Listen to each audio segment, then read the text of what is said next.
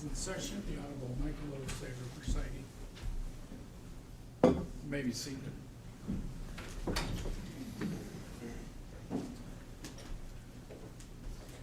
Good morning. We are on the record in file 24-21841-FC, People of the State of Michigan versus Dale Warner. And we are at this point prepared to resume with trial. We did have a discussion in the jury room. I think there are some additional exhibits that the parties have stipulated to. Is that accurate? That's correct, Your Honor. I believe we would stipulate to exhibits 23 and 24, and exhibits 26 through 59, and exhibit 149. And 206, I believe. And 206. That's correct, Your Honor. Okay. And I'm sorry, could you give me those numbers one more time? Yes, 23 and 24, 26 through 59, 149, and 206. Okay.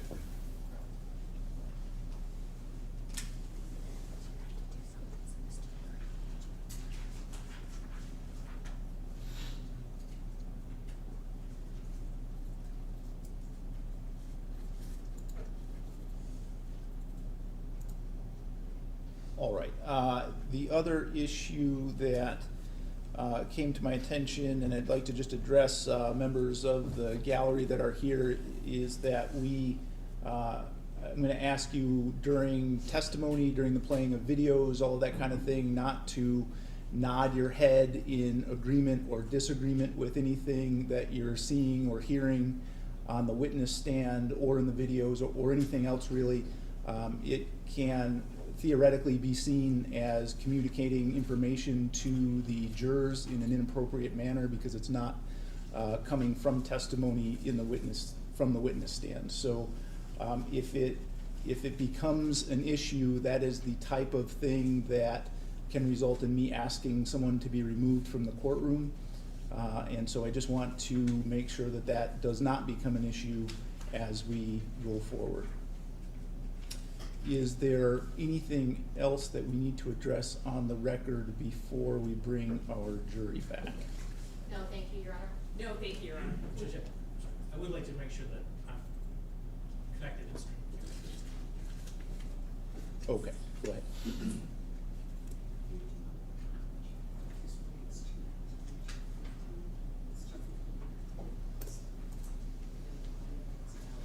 I don't have, do you have anything that's plugged into the HDMI? I do have the HDMI plugged in. Is that registering? Try unplugging it and plugging it back in, see if that helps.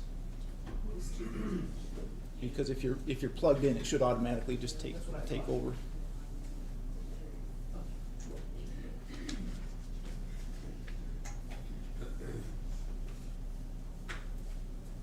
There you go.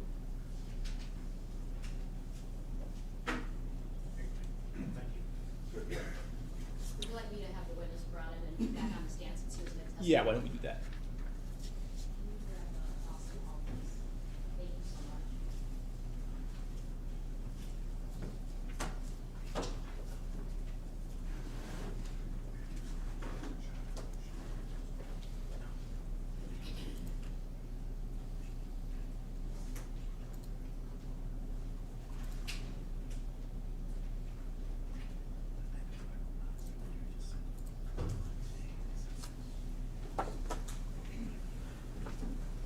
You can go ahead and sit down. All right, we are ready for the jury.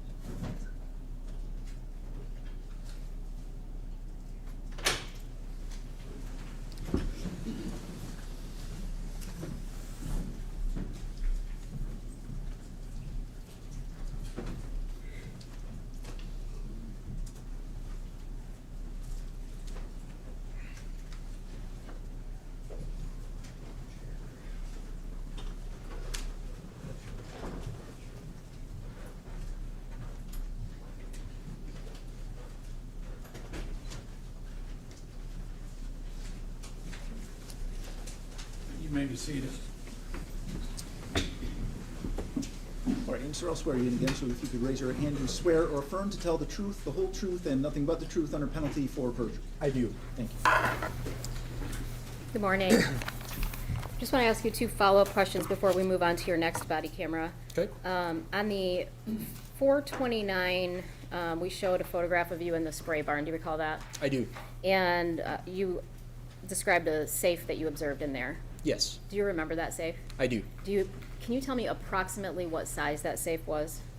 Yeah, I'd say approximately like 4 foot by 5 foot. Okay. sort of And width, height. when you were on the property on the 29th, do you remember if you guys seized the surveillance footage from the Munger farm? Yes. Okay, and do you know how that was done at all?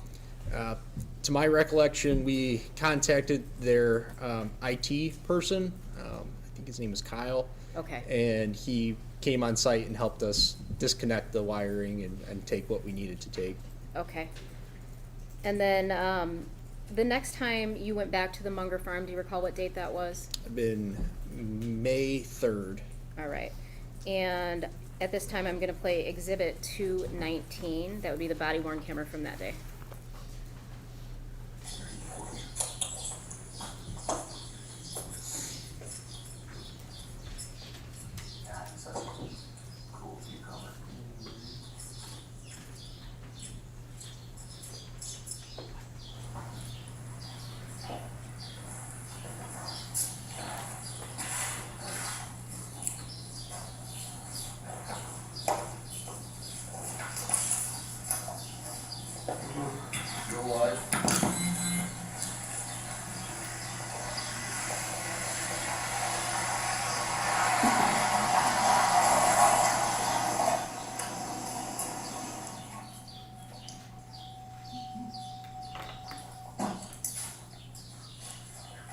Oh, hello.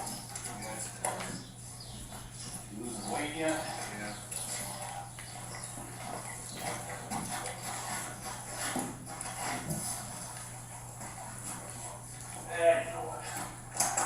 Probably leave his on, that's fine, because he's got the work boots, and I literally, tell someone the other day, I took them off, but.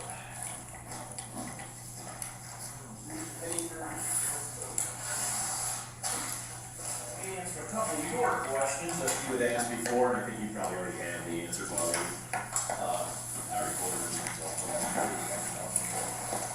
Did you get the 2 answers you wanted, the phone number and the license plate? The license plate I didn't, the phone number I figured out. Yeah, I got both of those for you. I squeezed them out and why we're paying the bill, so. Comes back here, so you know that. Right. Yeah.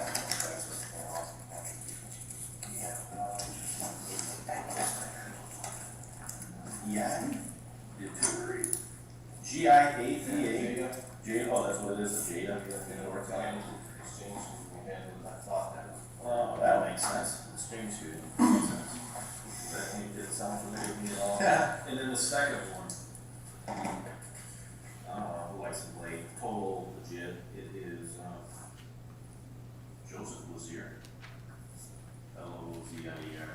I think you won't even worry about this. I called the guy I talked to today, he's an old guy. So, what he is Hardee's. I know at Hardee's house. And, he drove slow by, brand new truck, didn't want to get dirty, you know, muddy. He goes by slow, and, it's funny, because he turned, this meeting driver, and turned around and back this way. He said he's gonna go visit him, and then, for whatever, didn't end up seeing him or whatever, but I said he doesn't know you guys, he knows your wife. Cause he didn't even drive.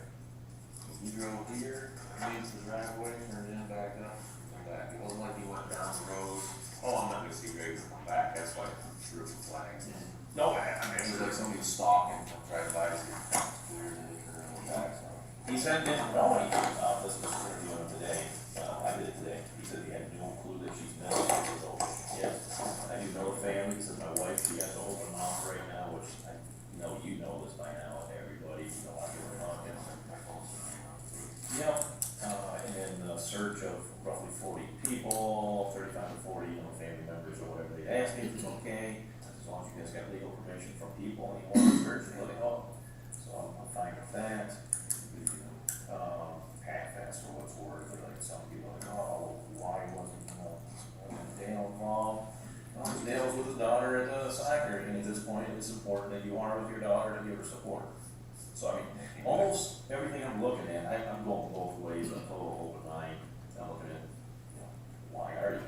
Because that makes sense. But then, you look at the other things too, so I've been that way with the whole investigation. Before we, go further, do you have anything for us right now? I did have a bunch of questions, but I gotta write stuff down, because you go through your head, you have all these questions, and now you're here, now I'm drawing a freaking blank. Hey, I'm just like. Same way. Fire from the hip, so when we're talking, if that remembers, fire right away. We're gonna go easy. I guess we're writing down. And what we will do too is I'll go back and try to answer some more stuff for you. So what we did that day, so thank you for everything. Same thing like that vehicle swap, you know how I laughed and forgot to do that. He did it, but he's like, okay, I didn't you said you had Kevin and whatever, so we have that. I have one of our girls, the same one that took your cell phone in her own bag. She's gonna go to the state police lab tomorrow with the blood, hopefully, because the lady hasn't come Oh, I back. haven't turned it in yet? I haven't, I think it's. our process, I mean, it's weird though, I was there, it makes almost no sense, I'm a farm boy, I'm a hunter, and it made no sense, I mean, there wasn't a burr on the metal door. We're looking for something to catch on. Yeah, wasn't that, also, same thing, you go underneath your barn, the woodchuck normally has his little belly rub marks, it's not there, nothing, it just, He's a very smart man, I'm sure you can all that. yeah, but we just don't know, so, but Be good to know. we have processes, so it takes a little while. Hopefully we'll do it tomorrow. I'm waiting for the state police to call me back to see if they'll even take it. If you don't have a crime, a lot of times they won't take stuff if you don't have a crime. What have we done with the eye paper? No. The eye paper, that coming back? So you're going, turning back, and I haven't seen any results other than the guy telling me, hey, Finley? That's it. But you caught that before I even, I'm gonna let you talk, but you caught it before I even got to you, so that's perfect that you did it first. So, What I got?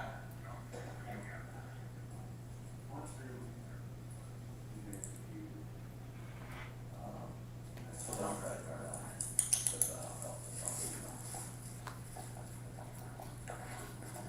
All these credit cards she's got. She went to the credit card, she had these two. Sweet. These two are in the I think so. These two are in the caddy. And my partner said they went through the vehicle and said there's credit cards in there. I mean, I've never I'm guessing he seen, took pictures of it. I've never seen this one. It says it's Dallas, American Express, but it says Macy's. This is our second one card, that's, and then the Cabela's card's mine, which I think these were in the Cadillac, I think, after Dylan went through it, I went through it again, just trying to figure out. Right. And I mean, I'm trying to make sense of any of this, and it just. Oh, yeah, absolutely. Like I said last time, 51 years ago, this has come about 100 times. Sure. It's all, I mean, we got 3 businesses together, stress levels high this time of year, obviously. It's, words get thrown, she takes out goes Zach's house, no big deal. Right. This time, Now, like that. what exactly do you think makes this time different? What happened leading up to this that might have set her off over the edge? I don't understand it at all, other than the COVID. She's not been right since COVID. I mean, mentally, she just has been Right. very unstable. I mean, I don't know, I'm just completely puzzled. She just wasn't herself. The 3 weeks she had COVID, 2 weeks she was on it, she never left the couch, I mean, for like 2 weeks. I'm like, damn, that's not like, and, I felt like shit, tired, but I just kept going outside, just kept working. I personally, I don't know if the difference is just keep going and getting fresh air. If she stayed in the house, and everybody deals with, everybody's body is different. Sure. I mean, I'm exposed to all kinds of chemicals in the bar and dust, and You should be the I one. mean, I was all Yeah. pumping anhydrous, I mean, my lungs were burnt because I breathed a bunch of it in. Yeah. And I don't know. Yeah. It's nothing. And I have a new thing, and I personally haven't heard that, I know, you know, it does things, but I haven't heard more of really just, you know, changes into a temporary, but, you know.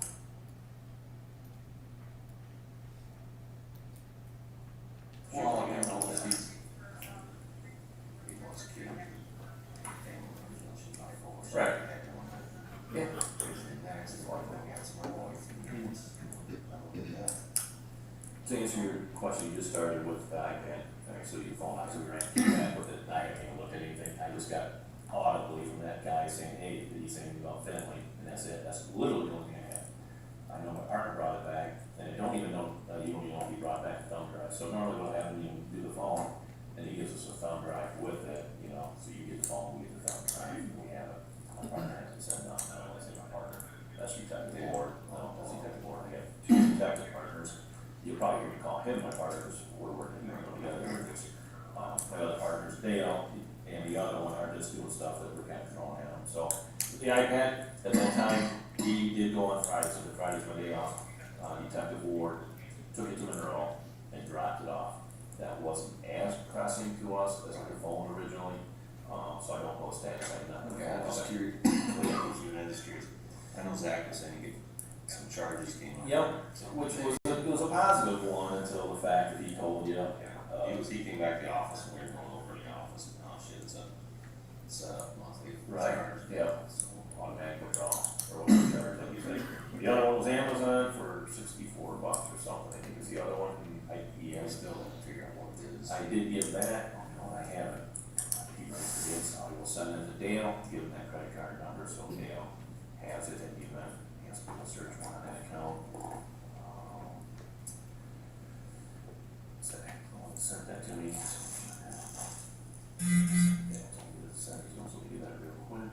Put it in the fire away, something else. Okay, yeah, absolutely here. So, at this point, being this far out of things here from the day she's gone, it's been over a week here, so now we're really just kind of back to square one, right? Trying to figure it out.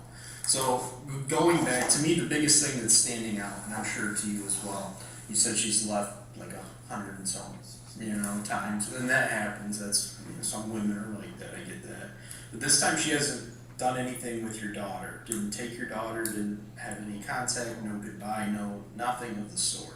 I wasn't in here when she eventually left, I was still over checking cattle, so I don't know what kind of, if it was out of the normal embrace with my daughter before she left. Sure. I just imagine it was a normal. Well, why you got that? We'll go over it. I mean, again, I'm gonna fire stuff back at you as well. I appreciate you still being great with us, so we're already. Why don't you find my way? Yeah, you've been saying something, so we're happy with it. This is really. To answer that though, I'll jump ahead maybe if that's the case. You were here when your daughter left, is my understanding. So Amy, whether you know her, maybe or not, no, because Amy is here. Amy's the one that came and Bill's girlfriend. She said, I didn't throw people on, she said she's here, because of course you know we're in an interview and say, hey, what the heck? She said she was here. Your daughter was in the vehicle when you pulled in. So what do you, start time, 9 o'clock? Maybe we passed. Is there Good. a So she, Amy and I weren't in the house when I came in, because I was going to check the cattle over time. well, we'll give it to you. I mean, I'm straightforward. Well, so Amy said she watched the hug, and we'll get enough. We have basically two main things that can kind of happen at this point. But she watches the hug, and it's not like I'm never gonna see you again. Dad, screw you. I'm depressed. I'm taking off. Amy said it was just an us leading. This is us asking me what happened or whatever. So she gave a regular hug. By the way, it was just a regular hug. It wasn't a hug. It was a regular hug. Did she say that she's upset, or did she say? She did say she was upset. She said she's upset. She said she's gonna talk to you tonight about, things, whatever, us sell things. Well, no, sell things. Sell things, yeah. It's everything. Yeah. So did you guys have that conversation that night? No. She didn't say anything about selling. Well, she tried to start an argument about it. I said, no, we're not going to argue tonight, Dee. What was she gonna argue about? I mean, did she Well, get that? she wanted to, because of Terry, she had that altercation with Terry. Yeah. And they went over it, and she kept saying, you won't back me up, you won't back me up. Nobody cares, and this is nobody, you know you were in the wrong, and you want us to agree with you, and I says, we're not gonna argue tonight. because it gets us nowhere. It doesn't, you push my button, I said, we're not in my yard. And she kept persistent and nobody cared about her, and, you know, why didn't you back up with Terry and Todd, and Terry quit. I said, Dee, we're not gonna argue, it's not, we're on the subject of Terry, we're not gonna jump off. And she did bring up, oh, let's just sell everything. I says, Dee, it's not your decision to sell everything, this is our business. And Right. you're upset, why are you gonna, Right. until she said about selling anything, I never heard this conversation in like 2-3 weeks or longer. This conversation's never came up until Right. she's at the soccer game and she's Gotcha. calling out on the phone, and she calls me and says, just out of the blue, I'm telling all the help that she's on Xanax. What are you talking about? I never talked about Xanax to anyone. Sure. Now, And she just wouldn't listen, or she would not let me get a word. She just was convinced that that's how it was. She says, we're just selling it. She gave up the phone, and I never heard from her again until I walked in that night. gotcha. Okay. So, So that happened before some Saturday night. That was like Saturday afternoon. that was conversation. That was about Saturday at 11 o'clock, and she was at my daughter's soccer game. We were over putting town, and we were there in the morning, and when I left, she said her soccer game was at 9. So if I look back through my phone, it seems like I called her about 9:30 and asked her how the game was going. Mm-hmm. And she said, oh, it's not, excuse me, it's not till 11. I'm sorry, I screwed up. It's not at 9:30, or it wasn't at 9. Yep. So I did talk to her once Yep, before okay. she went to the game, and then she called me.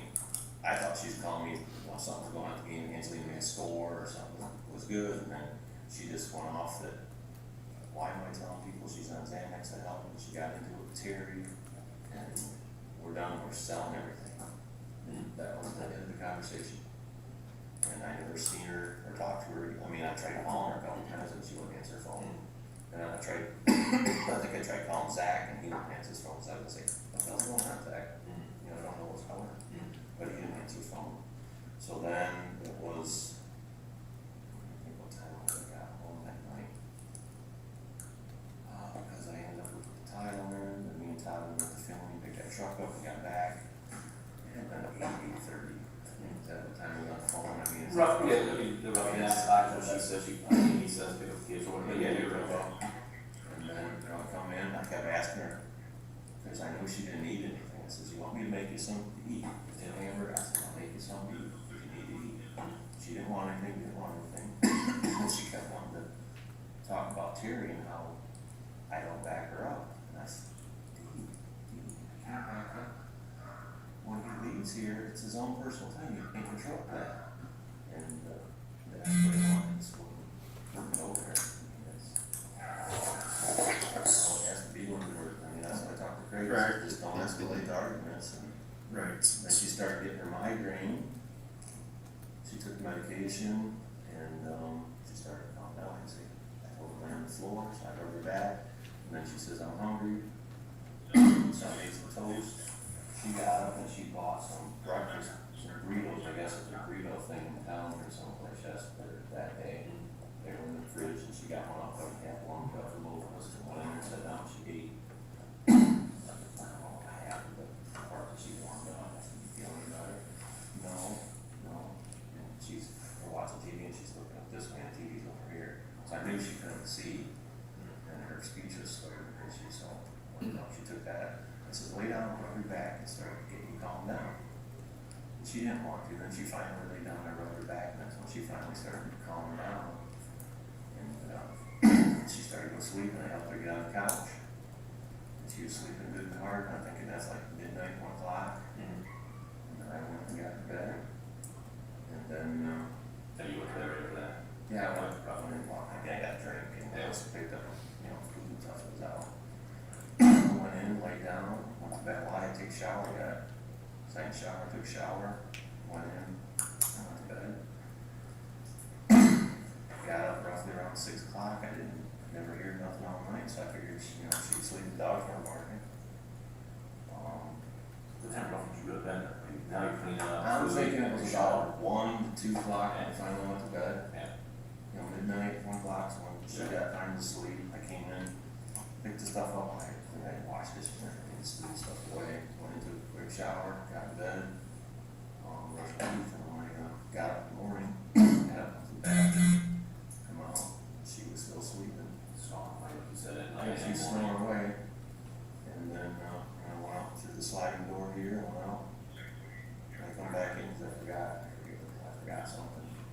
Got it, back out, got the loader, I came around the building this way, went back, got some chemical, went back. Oh, and I mixed up the batch, I probably think I forgot some other chemicals, so I was on the loader again, come up front, got another back loader, went back loaded. And I went down to Leroy's, it was probably, Your math is pretty damn good. well, I just went to Leroy's, I loaded chemical, sprayed 10 or 13 acres, come back, loaded up again. I texted her when I can't remember if I texted her when I was loading or when I answered my phone. Well, you see it here.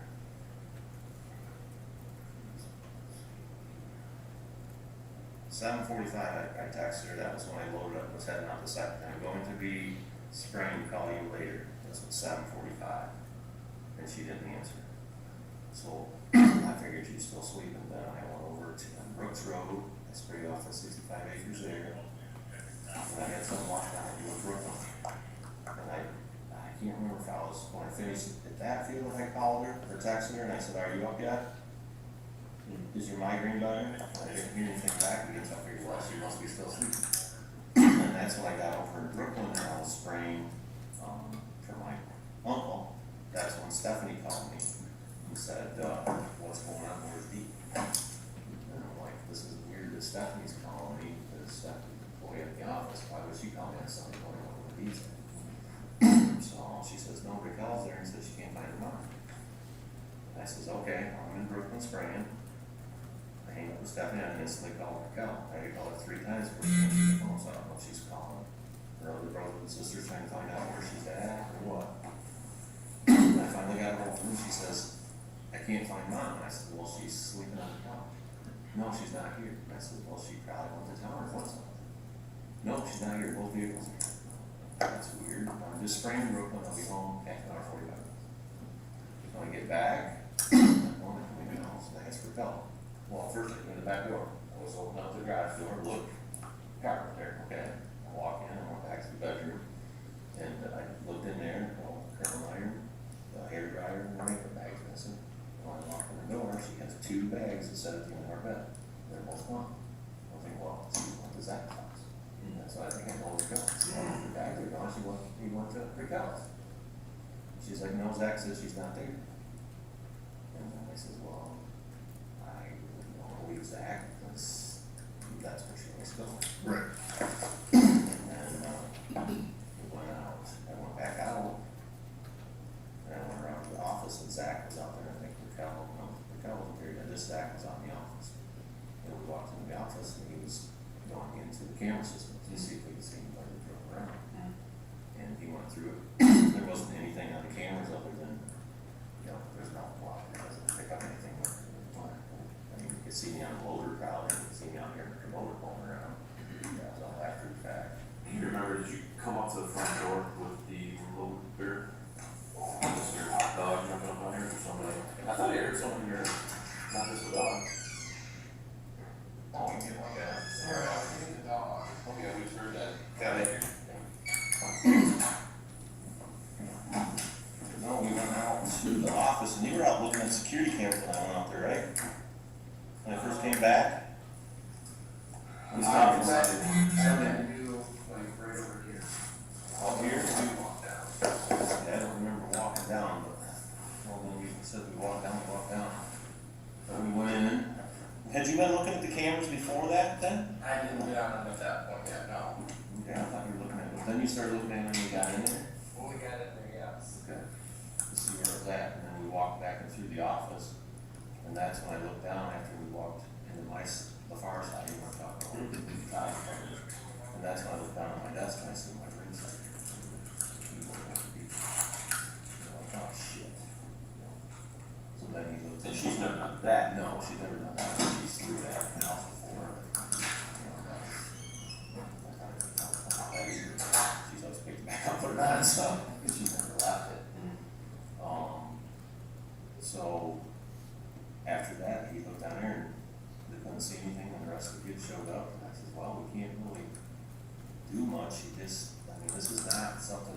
kept asking Zach, are you sure she's not in your house? Are you sure? Because Saturday, when she was upset, he wouldn't answer his phone. And that's usually the normal is, well, okay, mom's upset, Zach won't answer his phone because she's at his house. So I wasn't that real concerned until probably Tuesday, Wednesday, and then it started sinking in like, hey, something's off. I mean, I was concerned because she's never left Angelina ever. You know. Well, Angelina is the one. Right, right. And but I mean, there's the GPS, and we've been over that, so it's, I mean, that's where I'm at. I don't, it's just baffled. So, real quick, can you describe what Dee and your guys' daughter's relationship is, would you say, Angelina? Would you kind of go over that real quick? It'd be like a love-hate relationship, or how would you say? Really? I mean, well, I mean, I it's, she loves her daughter and will give her anything there is that she wants, but then when Angelina doesn't want to go out and do her chicken chores and doesn't want to do her chores, she'll, why don't you do this, you're gonna get grounded, you're gonna get this, well, 5 minutes later, she's got the cookie she wanted, and mom's spoiled her. I mean, every day when they leave school, she goes by and gets some ice cream when they go to Panera every day, and it's like, Dee, you can't do this, you can't treat her like this and expect her to listen and do things for you. So I mean, in the mornings, get ready for school, they have, that's where I say the hate relationship, or I shouldn't say that, is where the confrontation is with her and mom. She's always asking Angelina to get ready, like, so it's the typical 9-year-old when they got out of bed. You know, she gotta get up at 7, so she can leave here by 7:30. Angelina's rolling out of bed at 20 after 7. You know, her mom's screaming, get ready, you know, use the spatula, and that. I mean, it's just typical. I mean, she loves her daughter to death, so why would she? Right. She more mother, or is she more best friend? Best friend. Best friend. That's a pretty young age to be best friend. It's definitely best friend. They are. But I mean, how do you differentiate best friend and mother when you're? She's the baby at night because she's the baby. So her is And the only one with you two together. That same question, I'm gonna have the same question, you and Angelina, relationship, how would you? We have a good relationship.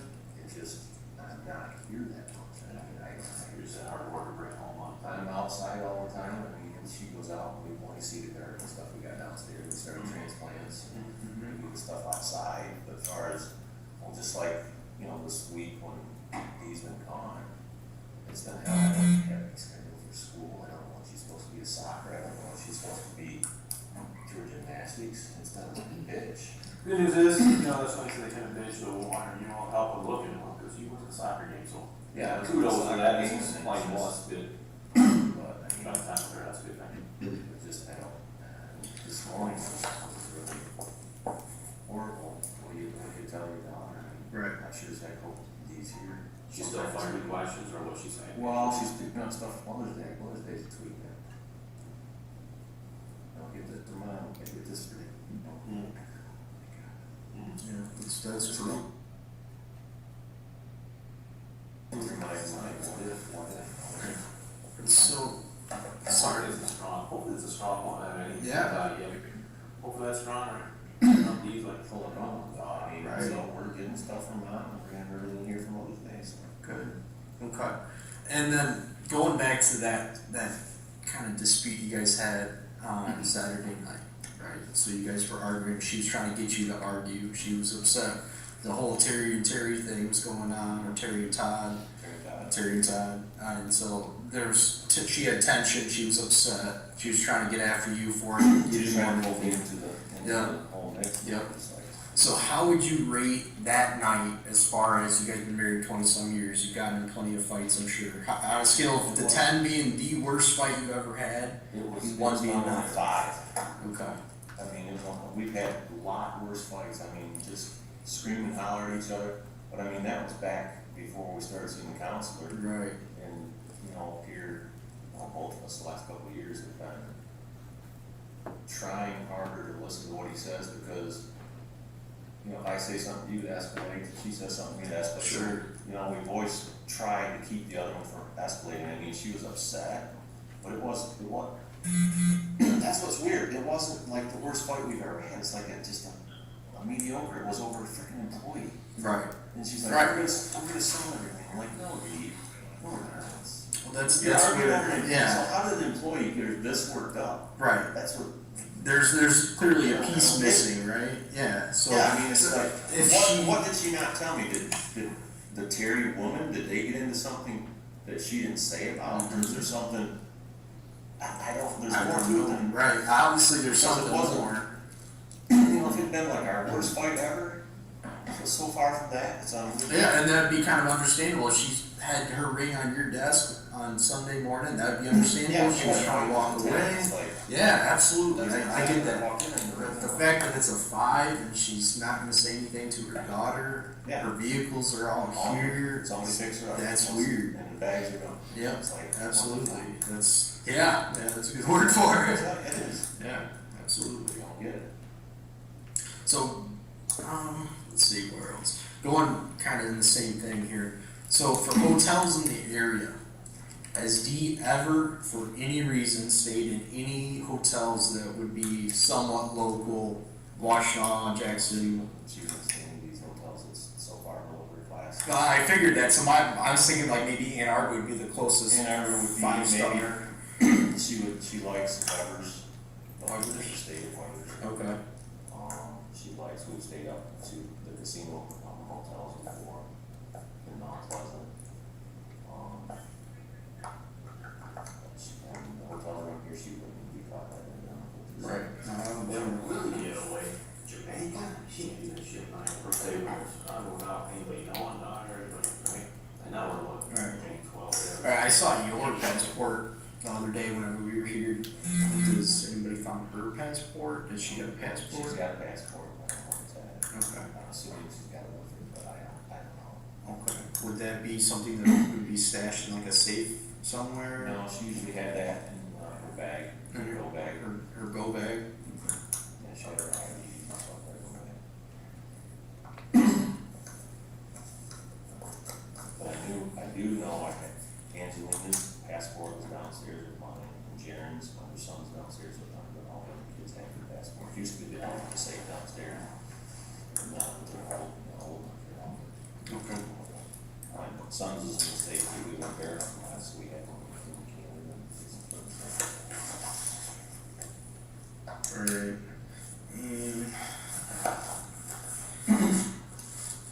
I just got an email from my fishing place in Canada where I go, they're talking about opening up a train, but they also talked about the next day for the, the coronavirus will lift or whatever. And notices are different in different provinces. I didn't know that. Not just border. I don't know if you go to the border, you gotta worry about getting across the border, that's the main one. You know, like I go to Saskatchewan, there's lots of people from Russia. If you wanna hit on I the. got one that I know.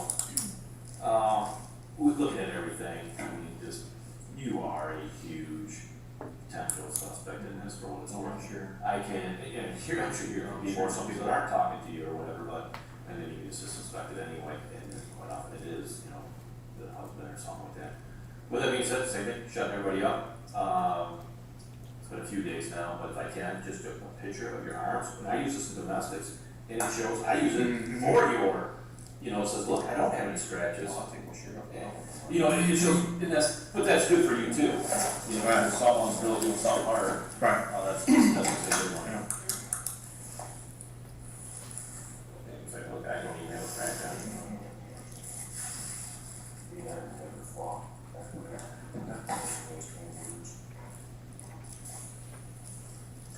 And that's more her, she'll get more of that, because someone do the physical fight, scratch, hit something. I hate confrontation, she's. We'll do just straight on me, doesn't think that, she probably takes good, and then just, your arms this way, and then I'll have you on the side, that's good, and then just looks at flip your arms. And then, just a 180, and then we'll do the same thing, so your arm, like that first, and then we'll flip them. Perfect, thanks.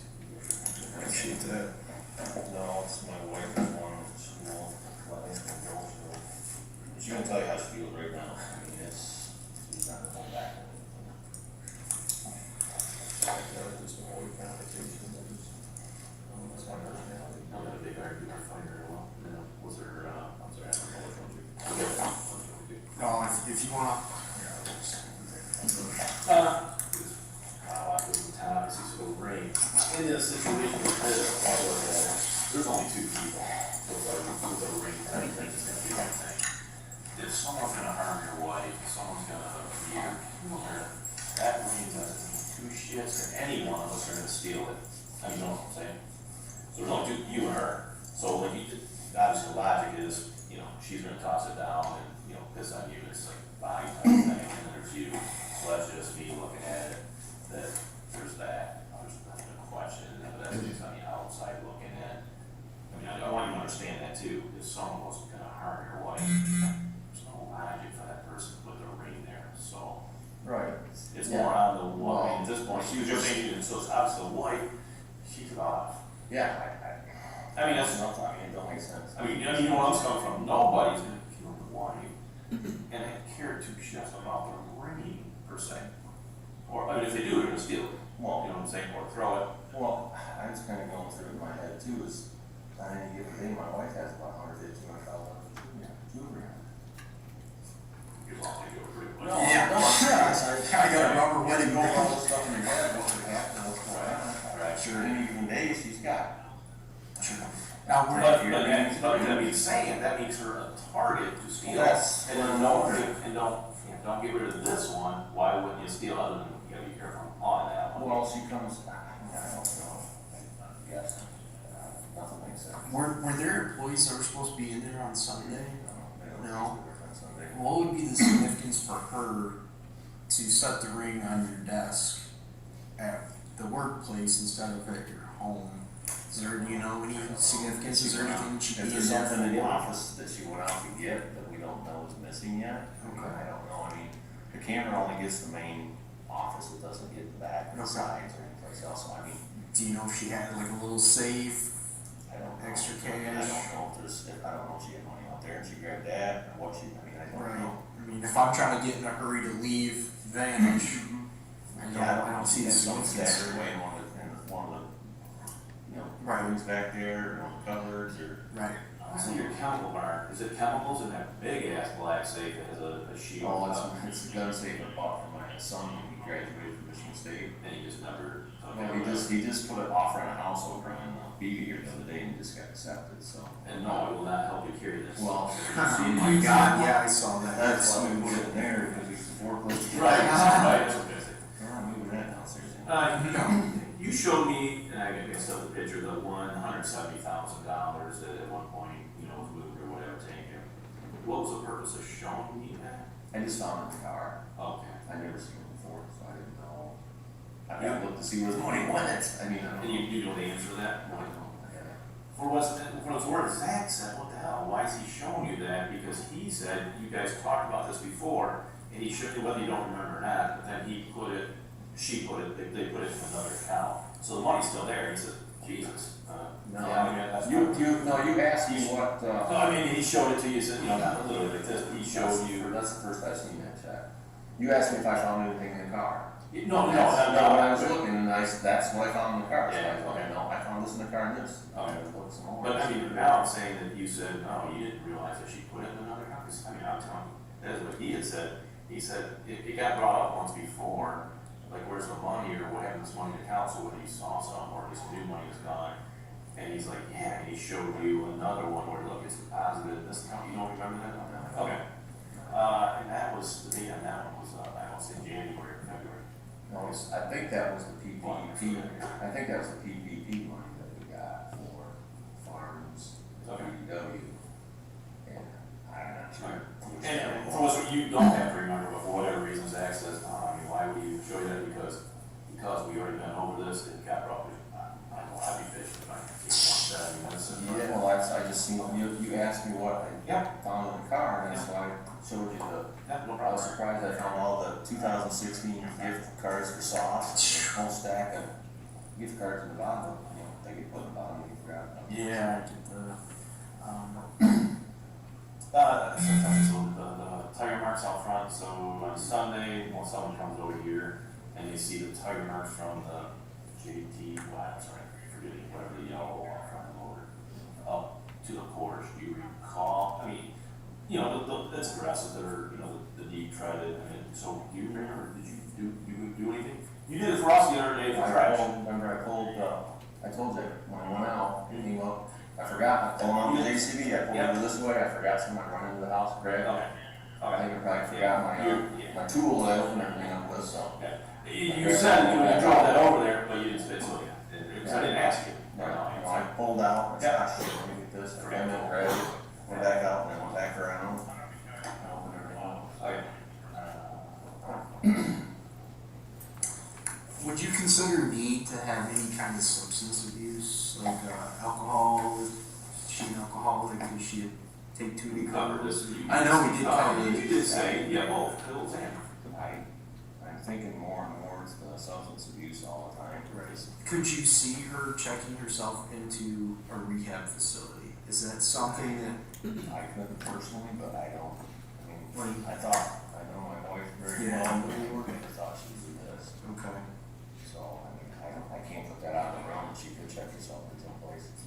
Have you ever heard her talk of anything, made any gestures? There's rumors that she was in Chelsea years ago, back before she was still married to Tim at the time, that she was in Chelsea for bipolar, was having some issues. Okay. But I Never really you never seen bring that. up, you never bring up the thing bipolar. Yeah, smart man. I've been over that. Yeah. Choose your battles, you know, and that's. Right. And it's the same kind of question that you've been asking him, it's a really a question, but this is for our place, because we have briefings every day, and I brought it up. Social media and or, we have something called Crime Stoppers, which gets out to everybody. Do you have a problem if we go ahead and put it out there at this point, a missing person? I their don't name? personally, but I would like to talk to all the kids too. Now, I'll tell you where I'm coming with this, so you can sell it to it this way as well, is, Betty Ford Clinic, you know, I think that's, I mean, they probably have them everywhere, but, you know, Ford, Hospital, I know there's one over that way towards Dee Warner or something. Point with that all being is, let's say there is that, and there's somebody professional like him and I that's in the field, they see it, oh shit, this lady, or she been in a car accident, which, I'm not saying she's been in a car accident, but you know where I'm going. We get these people, and the next thing you know, they're in the hospital. So that's the only thing, so I. She's got ID number, if she's in an accident somewhere, she's got her ID. Potentially, yeah, for the most part, yeah. But there's also the confidentiality, so let's say the other one, which what he's really saying is the two, Betty Ford, so that's a addict and or psychological. Those two right there aren't gonna tell anybody unless that Facebook or that press release goes out. They don't have to tell anyone. No, we're the police, we call them, they're like, we can't tell you. Jesus, I gotta do a search warrant for every It's single. fully covered under HIPAA. And there's no computer we can get in to see it either. Now, I guess there is one exception to that. The insurance, but you know, she, whatever wants to, she totally off grid, which at this point she is. Right. Then Well, that's if she usually checks the herself cash. in, they ask for insurance card right away, or? Yes, oh, absolutely, yeah. Yeah, Yeah, but that's the difference is, again, if she wants to be totally off grid and. Go under different. You should, yeah, she lie. So I can call the insurance and Yeah. they would tell me if anything's, but. Yep. Right. Go back, or, who do you? Blue Cross Blue Shield. Okay. I mean, I can call our agents and maybe they'll tell me something. Yep.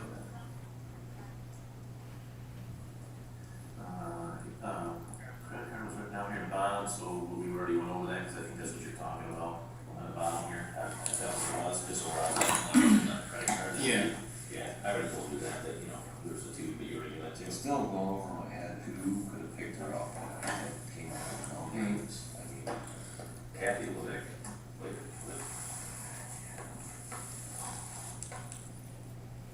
be honest with you, I don't think anybody, I mean, that's crazy, this is a dude. Well, that's a dude. No, I said unless there's a dude, I don't know who the heck's gonna do with that, or talking to family, I've heard so many rumors about how many people my wife's having affairs with, so I can't. Well, I asked you guys not to be stupid, if No, you suspect him, you're not, you think your wife would be lesbian or? Okay, I'm sorry. I don't wanna rule something out, you know, because we're looking for guys, it's like looking for a girl. We got 9 kids back. Yeah. Sometimes. Well, that's our bisexual or something, I mean, I wanna cover it also, you know, see. Yeah.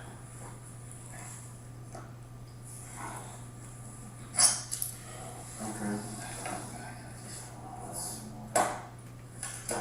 Now we passed that point, because before it was 2-3 days, she'll come back, now you're. Yeah, no, what's the odds every day that goes by? Longer goes, right. So did anybody help you work on Sunday? Was anybody around? I know the kids were after checking for Dee, but. I think, after, on Sunday, oh, what did I end up doing Sunday after I sprayed? Where you were spraying that? Yeah, I First sprayed that row. morning. Here to Leroy, almost broke, so I broke when I came back. I have to think in my head what the hell I did after that, such a blur. Sure. Seemed like we ended up, I had some, seemed like my son was in the corner. I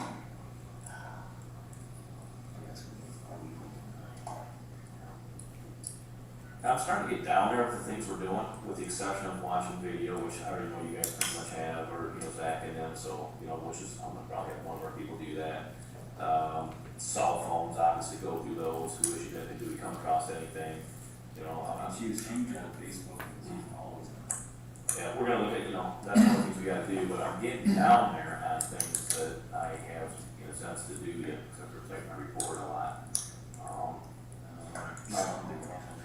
I do wanna completely be able to focus. I should fucking stay home, dude. I don't think that's the answer either, to be honest with you, you can't just stay home every time, No, especially if it's only 5. Well, normally every goddamn Sunday I'm always here. I make breakfast for Angelina Dee every freaking Sunday. This Sunday I decided to work. And why? Because it's springtime. beat your ass on that anyhow, that's, I don't see that myself, but we do it every Sunday. So it's the same on Saturday. Why didn't I just go with the game? Yeah, I'm not the biggest guy with you, I'm more that worker, I always built in my career before going to, you know, growing up on kids' games and stuff, so. That was just gonna throw it back in the back of the night, I do stress it. So if you do that, so you shut these people up, and then we can. go back to what I did on Sunday. I can't fucking tell myself to go back in this very long. Fair enough. It's important. I was a back or. Right, well, I mean, You it's can have my just, phone again. I'm sure it tells me where I went. But. well, hopefully we haven't gotten a report back from that, so that would help out there too. Just trying to paint a picture, Just just. so fucking crazy now. Yeah, I can't remember. Yeah. And now tell me what to do. I mean, what do I need to do? What can I help or what? We need to figure out a list of names. Let's go through Facebook and see if there's a list of names that would be someone that she's in contact with that we don't know of. Who would pick her up? There's gotta be somebody to pick her up. There's gotta be. So you still gotta get past the daughter. Really, you're gonna go out and what we're in now? Yeah, but somebody's gonna pick her up. She's planning on being gone for a day or two. Now she's gone for, I mean, we gotta figure out who the hell picked her up first. You know, my But trust me, and that's that part. With a long search warrant. Because there's not that big a window for her to get out of here. There's not. No. Out here it's, I mean, I'm off at 6, I'm like, outside at 7:15. Yeah. But you still have anybody can come pick her up, so unfortunately our time frame's down, but unfortunately your video's not catching it. Yeah. My house, we would know the answer to this, you know, just because it's what I got. My house is wired for security, we ran out of money when we finished building it. I didn't do a weird, there's nothing in my house, but my driveway, which way when I hit the main road and all my buildings. No, I said, we wanted to keep adding cameras when we had a lot, but she's always focused on, she always wants to focus on the back, because that's where the anhydrous is. Oh, yeah. That's true. Our fuel tanks are out there, we take too much fuel, so that was our focus on stuff like everything else. And the activity on the credit card today there, I was like, hot damn, we're good, we're live, what's going on? That's what Zach called and said, well, I was all static, because I've been trying to call her text, and I sent a text, and I went, like I went through, I'm like, oh, fuck, I went through, cool. Stephanie goes, no, voice is that knows. What, let's see, okay.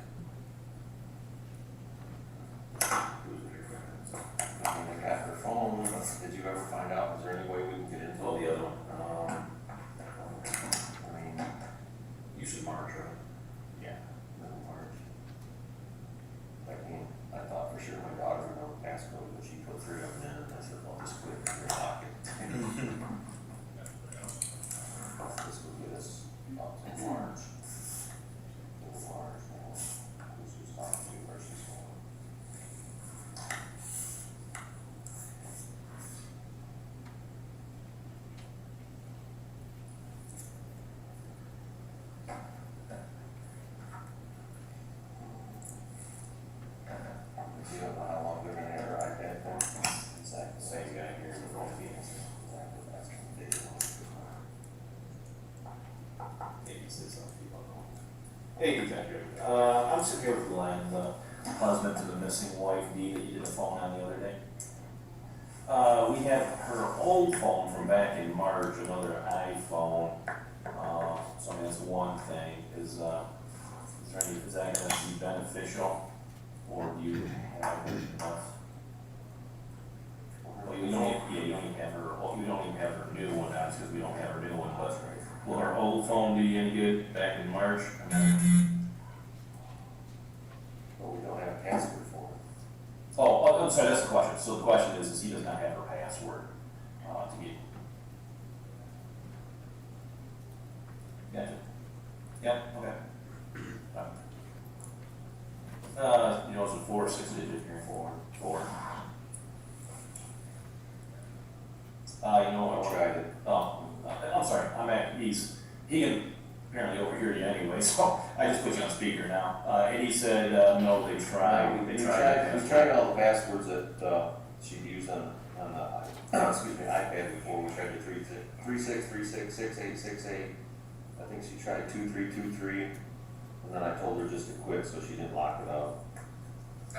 But it's usually a real simple, easy to remember password, but I'll be damned if I can remember what it is.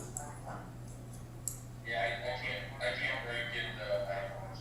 Alright, and then the iPad, Gary, I think, dropped it off Friday. That's what I get here. Do you, I obviously no date, but he's just wondering, when do you think you'll be done with that one? I haven't processed it yet, and so, I'm hoping, I got a meeting tomorrow morning. Hopefully I'll get to it tomorrow. And on that note, just a big thank you for kicking ass and getting his phone quick, because Thanks for sending my phone right back. he was extremely, he didn't want to give that phone up because it's no, it's my whole business and everything, so I just want to thank you for that and helping us out. Yeah. Alright, yep, whatever, when you get it, just holler and we'll send somebody else to pick it up. Yeah, thank you. Those are those questions. I guess we're not getting sent.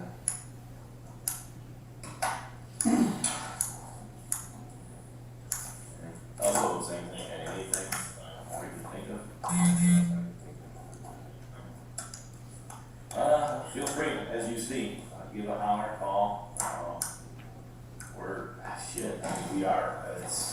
I'm getting down there, other than let's get a chance to look at everything, electronically. What her calls are, and you said Facebook. I'd be friends with who she's been contacting on Facebook, who's been calling her back and forth. I mean, she lived down there. I got in contact with her, for sure. I'll phone back, call me. Text, if I'm sending, you're gonna do anything, texting is great. But when you usually run a piece of equipment, you just can't text them. You never try. Sure. My last Facebook would have been a snowmobile trip probably 2 years ago that I posted. I'm not on any other my job looking at stuff, but. Alright. Good. Trying to get out of Angel. Another routine, well, because she drops Angelina off at school, and I was talking to Dale, he asked me, does she go anywhere tonight? Angelina's gotta be at school at 8, Christian, 9 o'clock on Monday. And there's a long time frame after that where she does, that is a complaint. She does, I mean, if she goes, drops Angelina off at 8, she won't be back to the office till 9 or 10. Well, it should be 8:30. Well, yeah, 20, if I take her back here by 8:50, but if she goes down to Panera, gets a coffee, I mean, has she been meeting somebody down there? Right. I don't know, I don't know who you'd even ask, or I don't know, maybe before it gets any longer, maybe we could get some video from Panera if they got it to see. What I mean, it's so, yeah, no, Adrian. So she goes Lenawee Christian, so she jumps on 223, goes down by Walmart. You go there? Yeah, he's too old. Well, there's a Starbucks there too, I think, so. Yeah. Well, that's just a little further down, but yeah. I mean, Which, frankly, at 8 o'clock in the morning, you probably could wait an hour in line for Starbucks and Panera. I mean, There's a long line every day. I don't drink coffee either. Yeah, So I don't drink any coffee, so. But I mean, there's just, every morning when she goes, there's 2 hours of the time that is unanswered for. I said, choose your battles, you don't ask why she's not back, so you just, like, Right. if someone, I mean, I don't think she's had an affair, seen anybody, I've heard some of the rumors now. I could be wrong. So, going back real quick, your property on Tipton, was that north of 50? Right there across from the fire station? Or is it south of 50? It's south of 50. Is that like right before that like S curve? Well, that's before the S-curve stands. Oh. Where they put tiling, we're tiling for partridges over there. Property I have on is, how do you say it? Just as you're going through Tipton, you go down and there's that wet spot where the creek kind of crosses right there. As soon as you get through the wet spot, it's right there on the right. It chisels a lot of wood real rough. Okay. You did tile there, is what you're saying, you did Down tile further, and and the neighbors really hurt us, but tiles field, my mini excavator's sitting down here along with the Oh. still. Gotcha. And then your other, I mean, I Cedar Point property, we saw the tile there, there's a tile that's opened up, Yeah, a 6 hole in inches tile. down here. Yeah, Yeah, the wall that, the tile that's opened up there, the main that goes all the way to the pond was plugged up with spring, so we were digging the trees, it filled a 12-inch tile, yup, root system. they filled that tile, and someone been in there, we just dug it like 10 years ago. Pulled that thing up, we were down there digging with a pole. And there's so much pressure, Ivan, the other guy now, we had it cut open, it was pulling it out, stuck our feet in there, and it finally broke loose, and it's so much pressure, it has pinned in the fucking hole, we couldn't get the roots out of it, but that whole tile was full of roots, the whole thing, it looked like a big giant anaconda snake falling out of there. Got that opened up. Don't do that. And then the property we got in front of Paragon, where the excavator said, house, and the trees and stuff, that the barn were taken out, you know. You were over there too, where'd you go? You went to all the properties in there? No, I have not, they, Cedar Point, and here is all I did, now I know it, do you remember what? We went- The canine went over on Tipton Island, because it was when he came Yeah. back, they were. And then we went over, was it like just off 50 on town line? It was just a little sliver of property by like that. Did you have old PC sold or something, or was it different, he's looking at the computer system, it's They like went about on town line. No, it would have been west of town line on 50. What is it? Wheat, probably winter wheat. I don't know. And Well, it's a property, this guy's bought the property, it's on 50 down there before. Oh, it's just an interesting lake. oh, that's it. That's it. Right across, Yeah. basically. Yep, across just the that ditch, it's a lock here. and Yeah. down a little further. Yeah. What's that argument about Rob's like, D, hey, you know, Well- it's your property, so did you think you get dicked over financially, or what? No, it's just, it's the Rob, back in 2008 when everything crashed. Hmm. Rob and, their companies were financially having some problems. Hmm. We helped Rob, we refinanced a lot of machinery and stuff, put it in our name. And Rob paid it off. Well, we had some financial difficulties here a few years ago, and there's some pieces that Rob financed for me, help me out. Hmm. And then there were some other pieces we were doing with John Deere, we ended up in a lawsuit with John Deere over the whole program where we changed the machinery every year. Make a long story short, we had a big falling out with John Deere over it, and I got charged like $100,000 in down payments for Rob's I had to pay. And, I don't know where, we got squared up, he ended up giving me about 50,000 of that. Yeah, just walked away from it. We walked away, we both lost, we both. Right. Both agreed to disagree, and Right. walked out, well, Dee wasn't happy with, she thought Rob should have done more. Gotcha. They got into it. Well, if you get it on your phone, you'll see the text before they had. He never would tell me or anything about it, he just said it was bad. Alright. No, Rob's a good friend, well, Hmm. okay, it is what it is, it was business, we both lost on the deal. Yeah. He helped me with payroll for a while, I helped him. We're both still here, so.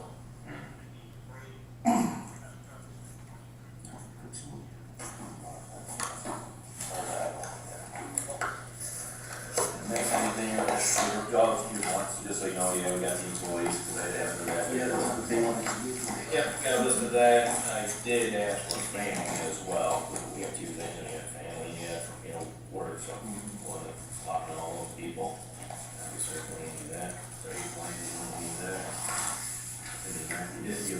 search, and then, where you commit permission to searches, his original report, driver's license, picture of your wife, she's seen that picture. Well, that's what I mean, I've been almost 10 times, even if she don't have to worry about you, she's gonna worry about me, you know? She's talking about getting arguments, or whatever, you know, just start launching on her myself, and I think, when she shows up, because of what's going on here and everything is causing you, to be honest with you and your daughter, and hey, man, it gotta be, so, but do what we can. Foul play there somewhere, or what? You know, like I said, if someone else came and picked her up and did something wrong to her. Someone picked her up, who's just close enough for you to see that.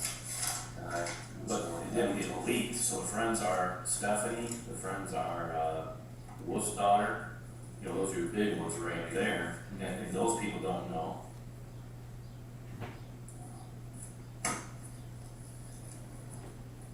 she's close enough for you to do that, I would say it would be Lisa, but Lisa, she's in Australia.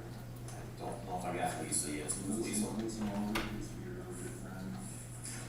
She's not pretty sure she's in Australia, she's in kind of over my head, we were really good friends, and where she would call. Has she been in Australia? Me.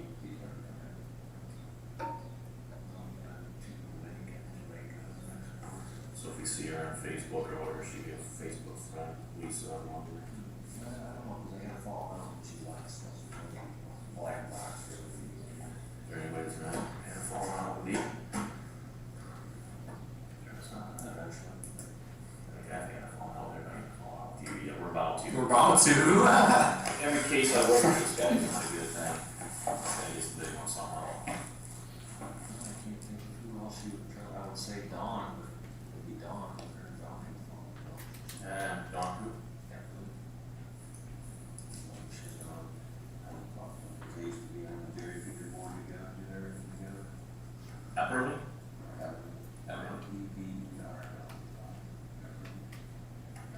Okay. Or not the same, used to work for. We did everything together. Somebody's like, if we start seeing some of these things on Facebook, at least a little bit of understanding.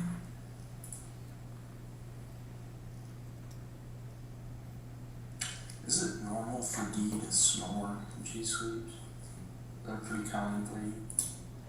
Was the snoring that you were hearing on Saturday night or Sunday morning before you went to bed, is that an average snore for her, consistent? Yeah, well, consistently, I mean, she never snored before, here lately, it seems like the last 6 months or so, she's been snoring a lot. What he's going with that is an overdose type thing. Oh, I don't know what that is. It wasn't, how do you explain it, the snoring, it's like a, yeah, it was almost like a nasal plugging, it wasn't, like you or I, your tongue or whatever flopping in there, hers was more like a nasal. As long as you're consistent, it wasn't, every time she breathed in, it would be, I can't even breathe. Was she snoring whenever you got up on Sunday morning? Yeah, you know, that's how I could tell she's sleeping, that she'd be snoring, but it didn't make sense, because then she'd get up and she wouldn't sleep. If you were snoring, you can't be up. Every part of the girl, before, I'm snoring. You know, we're gonna have this argument. Yeah, I thought about doing that, I cheat my fast and then do that. I took a couple pictures of her sleeping once in a while. But I keep going back to what the COVID did to her, and I don't. It changed her. That's good. And she's always tired. She's sleeping all night, she's really exhausted. Son of a bitch, back ground zero loss. Yes, we are. We probably lost pieces of that. Yep, absolutely. Well, hopefully we'll get something out of Like I it. said, it's, you know that with the phones and communications, that's what we're, I need those results back, and I'm sitting there at the desk and start looking up. Yeah, I just hollering like I did to you, I told you, baseball license plate and stuff, do the JMU. And we'll bounce the stuff off of you and see if we can't get somewhere with it. Or whatever. No, I haven't even seen any video yet. And obviously, we'll, Friday earlier, or whatever,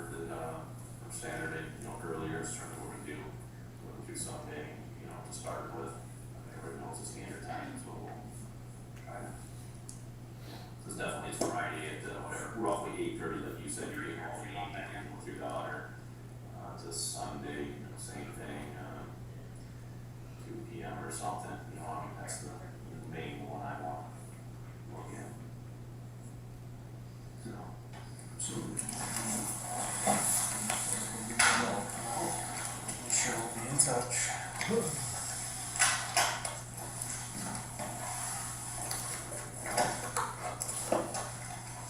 Good reading yet?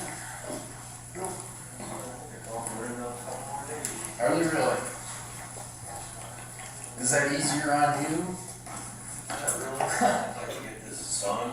Right. I mean, it's good. Gotta do something else. Gotta slow things down so we got time to go in. Not so fast, getting things started out. Your shit can start growing now with the rain on it Yeah. or whatever, at least if you got stuff in it, but what you didn't get in. I don't know, we gotta start growing weeds. No.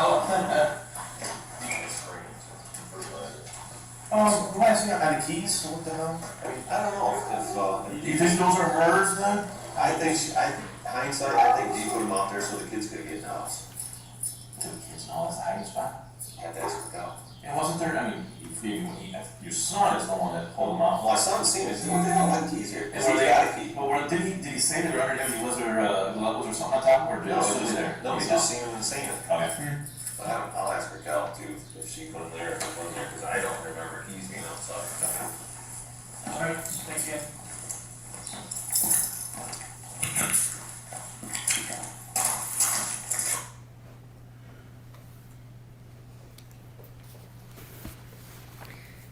Do you recall that interview? I do. And do you remember Detective Greca asking the defendant to take off his shirt? Yes. And did you hear his explanation for asking him to do that? Yes. How long did you work for the Lenawee County Sheriff's Department? At that point, Correct. I'd say like a year or so, year and a Alright. half. All right. And had you worked on any of the domestic cases that he brought up? Yeah, absolutely. Okay. At this point, what's your understanding on the last time that anybody saw Dee Warner? Would have been the 25th around midnight. Okay. And that would have been the defendant who saw her last, correct? Correct. All right. Now we're getting into May 3rd, right? So April 24th, 25th to May 3rd. Did you expect to see anything on the defendant's body at that point? Only if it was something substantial, minor scrapes or bruising, not so much, but any substantial bruising or cuts. Okay. At what point in time, well, strike that. Did you do anything else involving this investigation? After that point on the 3rd, Correct. I did some employee interviews, but beyond that, no. All right. Were you taken off this case at some point? I was. And do you recall approximately when that was? It would have been shortly after the 3rd, probably like the 5th or 6th of May. Okay. The employees that you interviewed, were those employees that were present on April 25th, 2021, or just employees that worked for them in general? Just employees that worked for them in general, not the ones that were allegedly there. Okay, all right. Thank you. I have nothing further.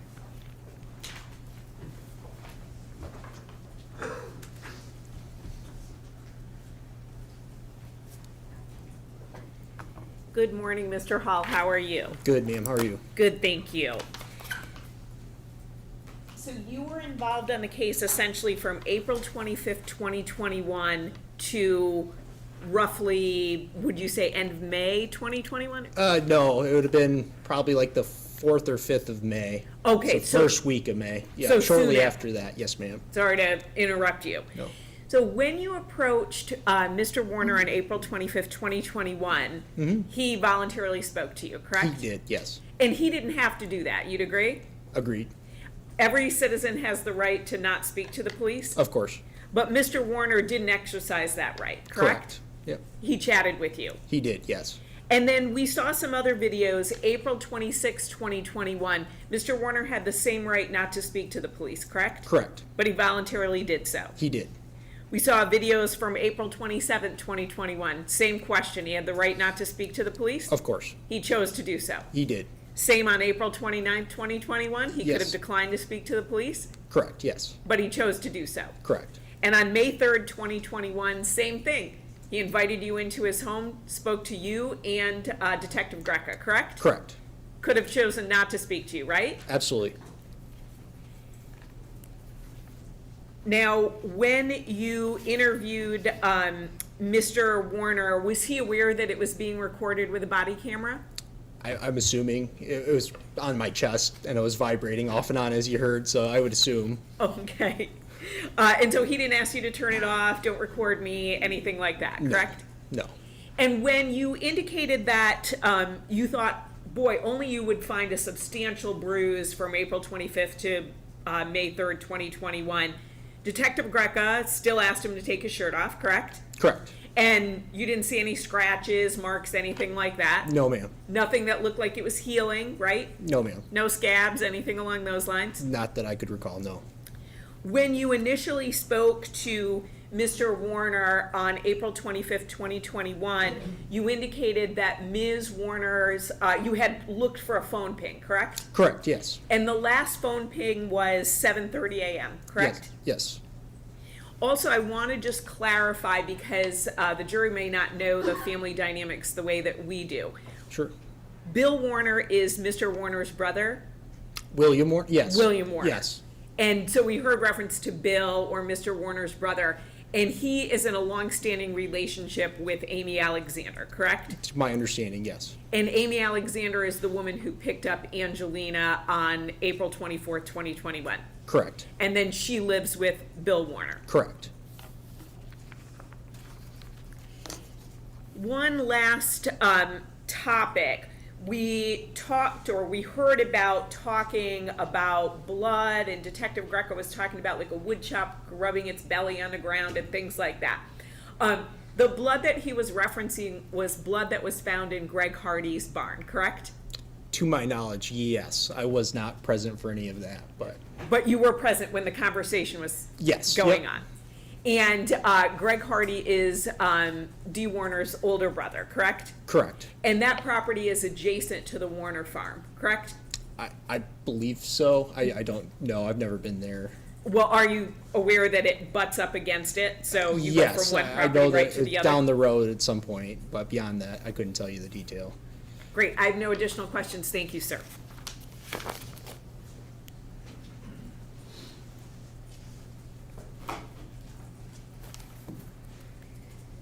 You were asked if the defendant agreed to speak and cooperated with the investigation on April 25th, 2021, is that correct? Correct. And 26th, 2021, correct? Yes. And the 27th, correct? Yes. All right, on the 27th, you observed all those body cameras, correct? I did, yes. And did Mr. Warner, in fact, kick officers off of his property at some point in time? He did, yes. Okay, and at what point in time was that? Right on the daytime part of that video of the 27th, he revoked, said he had things he had to do right as the drones were about to go up and the dogs were going to start walking around. Okay, thank you.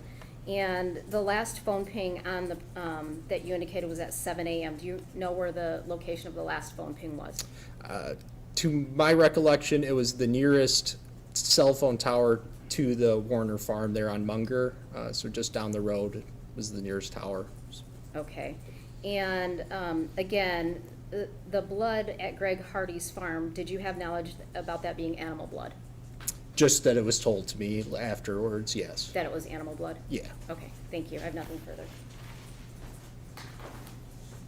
Mr. Hall, you were there on April 27th, 2021? No, ma'am. Oh, you were not? No. Okay, so, but you did review the, all the body camera footage, correct? Correct, yes, ma'am. Do you recall Detective Greca indicating that he told Mr. Warner a shorter period of time that the police would be there than he actually planned on having the police be there? I couldn't recall that exact detail, no, but it's all within the realm, yeah.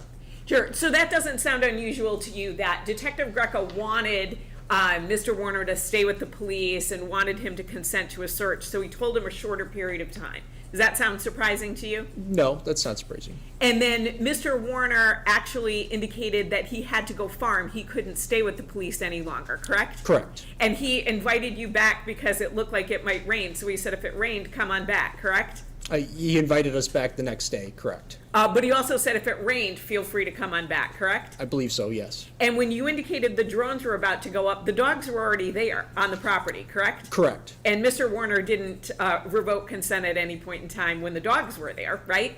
It was been shortly after, but yes, Sure, because he indicated he needed to go and farm, right? correct. I have no additional questions, thank you.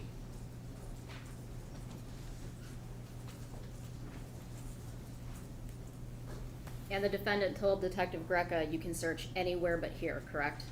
Correct. With the dogs and the drones, correct? Correct. Okay, nothing further. Anything else, Ms. Sharkey? No, thank you, Your Honor. Okay. Thank you, sir. You can step down.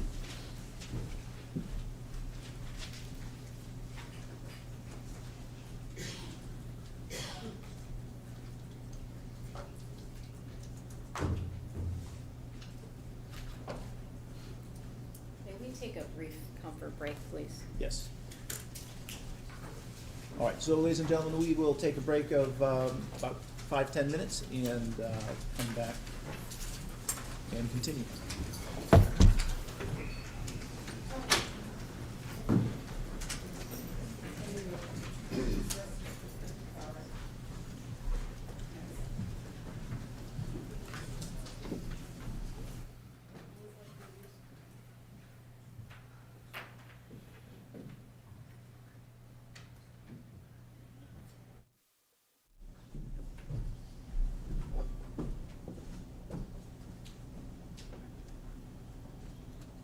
All right, anything we need to address outside the presence of the jury at this point?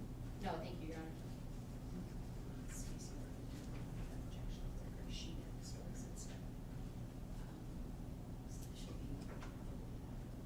Oh, okay, okay, great, no, then nothing, thank you, Your Honor. Okay. Thank you.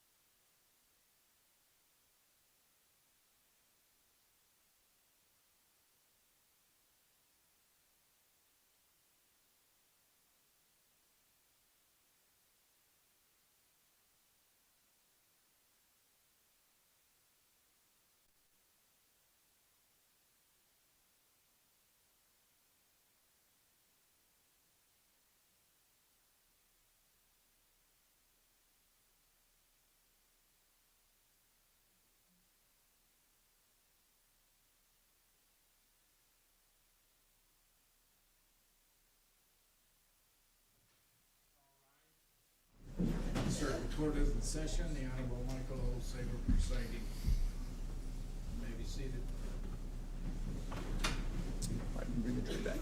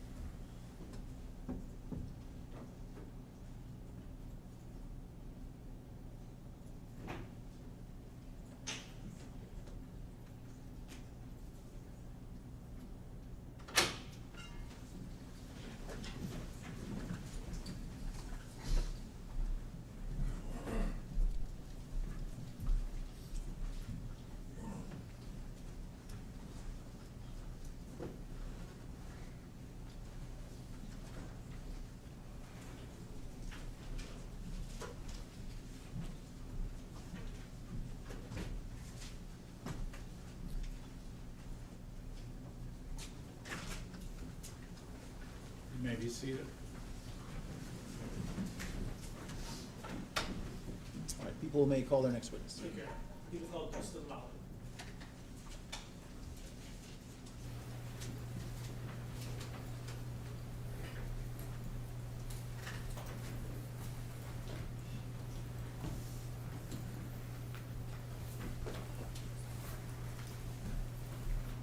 Mr. Lally, before you sit down, I'll ask you to raise your right hand. Do you swear or affirm to tell the truth, the whole truth, and nothing but the truth under penalty for perjury? I do. Okay, you can go ahead and have a seat.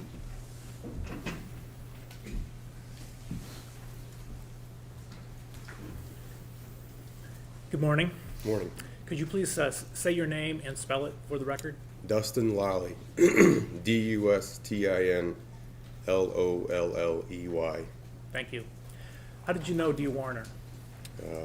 I've been dating her daughter Raquel since 2016. Okay. And are you still dating her today? That is correct. Okay. And you guys have kids? 3 kids. And back in April of 2021, how many kids did you have at that point in time? 2 girls. And do you recall around November of 2019, you working on a project? Yes. Okay, can you explain that to the jury? We purchased the house from Dee and Dale Warner in November of 2019. We gutted our house and started a full remodel on it. Is that the house you currently live in? That is correct. And where is it in relation to the Munger property? I would say behind their house, Okay. the Warner's house. So a mile, half a mile? Could you give us an estimate? Half a mile. And what street is your house on? Carson Highway. And would that be north or south of the Munger, of Carson and Munger? It'd be north. Okay, great. And what, you say you fully gutted the house? That's correct. Did you do the work yourself? Yes, I did. And could you explain like your daily pattern of how you would work on the house? I'd go to work early, 7 a.m., 6 a.m. When I get home in the afternoon, I'd head straight to my house and work on it till approximately 9 o'clock at night. Okay, and then what would you do? I would leave there and meet Raquel and our kids at the Warner residence, where we would shower and eat dinner, and then we would head from there to where we were staying during the project at Raquel's dad's house. Okay, so you weren't living at the house while you were gutting it. That is correct. And explain where you were living then? Wheelan Road, Tim Bach's house, Raquel's father. Okay.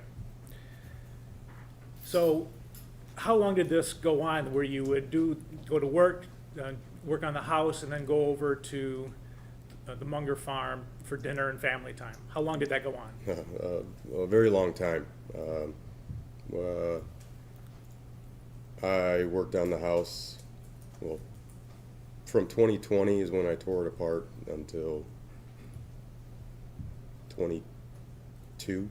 All right, so up until April 2021, the pattern is still going on? Correct. Okay. And does this conclude weekends too? Yes, from the weekends it'd just be from when I woke up till maybe 10 or 11 at night. And when you went over there, you said generally it was around 9 p.m., is that right? To the Munger house? Yes. Would everybody had waited for you to eat, or what? Nope, everybody's already ate. Usually our daughters would be bathed and ready for bed. I would walk in and I'd eat by myself at the kitchen table, or I would be the only one eating, yes. Okay. And just describe for the jury a little bit the room that you would be sitting in. You said you were at the kitchen table? Kitchen table, that's connected to the kitchen, obviously. Okay. Yeah. In the living room, where's the living room from the kitchen table?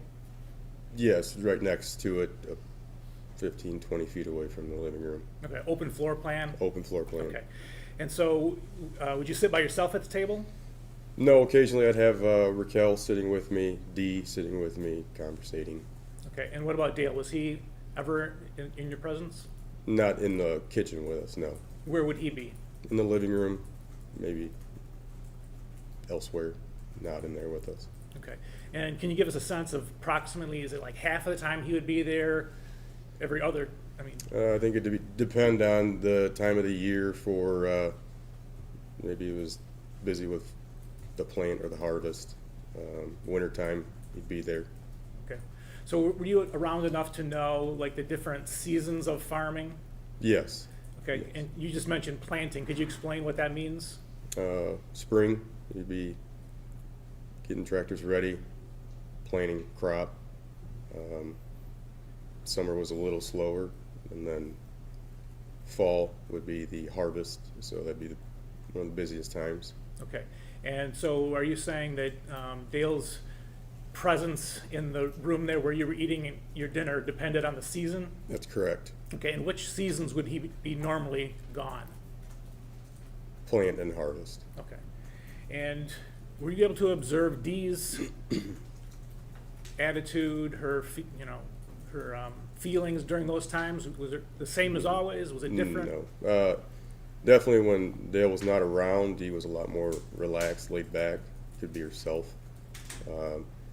When he was around, she was uptight and watching over her shoulder. Okay. Did you, while you were there and Dale was there, on the occasions that Dale was there, did he make comments to you regarding Dee that you recall? Yeah, I would call there was a fair amount of degrading comments. Do you have any specific examples? Yes, there would be comments about Dee's cooking. Do you remember anything? What would the comments be about the cooking? Just what the hell is this, or this is burnt, or this isn't done. That's as far as cooking. There was other degrading comments about Dee's choice of clothing or what she was wearing. Would he direct these comments to Dee or to you? He would say them loud enough so she would hear them, or when she's in the presence of the comment, definitely so she could hear it. But it was said to me. Okay. I would just object to speculation to the part where definitely where she could hear it. He doesn't know Mr. Warner's purpose for saying things. I guess if was Dee actually present in the room when he was saying these Yes. things? Okay. I think it's fair to say. So to the extent that the answer included a comment about what Mr. Warner's purpose for saying it was, I would agree with that objection. I Okay. think that is speculative. Thank you. So, but I do think you just said that the comments themselves were at least directed to you, and how did you know that he was directing them to you? Did he use your name, for example? My name, or he's looking directly at me. Okay. All right, and how often do you think those comments were made? I would say I probably heard about 24 of them. Okay. Would there be a time where you would try to exclude him from the conversation you were having while you were eating dinner? Yeah, I guess when we're just sitting at the kitchen table, just Raquel, Dee, and I, while I'm eating. Dee usually, when Dale was there, Dee would try and speak a little softer, a little lower tone. That way, the conversation was the three of us. Okay. And then did Dale do anything that you saw to try to get in the conversation? Yeah, there's one time I can remember specifically where we were eating. I was eating. Dee and Raquel sitting at the table with me. Dale was sitting in the living room, and he would walk to the pantry behind the kitchen table, and he would get 2, 3 M&Ms, and then slowly walk back by, go sit on the couch, and then get back up, and then walk past us, just 2 or 3 M&Ms, and then so on and so forth, slowing down at the kitchen table. Okay.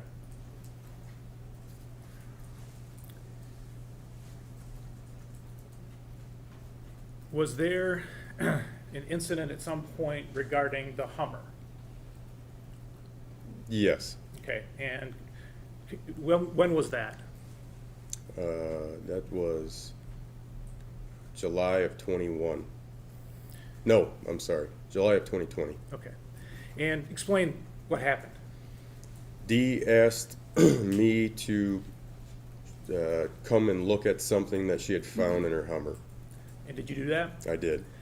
And what did you find, if anything? Dee handed me a small black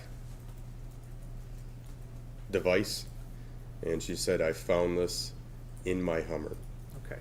If I showed you a picture of that, would you recognize it? Yes.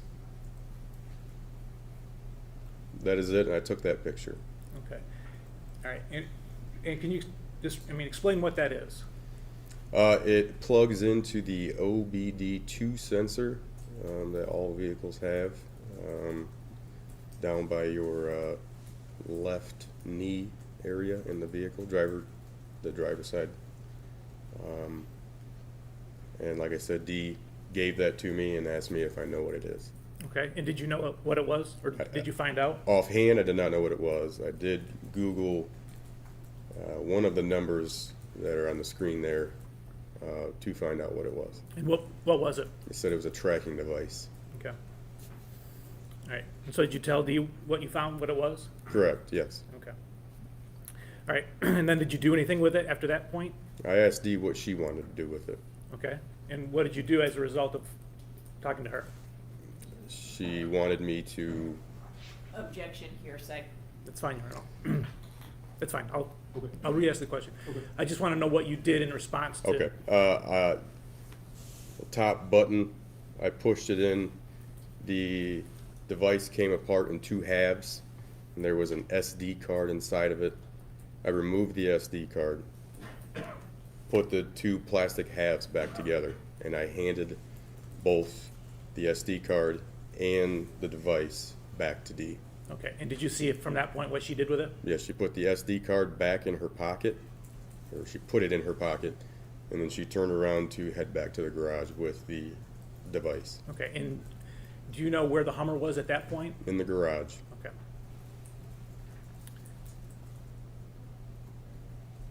Now I want to take you to Saturday, April 24, 2021.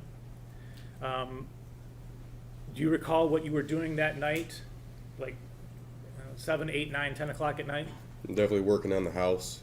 I do believe we had company over at some point in the night. Okay. And do you recall Raquel leaving to go back to her dad's? Yes, Raquel and our daughters were at the house earlier in the afternoon. Raquel left with our daughters to get them back to Tim's to bed. Okay. And do you know approximately what time you went from the place you were working on to Tim's? I would say the 10 to 11, closer to 11 o'clock p.m. Okay. And does your route between your house on Carson and Tim Box take you past the Munger farm? It does. Did you notice anything out of the ordinary when you went by? The only thing I noticed were the lights on in the house. Okay. Now, Sunday morning, April 25th, did you have plans for that day? Yes. What were they?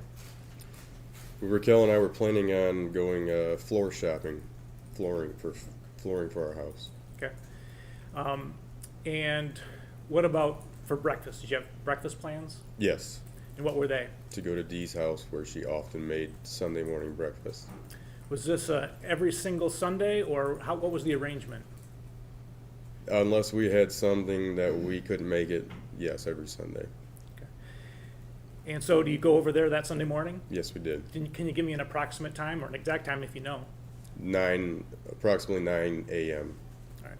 And who goes with you? You and who else? Me, Raquel, and our 2 daughters. And when you get there, is anybody home? No. Is it a situation where you guys knock on the door, or what's the custom when you get to the Munger house? The door was always unlocked. We walk in. All right. Okay, so you see anybody in there when you get inside? No. Do you personally look around or yell any names or anything like that? Nope, Raquel. Okay, so you saw Raquel go? Yes, All right. And as far as you could tell at that point, no one home. correct. Did you, when you pulled in, the very first thing, did you see anything unusual? I did notice the Hummer and the JCB telehandler parked down at the office. So the JCB, the front end loader, right? Correct. And the Hummer were both up or down, however you describe it, but they were positioned at the office. Correct. Okay. Like parked in the parking lot, parking spots in front of the office? Yes. Okay, great. All right, so do you end up eating breakfast? Yes. And do you remember, was it like a cereal, or was it something that you would make, or what? Raquel had made a meat and eggs. I don't remember. So Okay.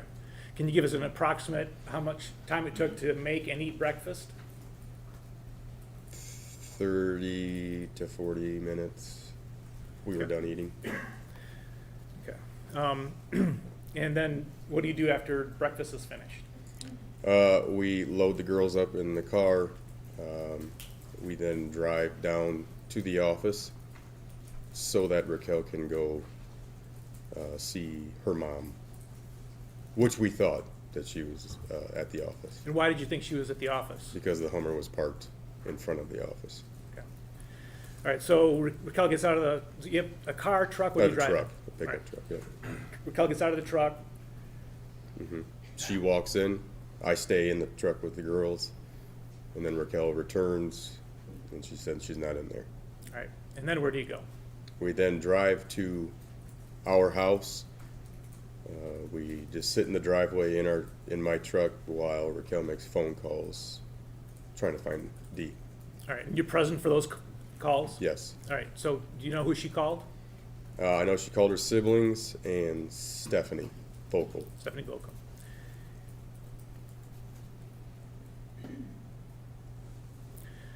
And did anybody seen Dee?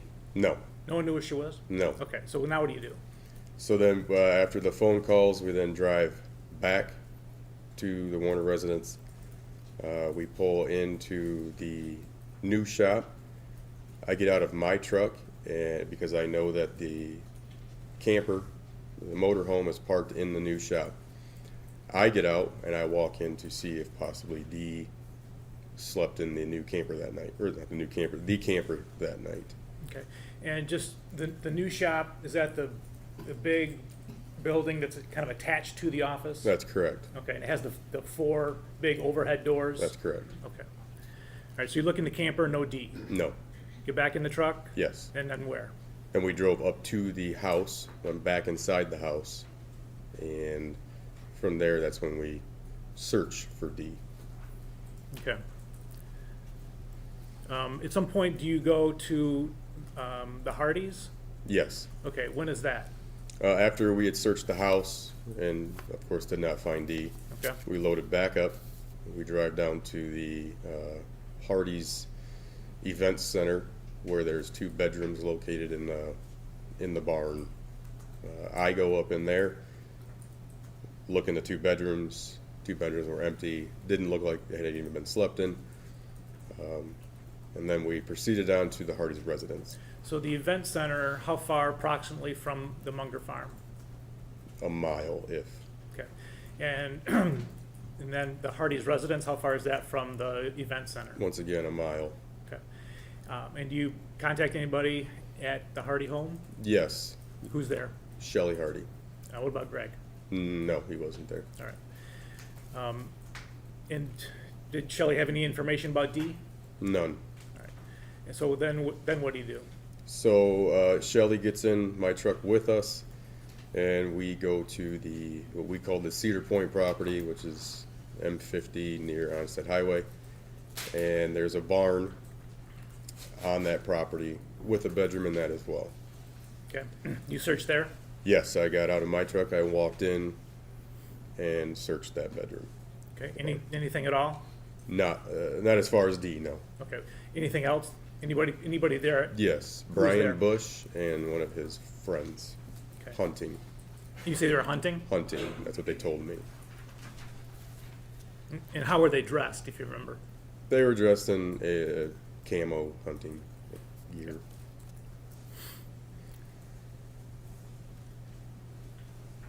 All right. So then where from Cedar Point? So from Cedar Point, we then went back to the Warner's office, where we joined up with Zach and TJ, and attempting to look for Dee on security camera footage. So do you remember what Raquel does? Does she go in the office with you, or does she go someplace else? Raquel and Shelley go back into the house. Okay. And where are your daughters at that point? They're still with us. We had not, I don't believe we dropped them off yet. Okay. At some point you do drop them off, though? That's correct. Okay. All right. And so approximately how long do you think you're in the office from that point? It was a couple hours. Okay. And what was going on in the office while you were in there? We were making phone calls to anybody and everybody looking for Dee, and once again, Zach is attempting to find security camera footage to see anything that happened. Okay. And you were in there that time while he's looking? That's correct. Okay. Did he ever point anything out to you that, okay, here she is, or here she is, anything along those lines? No. Okay. Do you ever see Dale? Yes, a couple of times. And when was that? While we were while Zach is going through the security cameras, Dale comes in and out a few times. Okay. And does he make any comments or anything happen when he's in there? He was just talking about she probably took off. Not sure where she went. She was sleeping when I left this morning on the couch.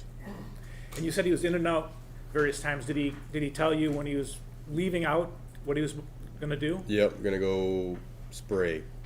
Is what he had said two times that he left. I'm gonna head out and spray. Okay. And did you hear the spray or see the sprayer leaving anytime after that? I did see the sprayer one time leave and then one time return. Okay. Was there any mention of calling the police? Yes. Who mentioned that?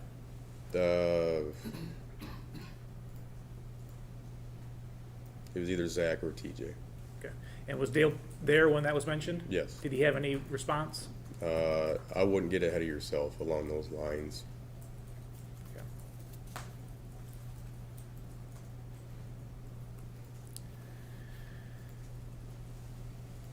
So, no, do you have any sign of Dee at all on Sunday? Never.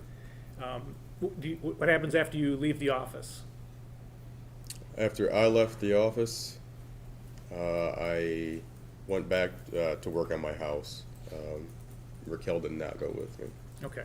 So you weren't part of the group that went to Zach's? No. All right. All right, now I want to ask you about the time after Sunday. Did you maintain a good relationship with Dale for the next few months after that Sunday? The same relationship that I always had, which was more acquaintances over friends or anything more. Okay. Did you have any conversations with him in that 2 or 3 months immediately following the Yes. Sunday? In July of 21, Dale came to my house and just stood in my living room and talked. Okay. And do you remember did any of the comments that he made at that time stand out to you? Yes. What was it? Dale told me that You know Dee fucking hated you, right? Okay. You know why he would have said that? Objection, speculation. I'll withdraw, Your Honor.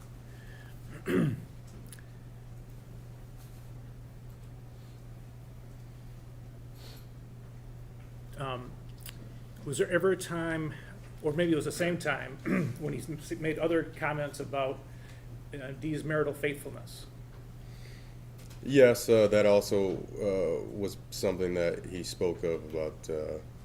She probably ran off with another guy. Okay. Did he say whether he had any knowledge of any past marital infidelities? No, not to me.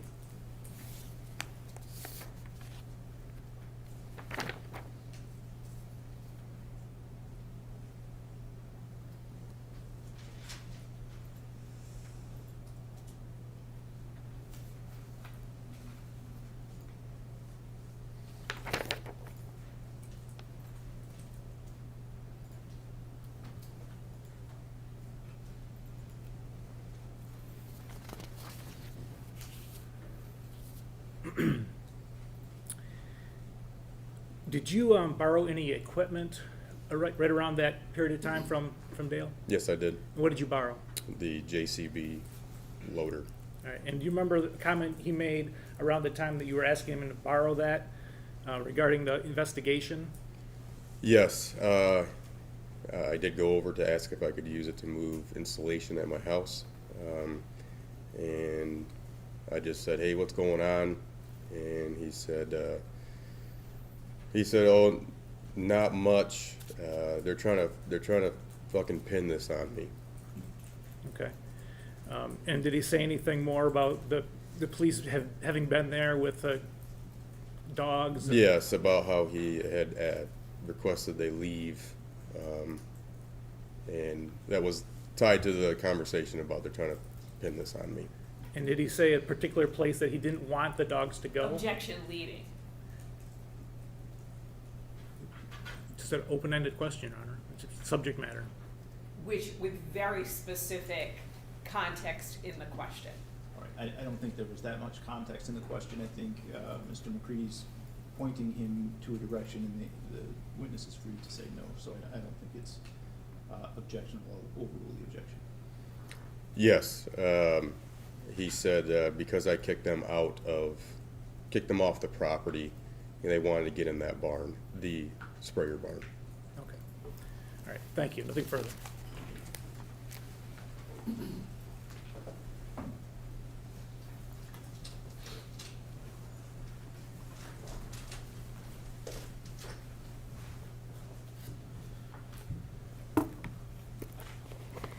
Good morning, Mr. Lally. My name is Marissa Vinsky. I represent Mr. Warner, and I just have some questions for you.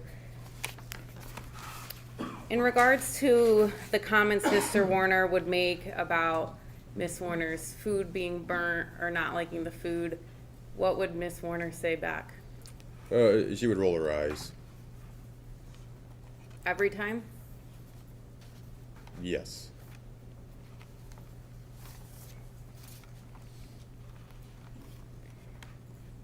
I want to discuss the GPS tracker. You went over, you said July 2020. Is that correct? That's correct. And at the point when you had gone over, Miss Warner had already taken the device out of wherever she found it. Yes, Dee approached me in the house with the device. So you did not see it plugged in? No, she just told me.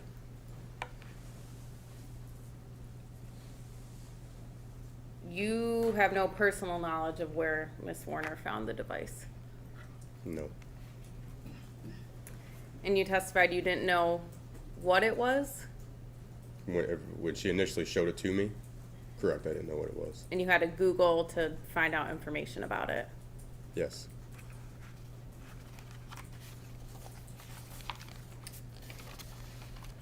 On Saturday, April 24th, 2021, you were working on your house that you were renovating, That's correct. and you said you left your house around the 10 to 11 p.m. hour, but maybe closer to 11? That's correct.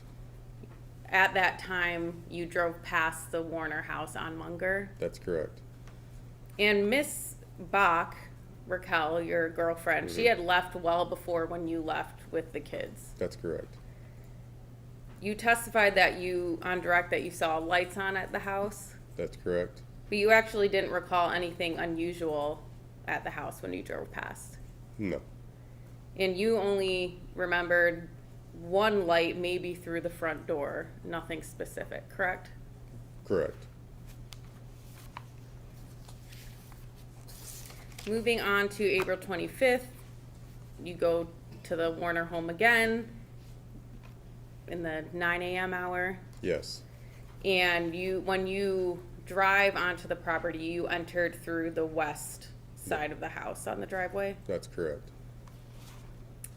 You walked right in. Yes. The doors were not locked. It Yes. sounds like they almost never were locked. As far as I can remember. You then went to the office where you stayed in the car and Miss Bach went inside. Correct.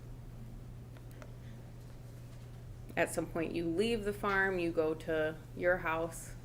Yes. And then when you go back to the Warner farm, you said that you searched the new shop. Is that correct? I went directly to the camper, the RV. And that's located in the new shop? Yes. Miss Saylor, can you pull up Defense's Exhibit A, please? And zoom in to the new shop. Is that building that is directly next to the office to the left, is that the new shop that you're talking about? Yes.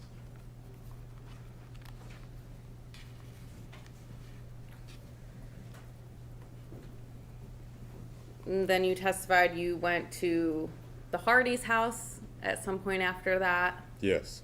Greg Hardy was not home, it was just Shelley Hardy there. That's correct. And then at some point after leaving the Hardy farm, there's a lot of properties, so I understand, but you actually checked, there's a vacant house on Carson Highway, is that correct? Yes. And you went to this property, and the property is across from the Warner farm? Yeah. Yes. You seemed a little hesitant. It's not directly. Yeah. It's across on Carson. Yes. Directly across, kitty corner, diagonal, Somewhat kitty corner. and about how far away would that be from the Warner farm? 200 yards. 200 yards. So you went to that property, the house was vacant? I couldn't even get in because it was locked. Okay, you didn't get in. You checked the property around the house? Yes. Are there barns on that There is. property? You didn't go into the barns though, did you? No. And then after that is when you went back to the farm and went into the office, which is what we heard you testify about, correct? Yes.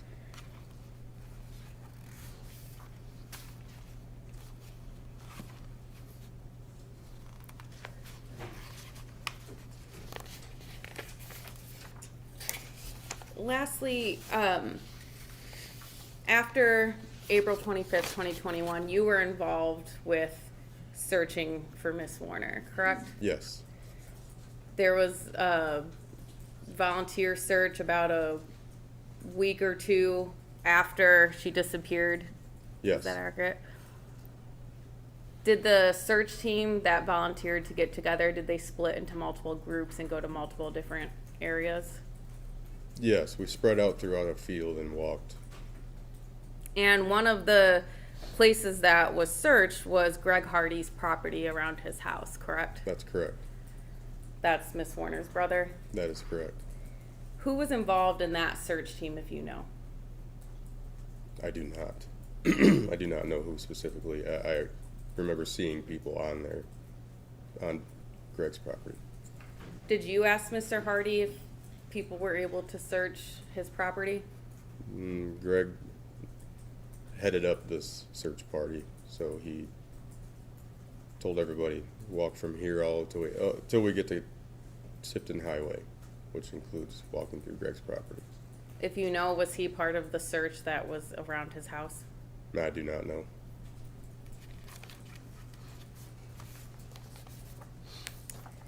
I have no further questions. Thank you.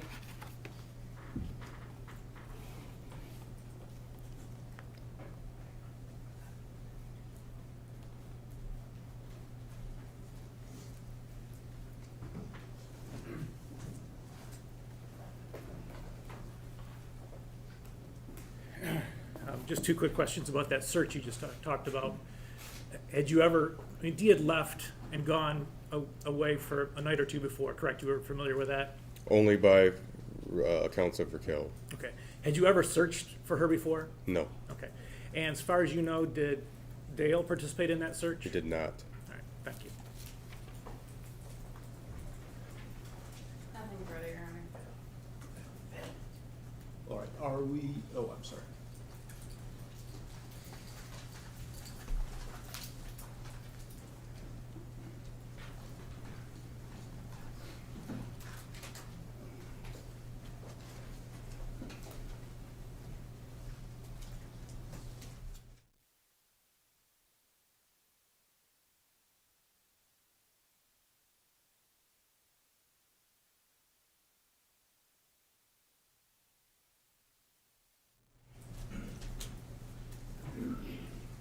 Right, we have received a question from a juror. It's my understanding that neither side has any issue or objection to me asking that question. No objection, Your Honor. That's correct, Your Honor.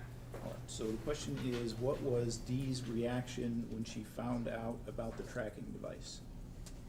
She was extremely angry, very angry, and she was angry before I told her what the the Google search resulted in, and then when I told her it was a tracking device, she was very angry. All right, Mr. McCready, any further questions? Yeah, nothing further, Your Honor, thank you. Ms. Vinsky? No, thank you. Okay, are we excusing Mr. Lally from his subpoena at this point? Yes, Your Honor. No objection, thank you. Okay. So thank you, sir. You can step down. You're excused from your subpoena, so if you'd like to stay in the courtroom at this point, you may. Thank you.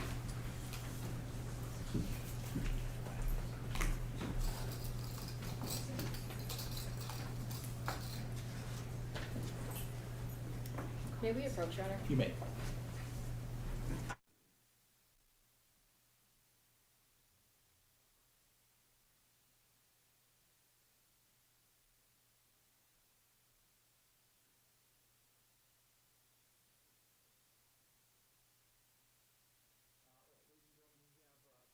To address outside your presence, so we're going to break for lunch at this point. I will ask you to return shortly before 1:30 p.m. I do have one hearing I'm going to try to get in at 1:15, so we'll try to start on time, but as usual, things happen, so maybe not. Thank you.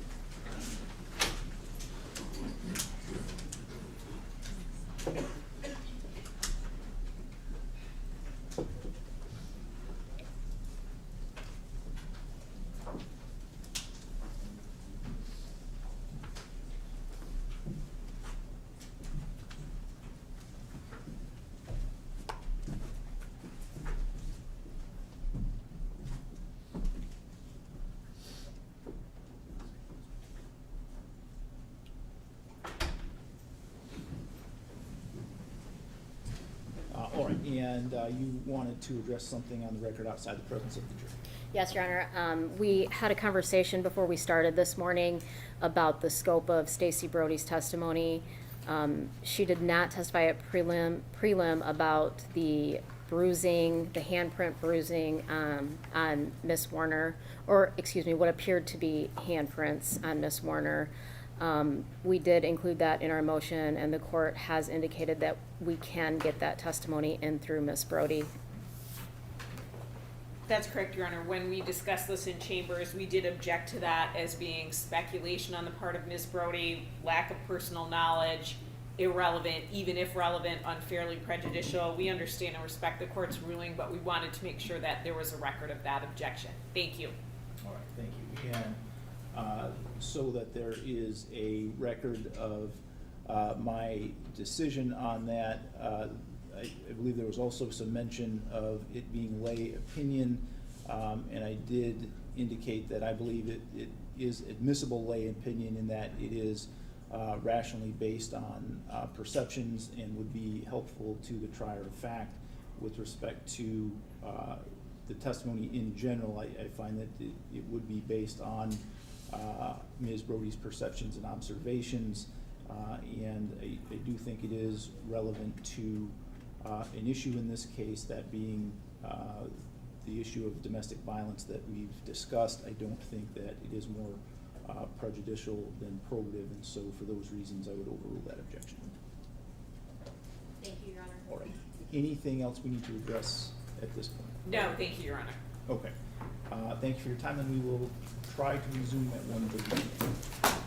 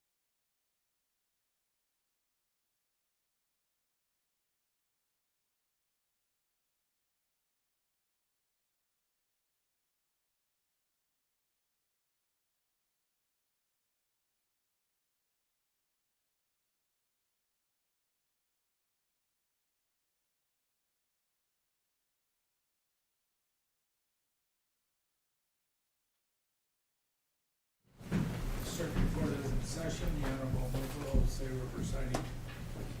You may be seated.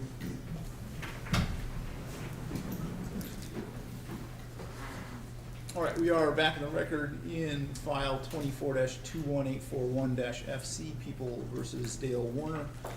Are we ready to have the jurors brought back in at this point? Yes, Your Honor. Yes, Your Honor, thank you. Okay.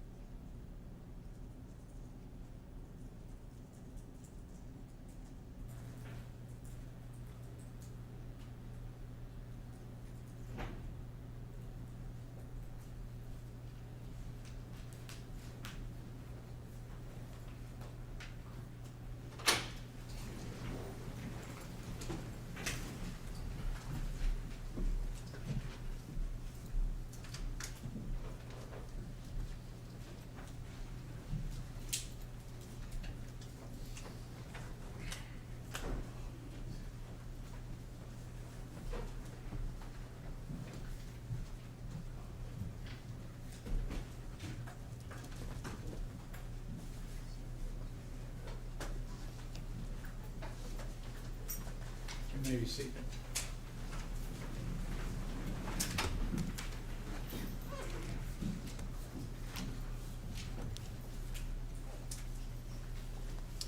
All right, people may call their next witness. People call Stacy Brody.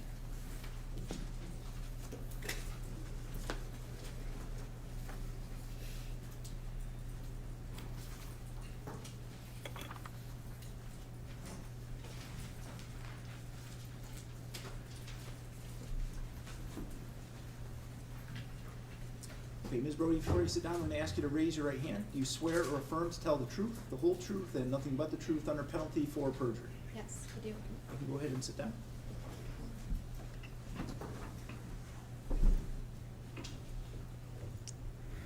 Can you please state your full name and spell it for the record? Stacy Brody, Stacey Brodie. Okay. Miss Brody, how did you meet Dee Warner? Through Clinton Chiropractic, where I was her massage therapist. All right. And how long had you been her massage therapist up until April of 2021? 5 years. All right. How often would Dee come see you? Once a week. And how long did those sessions typically last? About an hour. What does a typical massage session look like as far as what's the procedure? Well, it's dependent on the client. Okay. In Dee's case, she had a lot of neck and back pain. Okay. Most of the time you do still do full body. There's Mm-hmm. just special attention to those areas. And when she would come in to get a massage, how would she prepare for that massage? I guess I don't really know what you mean. Okay. Is she clothed, unclothed? Oh, yeah, she's undressed down to her underwear, Okay. and then she's draped with a sheet and a blanket. Okay. And during the course of your treatment of Dee, did you form a relationship and bond with her? Yeah. All right. Describe Dee for me. Dee was a tough girl. She could be really funny, no nonsense, very tenacious,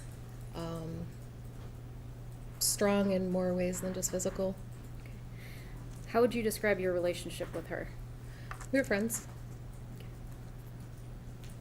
Did Dee bring her phone into her appointments? Yes. All right. Was that a typical for a client to bring their phone into a massage appointment? No. All right. At any one of your appointments with her, did you observe her to be under the influence of anything that it appeared to you? Never.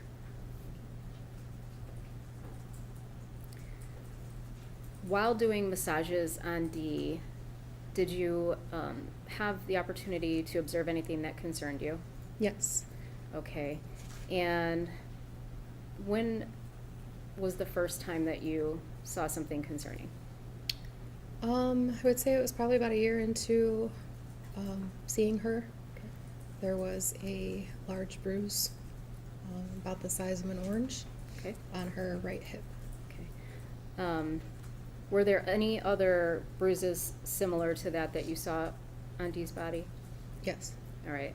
Approximately how many times did you see that bruising? Throughout the 5 years? Yes. Roughly 8 to 10. Okay. Was there any other bruising that you observed on Dee? Yeah. I didn't think to question her on there. I mean, obviously, like if she had something on her chin. Okay. Did you observe any bruising on her arms? Yes. All right. And describe those for me. Best described, it looked like a handprint, like she'd been grabbed. All right. And where did you observe those bruising? Upper right arm. Okay, so like up here? Yes. Okay.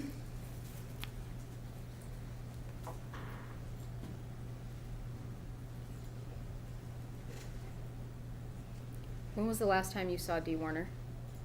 The Wednesday before she went missing. Okay.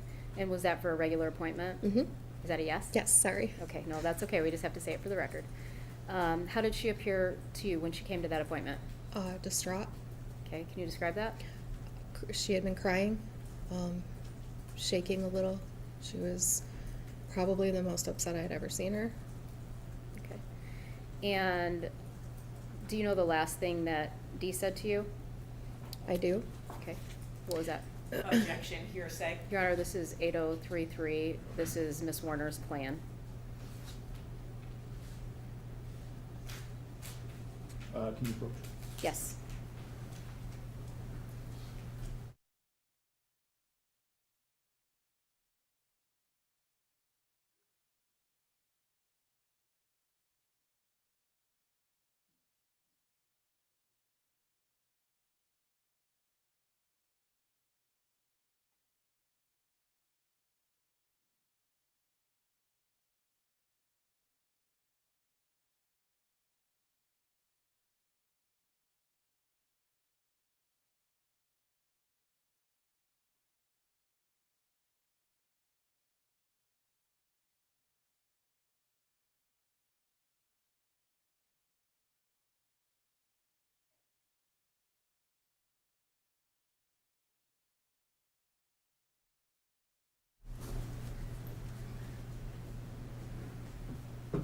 Ms. Brody, I'm going to rephrase the question, okay? Okay. Did Miss Warner indicate to you the last time you saw her that she had some sort of plan? Yes. Okay, and what was that? That she was tired of how things were going and she wanted to see a lawyer. Okay. Okay, I have no further questions, Your Honor.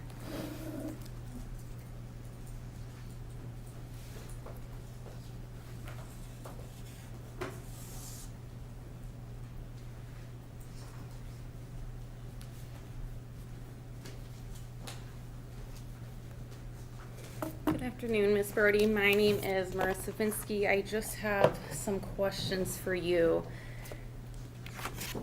You stated that Ms. Warner started out as your client for massage therapy, correct? Yes. And she would be seen for neck pain, headaches, upper back and shoulder pain. Does that sound accurate? Yes. When Ms. Warner would come to an appointment, you said the last appointment she came in and she was crying. Yes. She had come into appointments previously where she had been crying as well, correct? Yes. This was not the first time that you had seen her crying. Yes. And you testified about bruising that you saw on Miss Warner For these bruises that you claim you saw, you didn't document any of them? No, I'm not required to. Even though you're not required to, you still didn't document any No. of the bruises? And you testified under an oath at a hearing. You testified under oath at a hearing on June 20th, 2023. Is that correct? And I Sure. can. Would you like to see the transcript? To I believe you. I reflect- just am not great with Okay. dates. So at that hearing under oath, you didn't mention any bruising that looked like a handprint, correct? I don't remember if I did or not. Would you like looking at the transcript? Would that help refresh your recollection? Sure.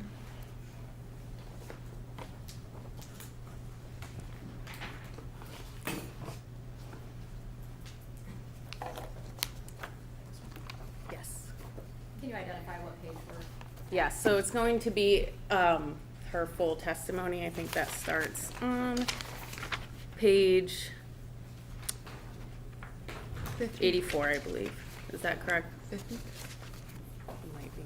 Sorry, hold on. No, I think it's actually going to be in the 100s. I just don't have. One second. The table of contents is on the first page. It goes from 84 to 111. Thank you.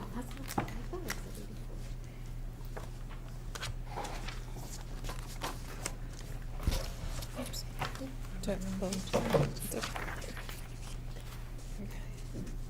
And then just read it silently to yourself, and when you're ready, look up. Okay. Am I on 80? I'm sorry. Am I on 85 or 84? So your testimony starts on 85. They swear Okay. you in on Okay. 84.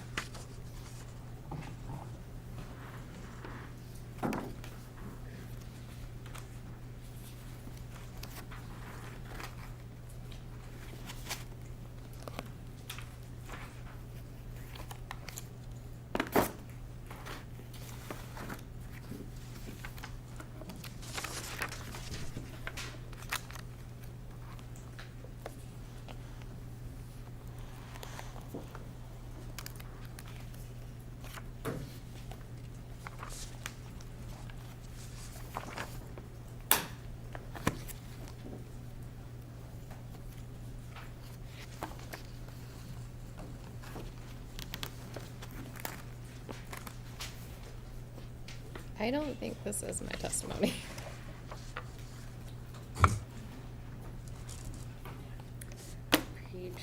Page 85, it says, could you please tell this honorable court your name? Stacy Brody.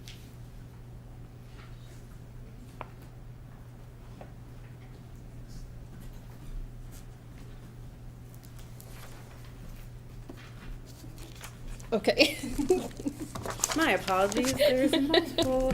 I was like, I testimony. don't remember any of that. Okay.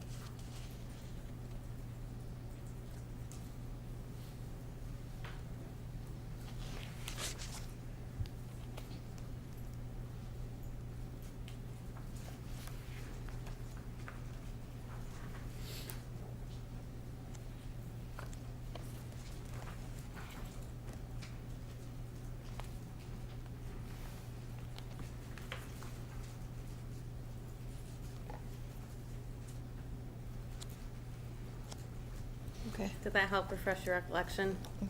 I did mention arm. Correct, but you didn't mention anything in that hearing when you were under oath about bruising that looked like a handprint, correct? No. And Or there's yes, no. Yes, no, yes. Correct, you didn't mention it. I mentioned bruising on the arm, but not in the shape of a handprint. Okay, and then you didn't mention anything about it looking like the bruising was someone being grabbed, is that correct? Not at that time. And you also testified under oath at another hearing on May 3rd, 2024. Do you remember that?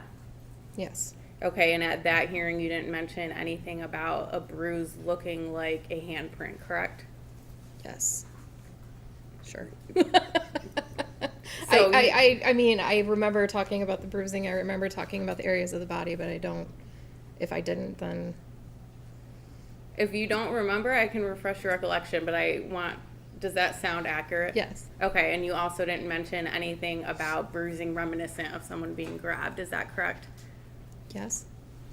I have no further questions.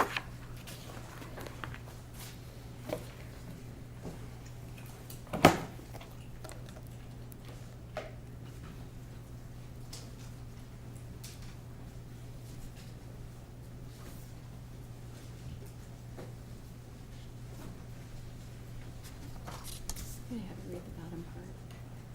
What are you showing? Michigan State Police Report, her statement from 2023. Okay, why is did she say she can't remember it, or No. are you trying to This impeach is her? the prior consistent statement that she made prior to testifying in any hearing. The highlighted part? The bottom part, can you read that and let me know when you're done? Oh, you don't want me to read it out loud? No, read it to Okay, yourself sorry. and let me know when you're done. Okay.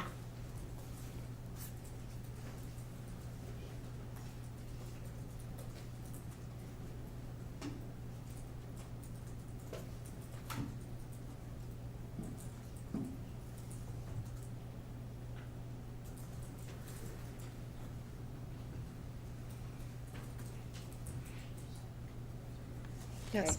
You met with the Michigan State Police in September of 2023, is that correct? Yes. And in there, do you describe the bruising? Yes. And how do you describe the bruising to the Michigan State Police? As being grabbed or thrown? Okay, and that was prior to testifying at any hearing in this matter, is that correct? Yes. All right. And during the transcript that you just read, were you asked specifically to describe those bruises on the arms? Yes. In the prelim transcript? Not in the police report? In- Oh, I'm sorry. No, I was not. Okay. And the last time that you observed that type of bruising on Dee was when? November-ish, around. Of what year? 2020. Okay, thank you.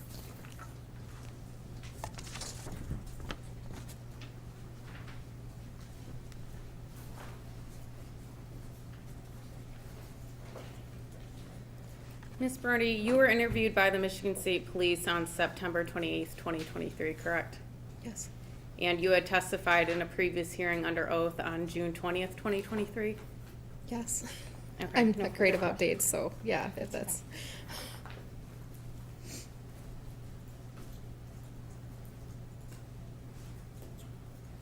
Anything further, Ms. Wise? Oh, no, I have nothing further. She can be excused. She can be Are we excused. excusing Ms. Brody from her subpoena? Yes. No objection, thank you. Thank you, Ms. Brody, you are Okay. free to go. And oh, I'm sorry, we have a question from Oh.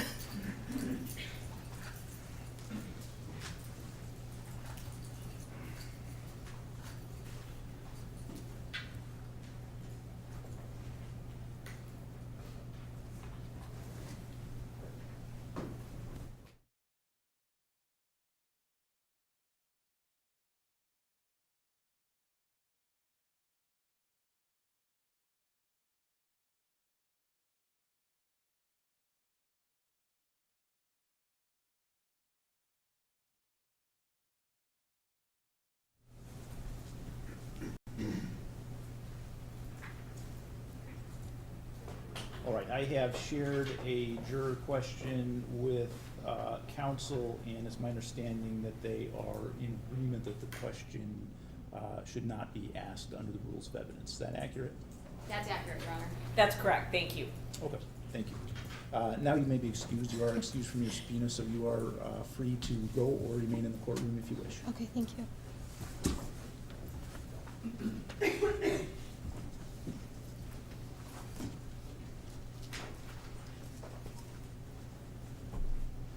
People would call Stephanie Vogel.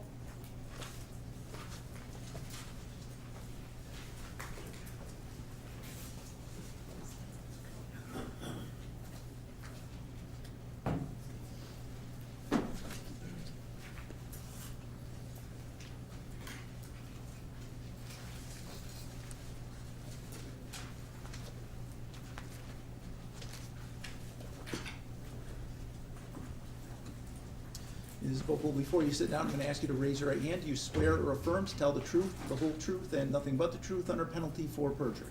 Yes. I need you to say it louder than that, please. Yes. Okay, you can go ahead and have a seat. Please try to keep your voice up as much as possible so that everyone in the courtroom can hear you. Can you please state your full name and spell it for the record? Stephanie Vokel, Stephanie Voelkle. All right. Stephanie, did you know Dee Warner? Yes, And how long had you known Dee? 5 years. And that was prior to 2021? Correct. All right, how did you know Dee? I started working for her in June of 2016. Okay, and when you say working for her, what did you do for her? I did accounts payable, accounts receivable, billed out for DDW, the trucking company, received in money. Okay, so you worked there on the Munger farm? Correct. And describe your relationship with Dee. We gradually became best friends. We went shopping together, went on a cruise together, spent a lot of time together, including in the office. Okay. Did you spend time with Dale at the office? Not much. Okay. How would you describe your relationship with Dale? Just business. Okay. How often do you think you talked to Dee? Every day. How did you talk to her? In the office, face to face, over text. Okay. When you say in the office, what's a typical day look like? 8 to 5, 9 to 4? Usually it was 9 to 5. Okay, and would Dee be in the office most days, or? Yeah, pretty much every day. Okay.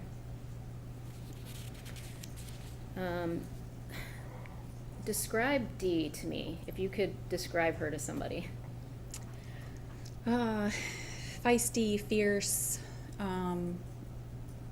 beautiful heart, always looked like $1 million, always wearing glitz and glam. Okay. When you said always looking like $1 million, what does that mean? She was always wearing something fancy.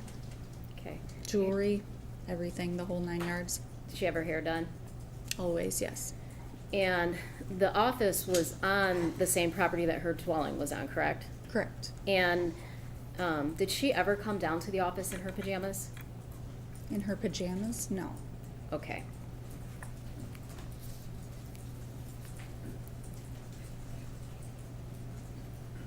Do you know what vehicle or vehicles that Dee drove?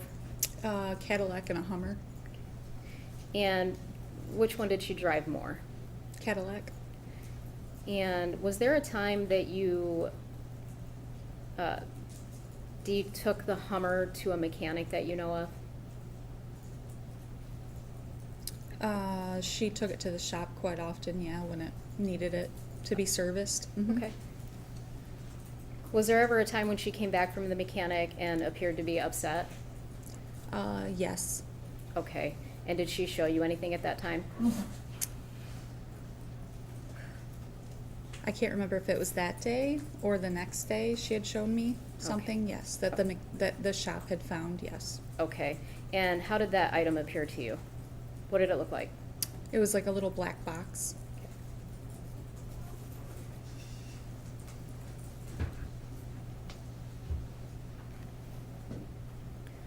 Did you ever see Dee with a second phone that was supposed to be a secret phone?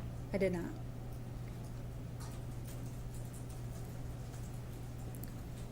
Did you also hang out with Dee on weekends? Yes. How often would you hang out with her on a weekend? Maybe once a month, twice a month. When you've been around her, did you observe her to be under the influence of drugs or anything that No. would cause you concern? No. Okay.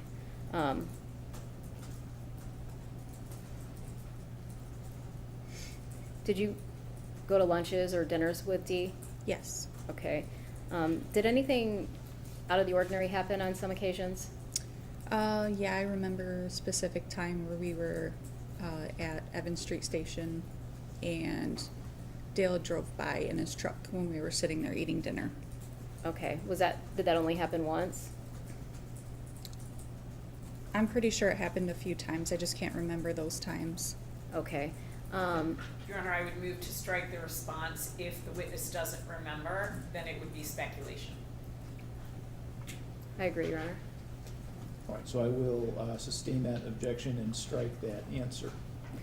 Do you remember going to any lunches with Dee, and having anybody show up?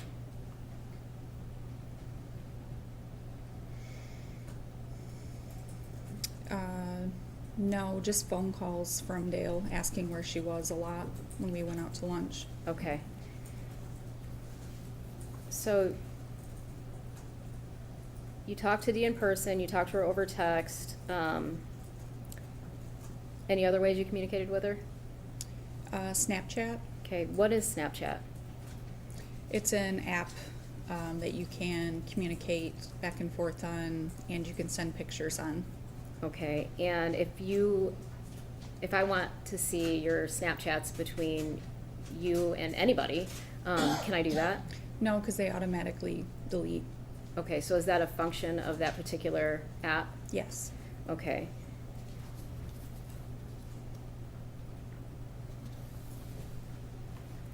Did you have the opportunity to observe fighting between Dee and Dale? Yes. All right. Yelling and screaming, or what? Yes. All right, so tell me about some of those fights. There was one in particular that I remember. He came and they were both in the office, and they went into the lunchroom, and they were arguing. I could hear them yelling, both of them. I couldn't tell you what it was about. Okay. And were there any other arguments that really stood out to you? Yes, I was in the office, and Dale walked in and said, "You," and pointed at Dee, "out here now." And she came around the desk and went outside, and they were face to face, yelling at each other, fighting about something. I couldn't tell you what. Okay, and what did you observe him to look like? He was yelling at her with his hands behind his back. Okay. And how far away is he from Dee? Like maybe a foot, 2. All right. And is he standing straight up? Is he leaning in? What's he doing? He's leaning in. Okay, and what was Dee doing? Standing there, defending herself, basically, with her words. Okay. Do you know what most of their fights were about? I want to say money. Usually. Objection. If it's based on personal knowledge or not, I think that clarification needs to be made. Did you hear the arguments between Dee and Dale, what the topics were about?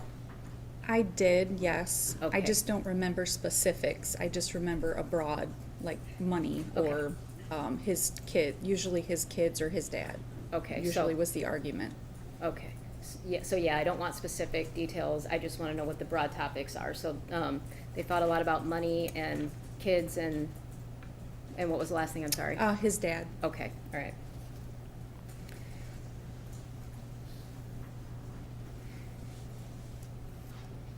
When they would fight, did you ever observe Dale try to touch Dee or otherwise massage her neck? Usually it was after an argument. Okay. It's like they would get into an argument, he would come back in and massage her shoulders. Okay. And how did she react to that? Uncomfortable. When you say uncomfortable, can you describe that for the jury? Sometimes she would say, "Dale, like, like shrug her shoulders, kind of like get off me." Okay. Tell me about Dee's size. How tall is she? About how much does she weigh? Maybe 5'1", 5'2", 100, I don't know, 40 pounds. Okay, and that's just a guess on your part, an estimate. Okay. Yeah. Okay. Did you and Dee talk about personal things a lot? Yeah, all the time. Was it uncommon for Dee to talk to you about wanting a divorce? No. All right, and had she had that topic of conversation come up on April 24th, 2021?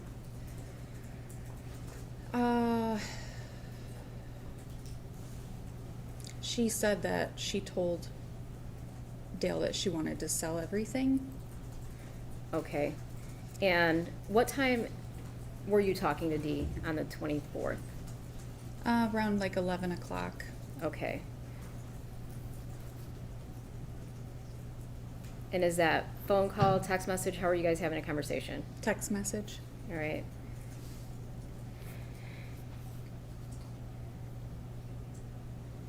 So you guys wrap up the conversation about selling things, and do you reach out to her again that night? Yeah. Do you remember what time? Around 7. I reached out to her to see how she was doing. Okay. Was that via text, phone call? How was that? Text message. Did you get any response? No. All right.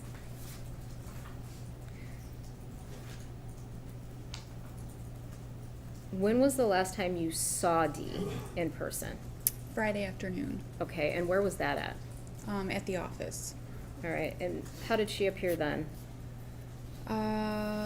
She was nervous, stressed out, preparing herself to talk to Todd. She was going to have a conversation with Todd. Okay, and who's Todd? The dispatcher for DDW. Okay, what's Todd's last name? Nyrick. And did Todd work for Dee? Mm-hmm. Is that a yes? Yes. Okay, and what was his position at DDW?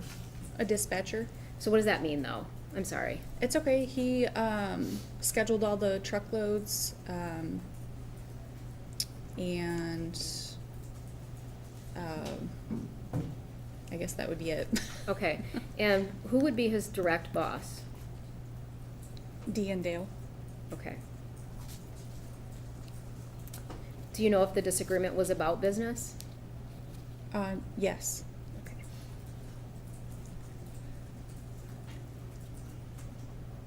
And what was Todd's demeanor like? He was perturbed, mad. Was he not in agreement with what Dee wanted? Correct.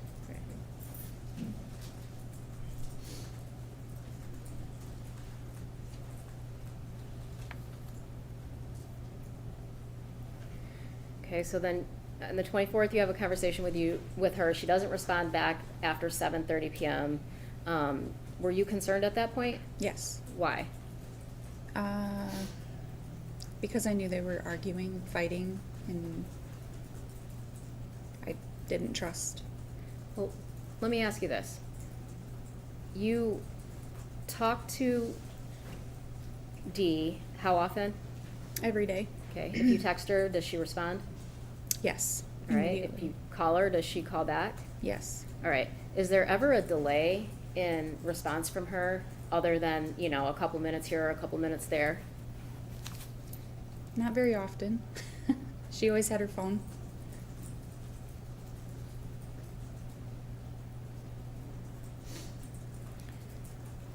So on April 25th, 2021, that Sunday morning, Raquel calls you? Yeah. Do you know approximately what time it was? Like 10:30. Okay. And what'd she call you for? She called me and asked me if I knew where Dee was. All right. And did you know where Dee was? I did not. Had you heard from her at all since your previous night's text? No. Okay. What'd you do after Raquel called you? I called Dale. Okay. Why'd you call Dale? Because I wanted to know where Dee was. All right. Did you get a hold of Dale? Yes. And what did he say to you? He told me that they had a fight last night and that she was all pissed off at him. And the last time that I seen her was on the couch this morning at 6 o'clock. Okay. Did he go into detail about the fight? No. All right.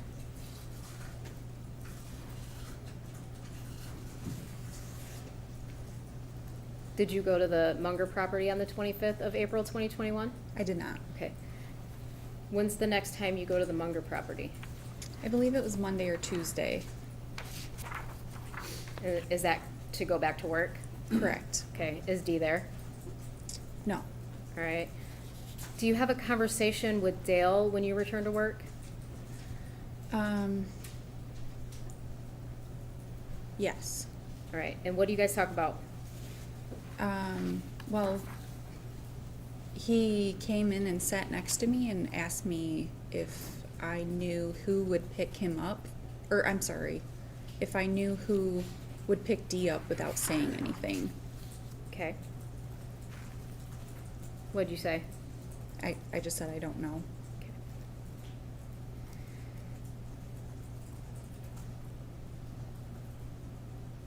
Did Dale have a conversation with you about Dee having some kind of medical appointment or blood work? Yeah, that was on Sunday. Okay, tell me about that. He had called me and asked me if I knew that she was supposed to have a blood test, and that she was acting strange the night before. Okay. And I just said, I have no idea. Okay. Did he follow up with that conversation during the week when you went back in? Yes. Okay, and what did he say to you at that He point? asked me, did you think anything more about the blood test thing? And I just said, no, like, I don't know what I'm supposed to do with that information. Okay, and did you tell him that? Yeah. You don't, okay.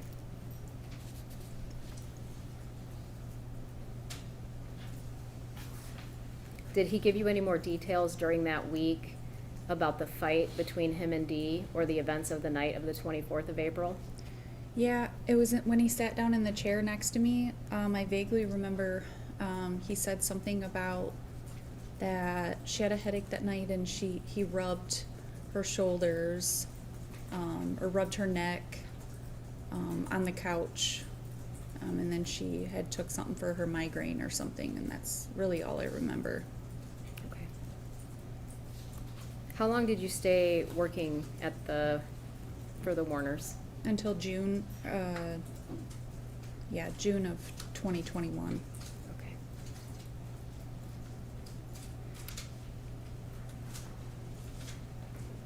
Have you talked to Dee at all since April 24th, 2021? No. Have you seen her since April 23rd, 2021? No. Why did you have to think about it? Were you thinking about the dates back that far? Yeah. Okay. I want to ask you one last question about Dee's wedding ring. During the course of your friendship, relationship, working there, did you have the opportunity to observe that Yes. ring? All right, describe it. Big, shiny. Okay. When you say big, are you talking like big, like A big rock. Okay. Like, yeah. Did you ever see Dee take that ring off? No. Okay. When you describe Dee as being very flashy and getting liking the jewelry and stuff like that, what type of jewelry was she buying? Not cheap jewelry.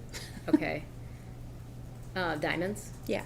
Expensive? Yes. Okay, and based on your knowledge of her, do you see her leaving that ring anywhere? No. Objection.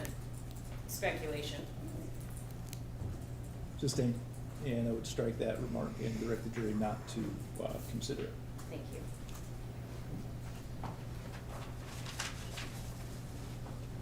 Good afternoon, Ms. Vogel. My name is Mary Chartier. I have some questions for you this afternoon. I want to start with the Hummer. You said the Hummer used to have to go to the shop pretty frequently? So you have to answer verbally for the record. Yes. And do you know how frequent is frequent? Like maintenance trips, basically, or if something broke down. So if we're looking at a year, how many times a year? 2 or 3. You said that there was a box or a device found, and Ms. Warner came back and showed that to you? Yes. And so she came back from the shop and showed you that device? I don't know, that's fuzzy to me. I don't know if I can't remember if it was that day or the next day. So it might have been when she came back from getting the Hummer work done, or the next day? Correct. She showed that device to you? Correct. Did she ask you what it was? We kind of already had an idea of what it was because we found it, yeah. Well, how would you have an idea? So she shows you the device. How would you have an idea at that time? Because I found a charge on the credit card and we investigated it on Google. So you found a charge on a credit card, and then you thought that was this device. Is that Correct. accurate? Correct. Then what happened to that device? Do you know? I have no idea. I want to go to April 23rd, 2021. This was a day you were working in the office, Yes. and you had indicated that Ms. Warner had a verbal disagreement with a gentleman named Todd Nayrink. Correct. Now, could you hear what the conversation or disagreement was about? No. Could you hear raised voices? Yes. Could you hear Mr. Nayrink's voice raised? Correct. And did you hear Ms. Warner's voice raised? Yes. So the two of them were raising their voices to each other. Correct. Was that unusual for Ms. Warner to raise her voice at a staff member? Not really. Now, so you'd heard her raise her voice before to people who worked for her. Correct. And did you hear her ever raise her voice to family members? No. I don't What- believe so. What about to Mr. Warner? Oh, yes. So you heard her raise her Yes, voice to yes, him? yes. Now, when this conversation was over, did Ms. Warner, the one with Mr. Nayrink, did Ms. Warner come back and go back to work? I'm not sure because I believe I left Did you before they were done. Okay. So when you left, you think that Ms. Warner was still in a disagreement with or conversation with Mr. Nayrink? Yes. Is it possible that you did see her before you left and she seemed happy to you? It's a possibility that I did see her, but I don't remember her state of. Would looking at a statement that you gave refresh your memory? Yes.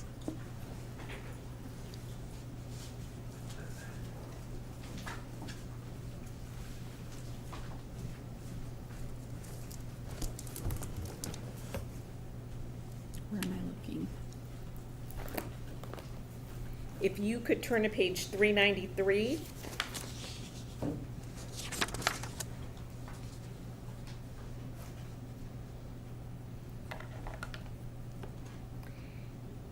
The first sentence of the last paragraph. We're actually moving into the second sentence as well. The last paragraph? Yes.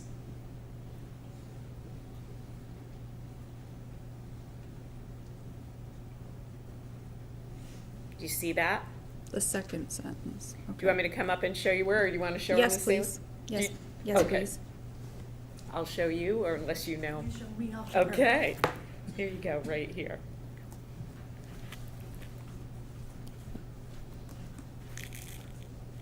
Oh, okay.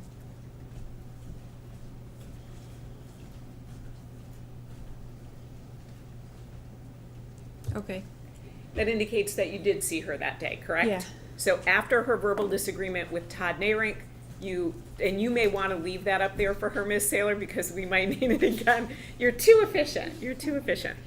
So after Ms. Warner had her verbal disagreement with Mr. Nayrink, you saw her again before you left, correct? Okay, yes. And she seemed happy when you left, right? Yeah. Well, that's what that says, correct? Okay, yes.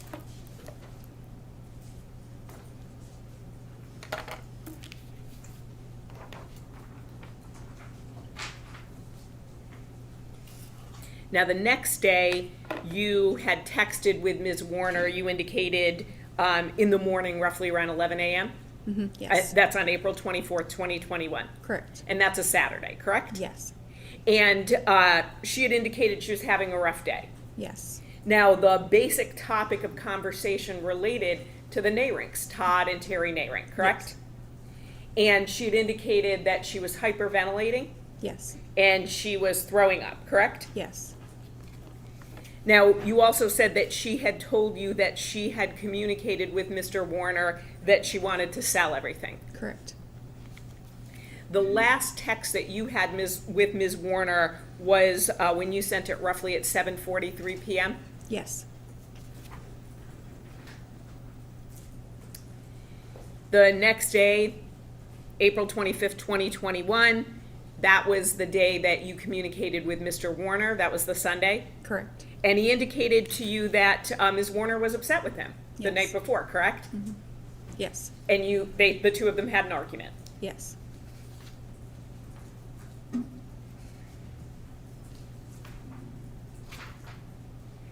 Now, the next week when you go into work, you indicated that Mr. Warner had asked you some questions about possible blood tests that Ms. Warner had had Yes. and who might pick her up from the Munger property, correct? Yes. He also asked you if you knew anything about Ms. Warner going to Traverse City. Yes.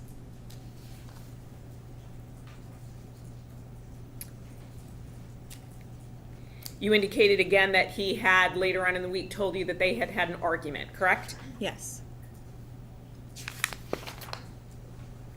Now, while you knew Ms. Warner for the years that you did, she would talk about leaving Mr. Warner, correct? Yes.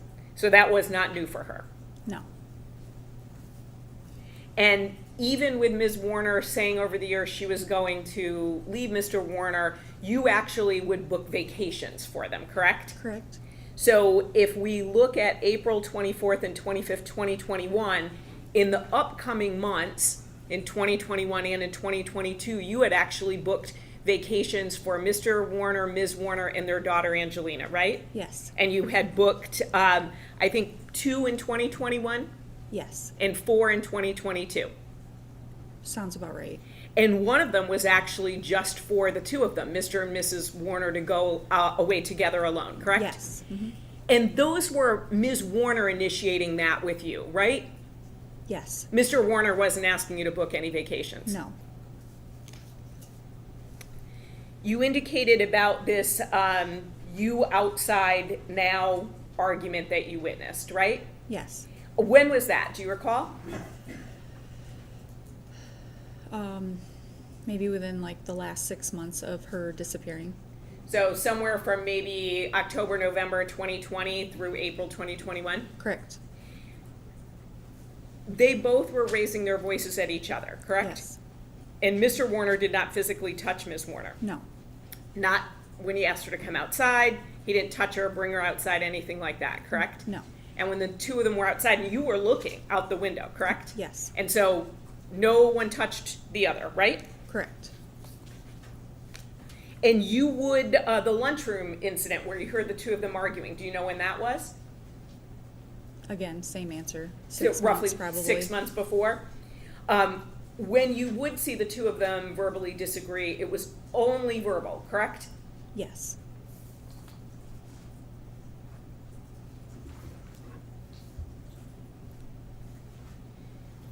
Ms. Warner would argue back with Mr. Warner, right? She wouldn't just sit there meekly and take somebody disagreeing with her. Correct.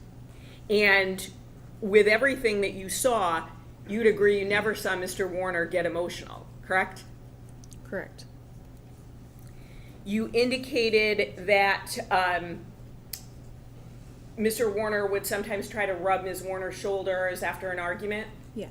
You saw Mr. Warner regularly rub Ms. Warner's shoulders or back throughout the course of your employment, right? No. Would you look at page 394 and 395? I believe it is the same binder that you have up there, so if you look at the bottom.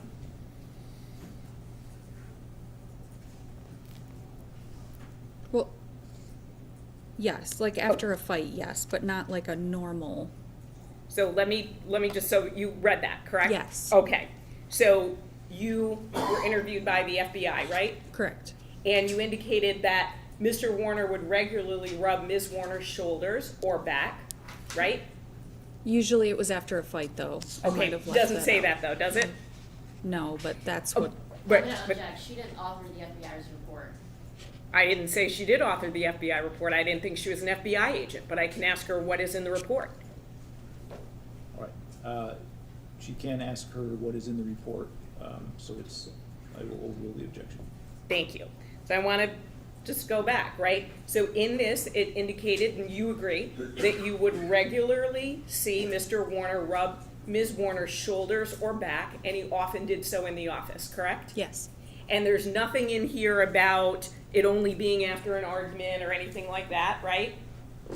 okay, Right? Yes. You agree? And there's nothing in there about her trying to shrug him off, anything like that, correct? You'd agree it doesn't say that? in that statement, no. Thank you. And that's what I'm asking about. And that statement, just so we're clear, was January 12th, 2022. Right? Yes. I have nothing additional. Thank you.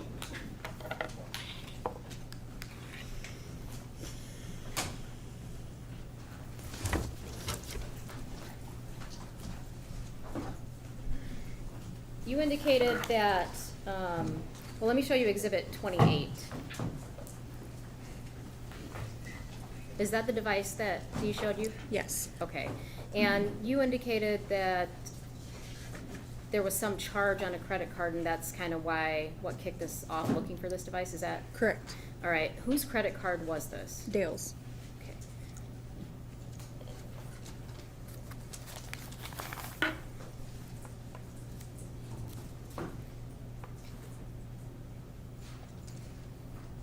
You talked about, Dee, it was common for Dee to talk about divorce throughout their marriage, is that accurate? Yes. Was there a time that you noticed a difference in Dee, in her demeanor and attitude towards the marriage? Most likely after the dresser incident. I'm gonna ask you to, what year are you talking about? So she. I don't want you to give me any details about anything else, I just want you to give me a time frame that you're talking about, when this would have happened. January, December or January. Okay, January of 2021. okay, so December of 2020 or January of 2021? Correct. Okay, you noticed the change in Dee? Yeah. More progressively went down, yeah, from that point.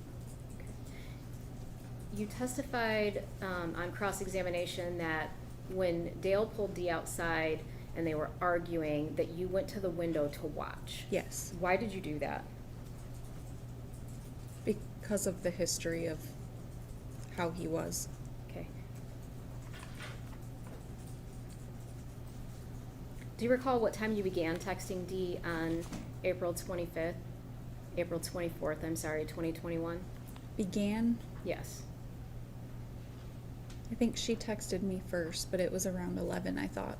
Okay, so earlier in the day. Yeah, And then your last message, 7. 7 something, okay. All right. Oh,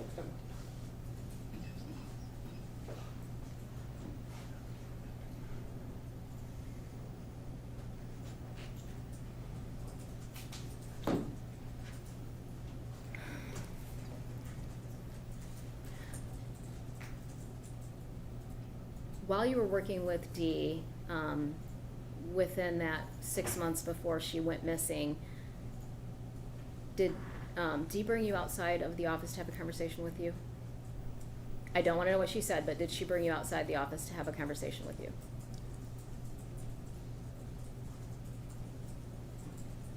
I don't think so. Okay. Well, hold on. Do you remember Dee showing you anything on her body? Oh, yes. Okay. Do you know when that was? Like January or December, yes. Okay. And what did you observe? She showed me a goose egg on her head. So Where was it at? It was under her hair part. All right. So did she have to pull her hair up to show you? Correct. And can you describe that? I know you said a goose egg, but just describe what you mean. Just like a raised bump on her head, probably the size of maybe a little bigger than a quarter. Okay. Thank you. Nothing further. Ms. Vogel, who paid the Warner's credit cards? Was it you indicated? Paid the Warner's credit card? Sure. So you said that you saw a charge on Mr. Warner's credit card. Who would be responsible for paying the credit card bill? Was that you? Was that Mr. Bach? That was Zach, yes. Mr. So, Bach. okay, so he was responsible for paying invoices, paying bills, things like that? Yes. And so you I seemed did a little some of it as hesitant, well. but okay. Well, I mean, I did some of it as well, so Okay, yes. so he might be the primary person responsible, but you would pitch in. Is that accurate, or Correct. the two of you shared responsibilities? Yeah, like Dee would leave bills on my desk to pay. Things like credit card, car payment, things like that? Yeah, I don't remember paying the credit card. I think that was always Zach. But I paid the bills, yes. So if Mr. Bach was paying the credit card, how would you see the charge on it? Because I reconciled it. You reconciled it. So you would see, for instance, the credit card statement and then what the purchases were for? Correct. So is that essentially like a bookkeeping function to know what business to charge certain things to? Yeah, she had me watch it because the drivers would charge things that they weren't supposed to, so I would have to raise a flag and let her know. So Mr. Bach essentially would pay the bills in general, and I know you would, but then you would do the reconciling of the statements to see what items might be personal but put on by mistake, or what items might be business related. Correct. Great. No further questions. Thank you, ma'am. Nothing further, Your Honor. She can be excused. No, not yet, ma'am. We've got a few questions here. If council would approach, we can.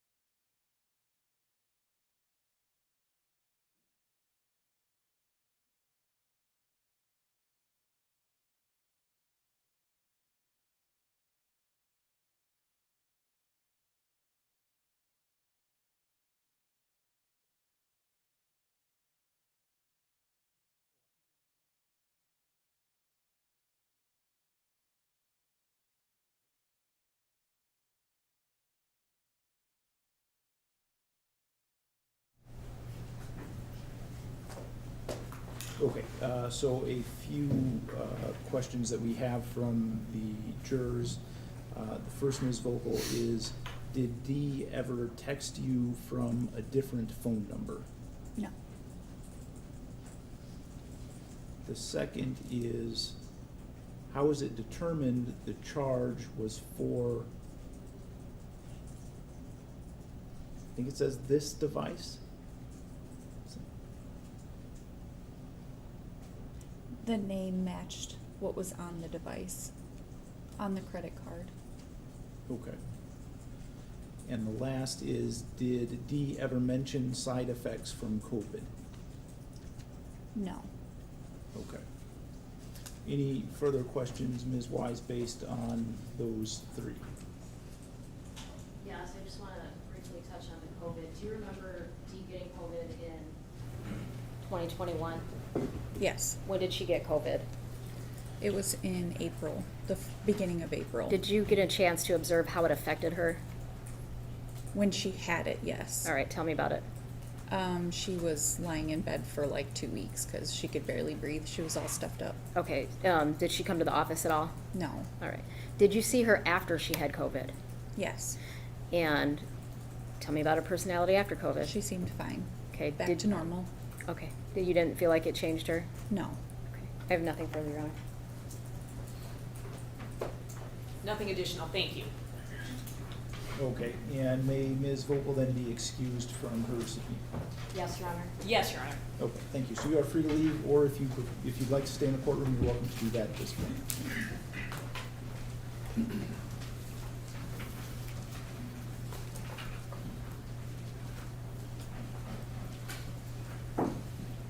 All right, ladies and gentlemen, we're going to take a recess to give people a chance to get up and move around a little bit, so we'll take maybe 5 or 10 minutes here.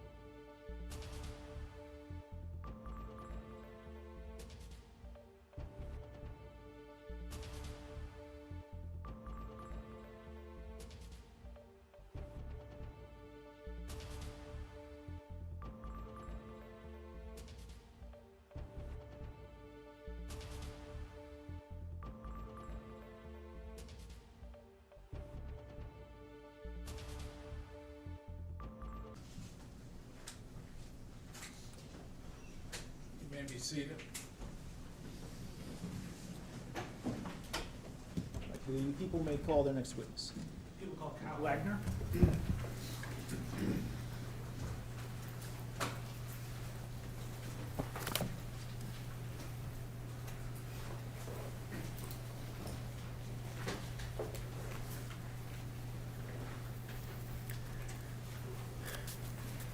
Sir Wagner, before you sit down, I'm going to ask you to raise your right hand. You swear or affirm to tell the truth, the whole truth, and nothing but the truth under penalty for perjury?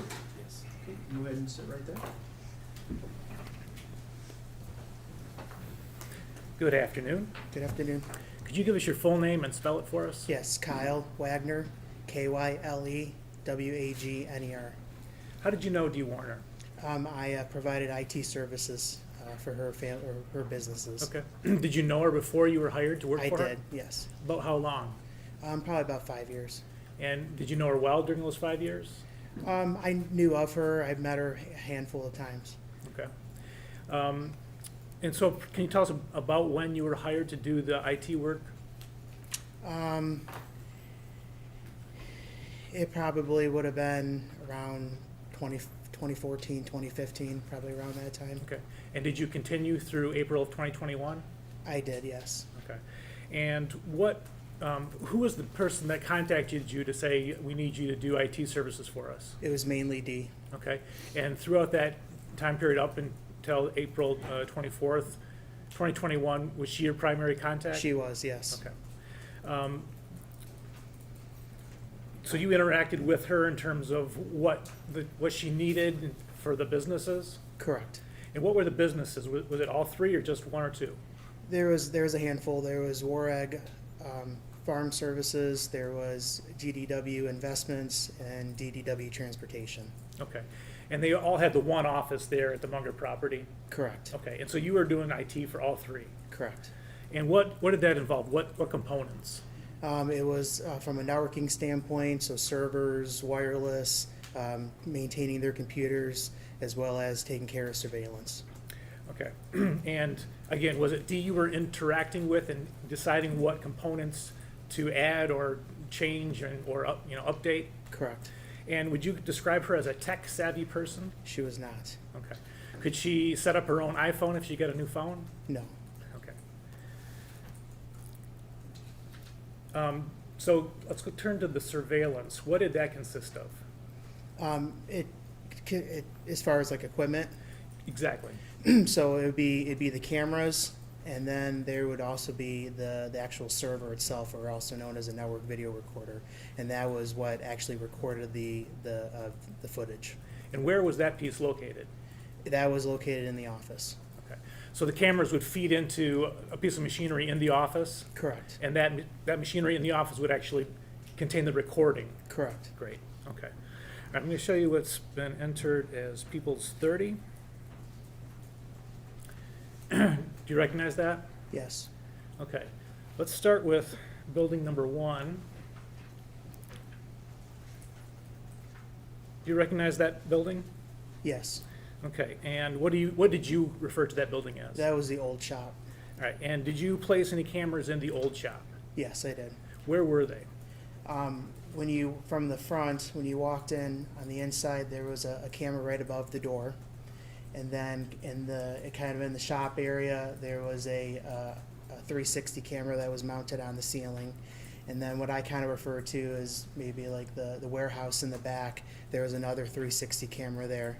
And then on the exterior of the building, where that circle is, there was an exterior camera, and that was facing the fuel tanks. Okay. So let's take these one by one. There are at least 2 cameras directly overhead and up against the ceiling? Correct. And those 2 cameras are the 2 different parts of the old shop? Yes. Okay.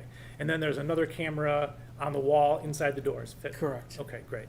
And so those are the 3 cameras in inside the old shop? Correct, yes. All right, and then you've got, looking at the arrows on the diagram, could you just explain what that is, what that represents? That's the view of the camera. Okay, of the external camera? The external camera, correct. Facing north off of the old shop? Correct, looking at great. the fuel tanks.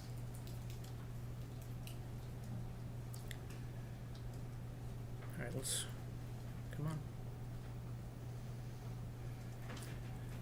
right, well, it's not wanting to. All right, let's go down to, can you see at the very bottom, there is building number 6? And Yes. again- Okay, what, do you know what that is? That's the office. All right, and you see there's a red represented there as well? Yes. What does that red represent? That represents the camera that was interior to the office, looking at the reception desk in that area. Okay, was there just the one camera in the office? Correct. And it only captured the reception area? Correct. All right. And then, just to the north, well, just to the west of the office, there's the building running north and south. Yes. What building is that? Are you talking about number 5? Correct. That's the new shop. All right, and again, there's a red area on that building. What does that represent? That represents the interior camera. Okay. Was it just the one interior camera in the new shop? Yes. And so part of the south part of the new shop is not colored red. Does that mean it's not on camera? Yes. Okay. All right. And then what about, oh, here we go. The circle there on building 5? That's the exterior camera. Okay. And the arrows coming out of the circle? Represents the view.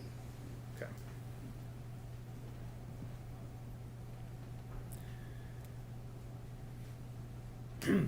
On the east side of the office building, that circle there, can you tell us what that is? That's the a camera that's mounted on the exterior of the building, and that was the primary view was a scale. Okay. And can you tell the jury what the scale is?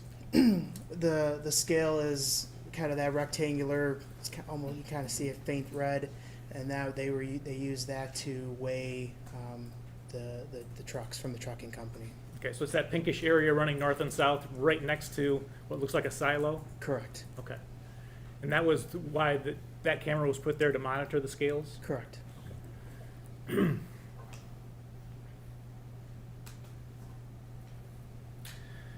right, so do you recognize this picture here? Yes. And what is that showing? That's showing a camera that's mounted on the exterior of the new shop. Okay, so there's like, there's two overhead doors and then a man door in between. Yes. Okay, and then right above the man door, there's a big white round thing. What, do you know what that is? Yes, that's a wireless bridge. Okay, and so where's the camera in relation to that? To the right of it. Okay. Okay, and this photo, this is on People's 32.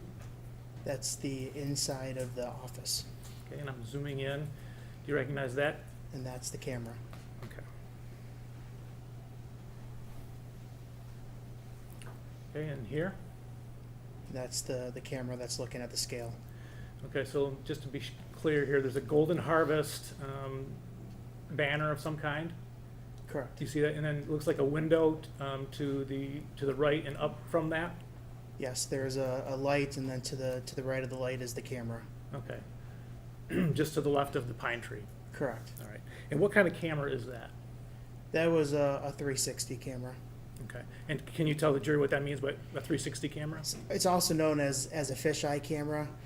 So you get a full 360 view from that camera, but within the camera itself, it's able to break the image out into different images, so you can kind of get like that panoramic view that we were looking to get for that area. Okay. So a very wide angle. I'm sorry.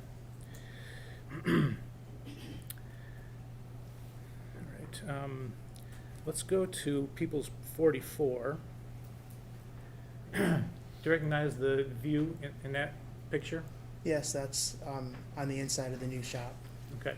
And I know it's small, but in the very upper left, do you see it says new shop and then 4/25/2021? Yes. Okay. And then in the image itself, there's a date 3/18/2021. Can you explain the difference? So the 3/18/2021, that's the timestamp that is coming from the camera itself, and obviously that time is incorrect.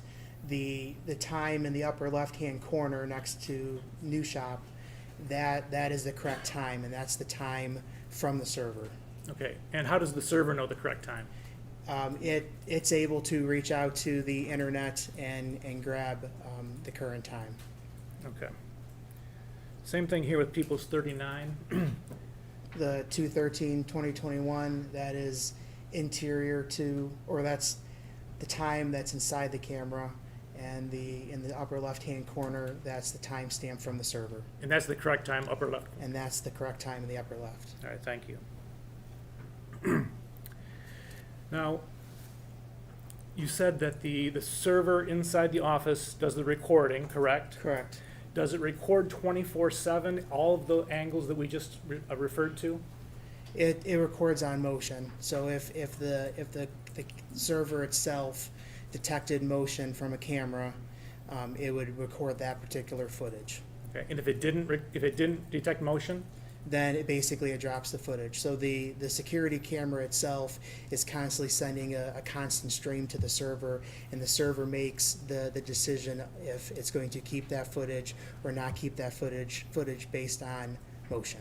Okay, and are there settings in terms of the motion, like how sensitive it is, that kind of thing? Yes, you can set the sensitivity and basically to the server, to the software. As far as the sensitivity, the more sensitive that you set it to, it doesn't need as many pixels to change. If it's less sensitive, it's going to need more pixels to change.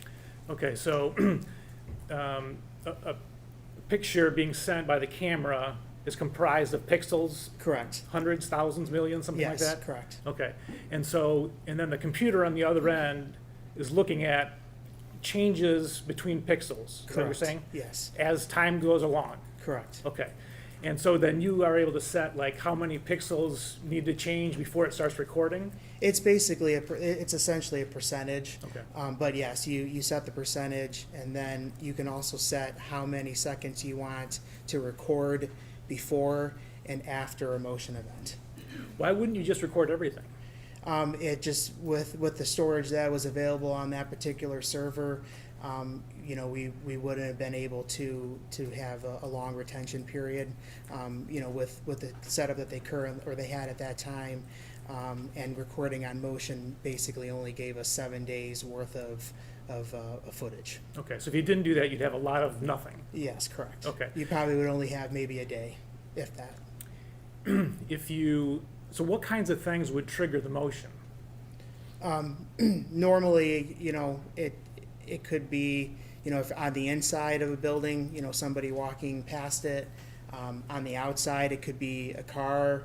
Sometimes even, like with a scale camera, having that pine tree there and it being in the view, if the wind was blowing and the tree was moving, that would be enough to set off a motion event. Okay. Does the change in pixels, that motion event, does it vary? You said it was a percentage, right? So it's like the percentage of the entire picture, right? Does that change? Could you have the same object that's close and sets it off, and that same object be a mile away and not set it off?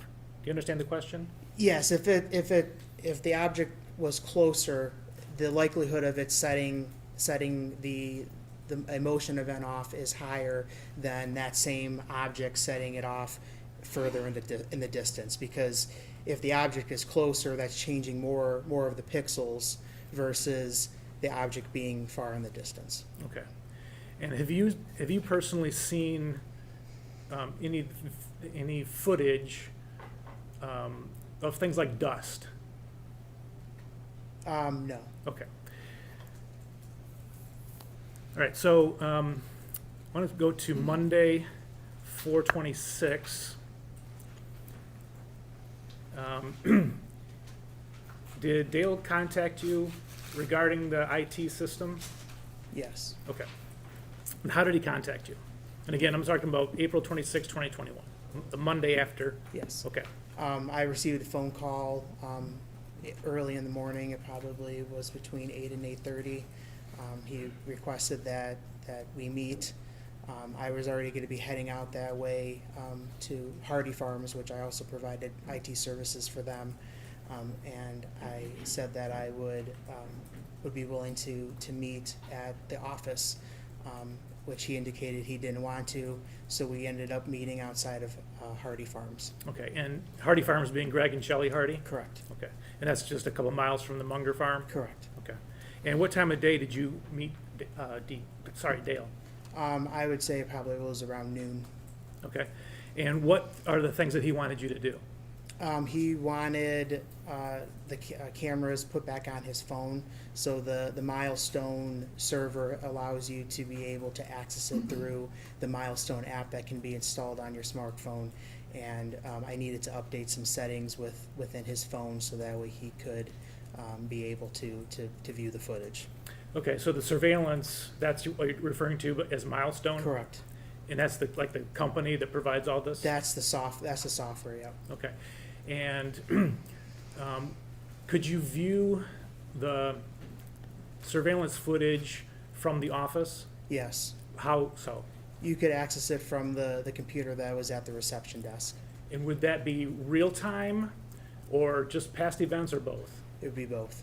Okay, so you could go back however long was still on the server, you can go back days, whatever it is, and look at what happened yesterday or the day before, et cetera? Correct. And how far back could you go? What was that window? It was about 7 days. Okay.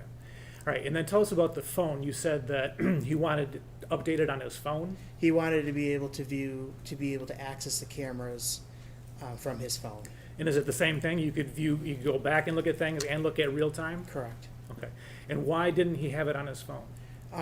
Probably about a month or two prior to Dee disappearing, we upgraded to a different internet provider, and as a result of that, the public IP address changed, so that needed to be updated on his phone. So is an IP address like an electronic address?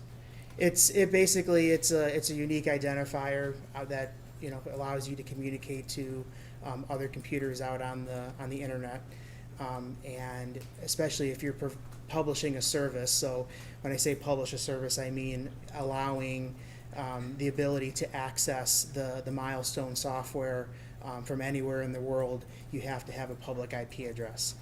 So then that way you can tell the app that's on a phone or another type of device how to get to the server to be able to access either the live or recorded footage. Okay, but Dale was telling you he couldn't do that? Correct. And you looked and he had the wrong IP address? Correct. Okay. What else did he ask you to do when you met with him? He wanted access to the camera server taken away from some of the other people that had it. Okay. And so who was left with access to the server access? I believe it was Parker Hardy and Zach Bach. So they were removed or they were left? Oh, they were removed, sorry. Okay. Sorry.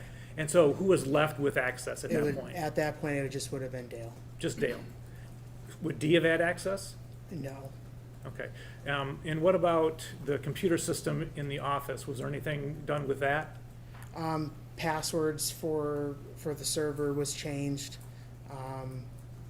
and some passwords for QuickBooks was changed as well. Okay. And did you give those passwords to anybody other than Dale? No. Okay. So, for example, Dee was a part owner of these businesses.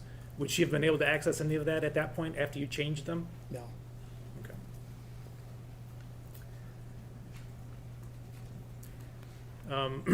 Later that week, were you contacted by the sheriff regarding the surveillance footage? Yes, I was. All right, and what did you do in response to that?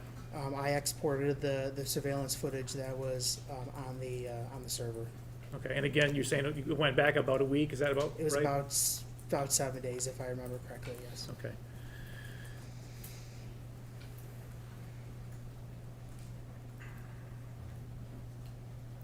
All right.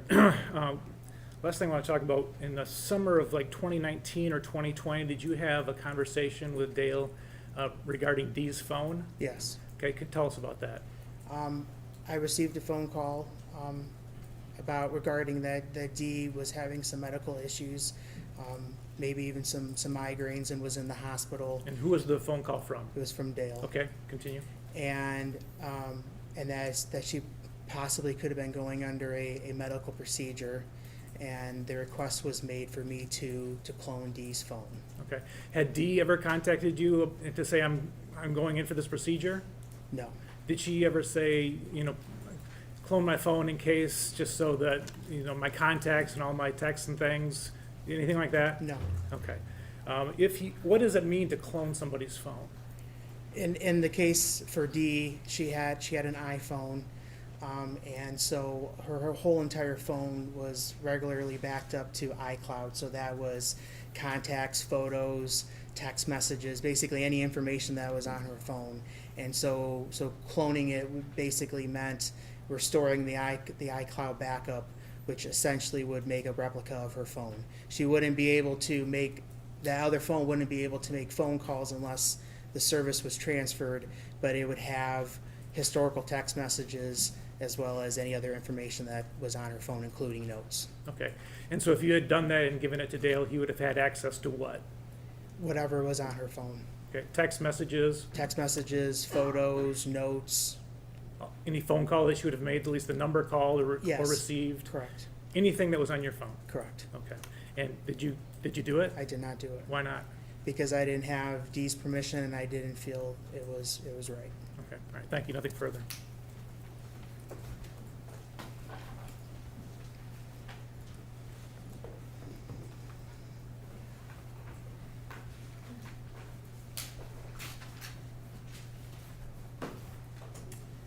Good afternoon, Mr. Wagner. My name is Mara Savinsky. I have some questions for you.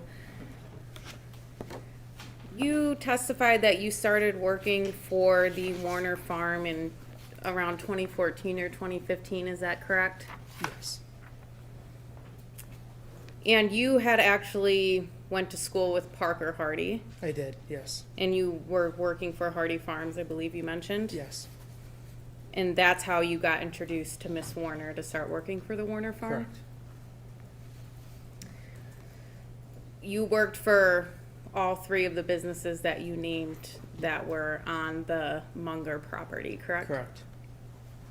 It was all one network. Yes. And you said you worked on pretty much anything IT related. Correct. It sounds like Miss Warner wasn't tech savvy. Correct. Mr. Warner wasn't tech savvy. Yes. You were the go-to. I was, yes. And despite working for all of the businesses, Miss Warner was the person that you primarily had contact with, right? Correct. You would call yourself friends with Miss Warner? Yes.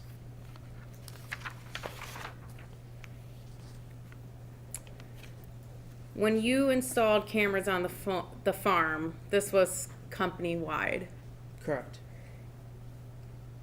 And there were some spots I think we saw in the government's exhibit that the cameras didn't pick up on the farm, correct? Correct. Miss Warner was the person who directed you where to place the cameras? Correct. Did she also tell you what sensitivity to have it at? No. Did you just leave it at the automatic setting that it came with?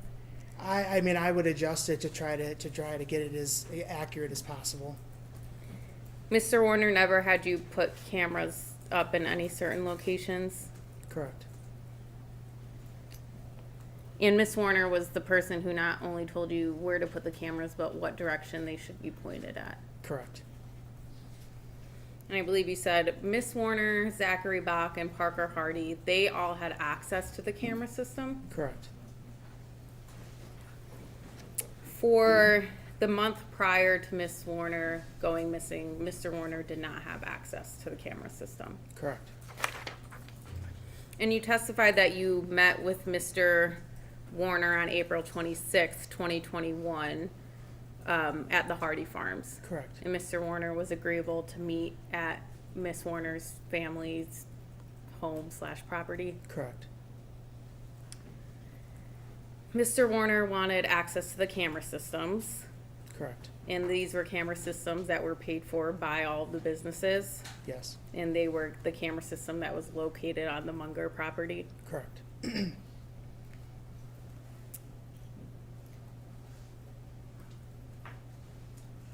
On Sunday, April 25th, 2021, Mr. Warner would not have been able to get into the camera system on his phone. Is that accurate? That is accurate. Correct.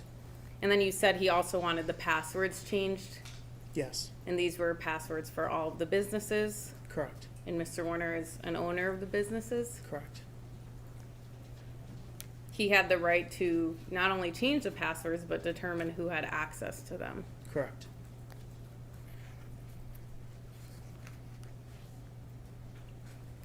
During that conversation with Mr. Warner on April 26th, he actually thought Miss Warner had run off. Correct. And he expressed that he wanted his wife back. Correct.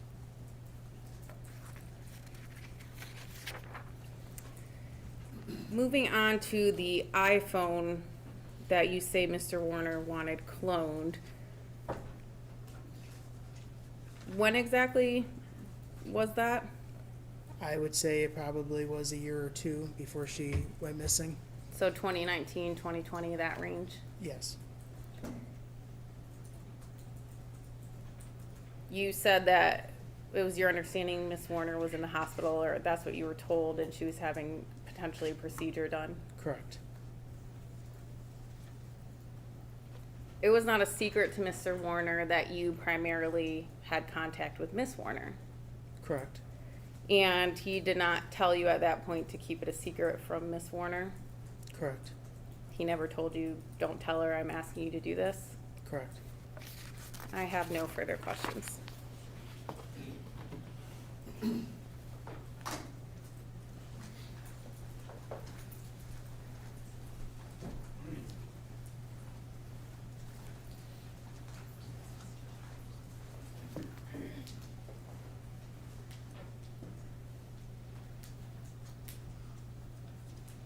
Thank you. Just two quick things.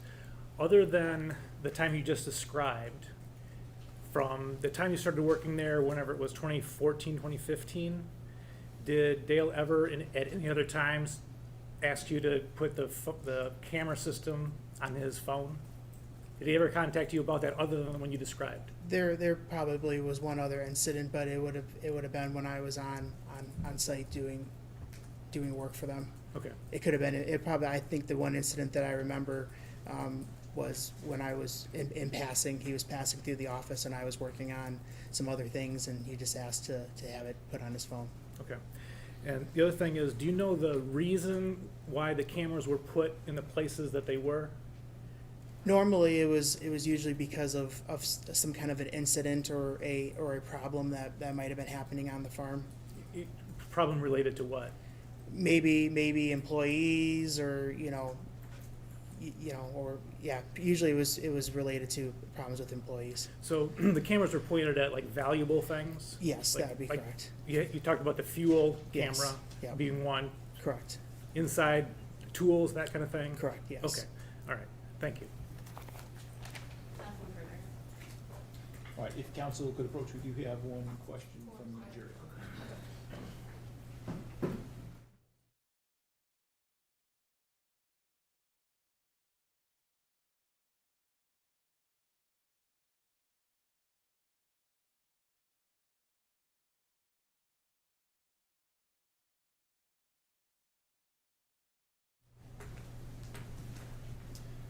All right, council has reviewed the question, and it's my understanding there are no objections. Is that correct? That's correct. All right, so, sir, the question is, how many total cameras installed outside and any cameras facing south towards Munger Road? I think there was 3 exterior cameras, and the scale camera would have been able to see a portion of that road. It probably, like in the slight view, you could see a little bit. Mr. McCready or Ms. Vinsky, any follow-up questions? No follow-up. Okay, and can we excuse Mr. Wagner from his team? Yes. Yes, thank you. Okay, thank you, sir. You are free to go, and if you wish to remain in the courtroom, you can do that now. Thank you.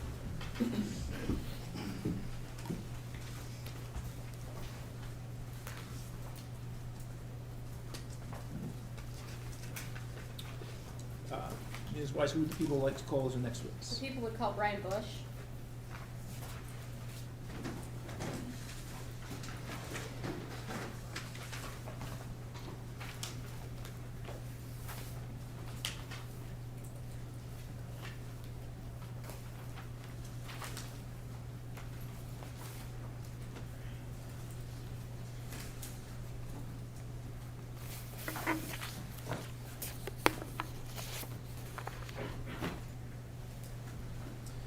Okay, Mr. Bush, before you sit down, I'm going to ask you to raise your right hand, please. Do you swear or affirm to tell the truth, the whole truth, and nothing but the truth under penalty for perjury? Yes, I do. Okay, you need to speak a little louder than that, please. Yes. Okay, you can go ahead and have a seat and try to keep your voice up as much as possible so that everyone in the courtroom can hear you. All right. Good afternoon. Can you please state your full name and spell it for the record? Brian Bush, BRIAN BUSH. Sir, did you know both Dee and Dale Warner? Yes. And how did you know them?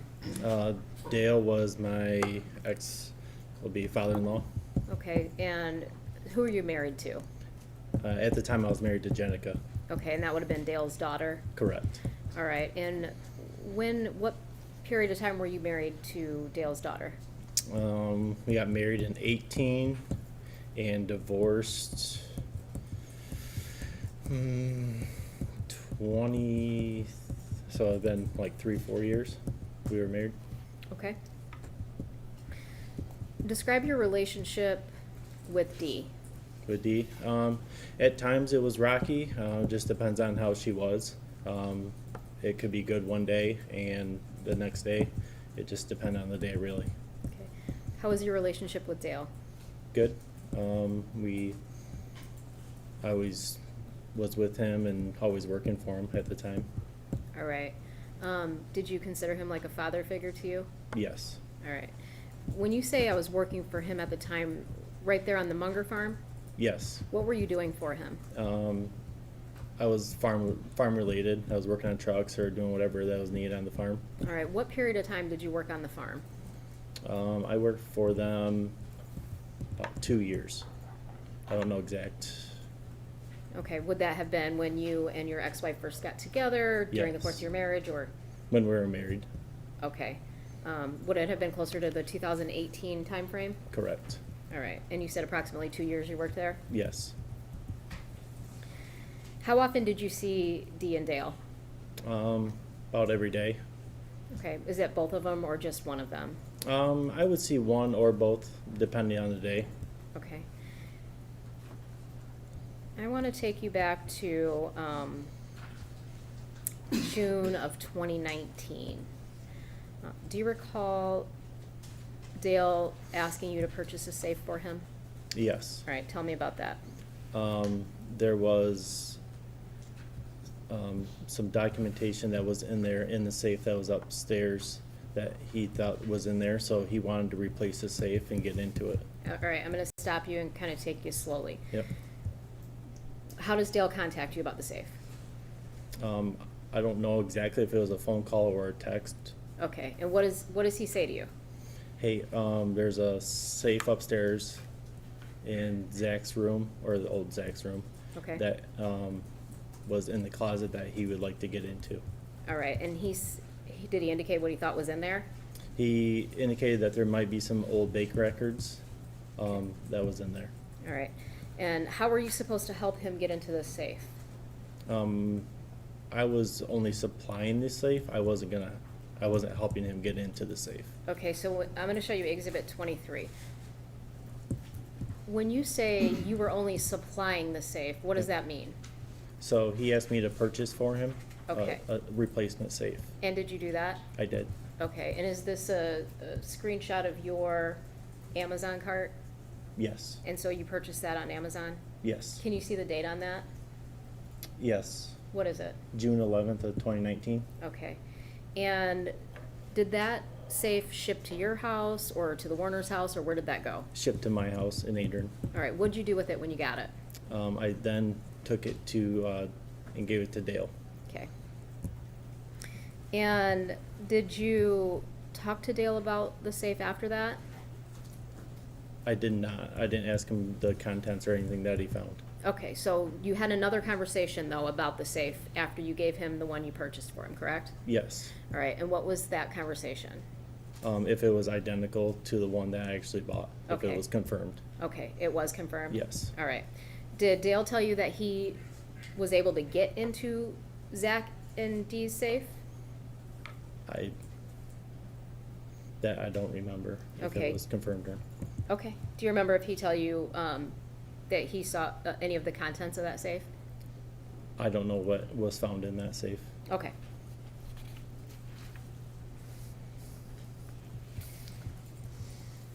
At some point in time, did Dale approach you about trail cams?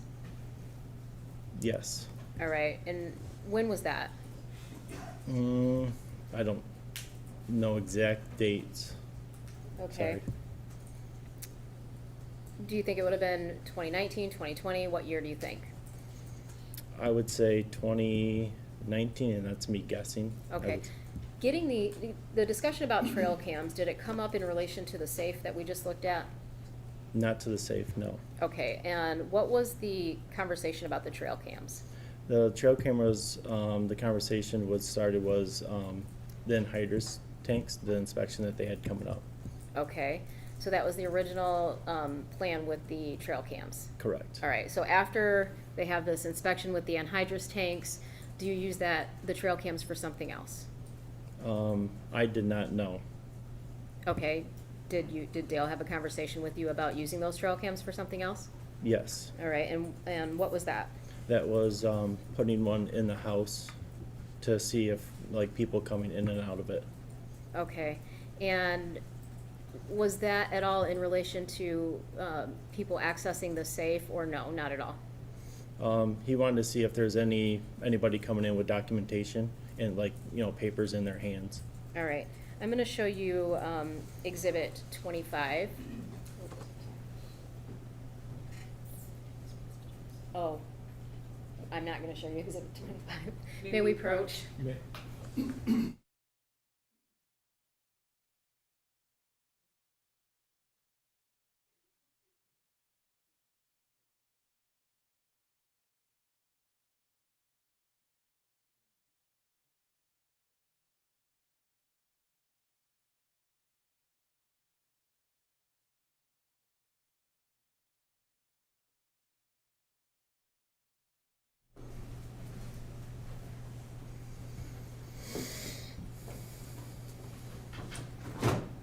All right, we are going to show you Exhibit 25.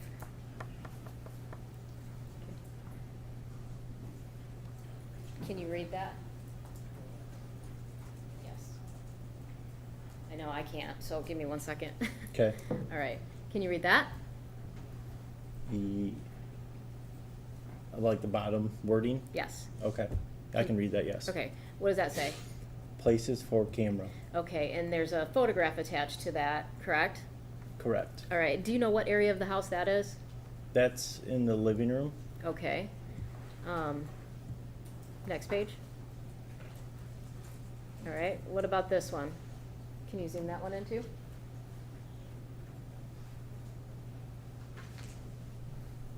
What does that one say?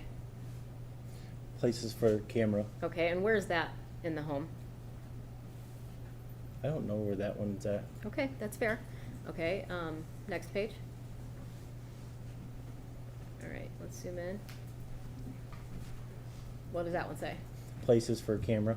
All right, and where's that located in the home? That's in the kitchen dining area. The Okay. back bar area. Okay. What was the purpose of sending you those text messages? I believe that's where the camera location for seeing where the documentation, if it was coming in or out of the house. Okay, so when Dale's saying places for cameras, is he asking for you to put them there, or is he asking for your input? I mean, why is he sending you these messages? Objection, speculation. I'll rephrase it. Why, if you know why he's sending you these messages, are you supposed to place them, or? Okay, we don't have an adequate foundation even for that question at this point. Okay. So, having a discussion with Dale about the trail cameras, and then you get this text message, okay? Okay. And are you communicating outside of these messages with Dale about the trail cameras and setting them up? I would say if there's not a following text message, it was more than likely a phone call. Okay, and what were you supposed to do with those trail cams? I would say I didn't set those up. Okay. I just supplied it. Okay. So do you know then why the defendant was sending you text messages?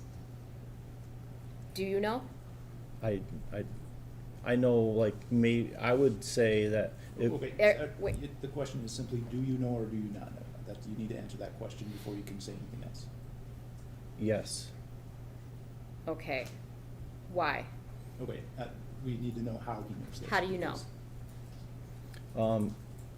I would, the places for cameras. Right. So, because of the text message? Yes, Okay, describe what you mean. How do you know why he's sending you this message? because that was the location that, if we could see where the door in the kitchen, that was the best place. Okay. So again, is he asking you to do something, or? I believe he's asking for my recommendation. Okay. And do you end up doing anything with the trail cams? No, Do you end up ever giving them to the defendant? yes, All right. I'm going to show you People's Exhibit 26. Do you recognize that area? yes. What is that? The dining area, kitchen area, Is that the same area that was in the text message for places for cameras in one of the photos? yes, the last photo. All right, and I'm gonna show you Exhibit 27. And do you see what am I looking at, actually? You're looking at the living room, to the kitchen dining area. Okay, and to the right, it looks like there's a white couch, and then beyond the couch, what is that? A sliding door. Okay, and directly across from the sliding door, is that the last photograph we looked at? Yes, So if you were to put a camera up in that location, that's the door that it would be picking up? correct. Is that, okay. Did you set up the trail camera at all for the defendant? Did you have to set it up? No,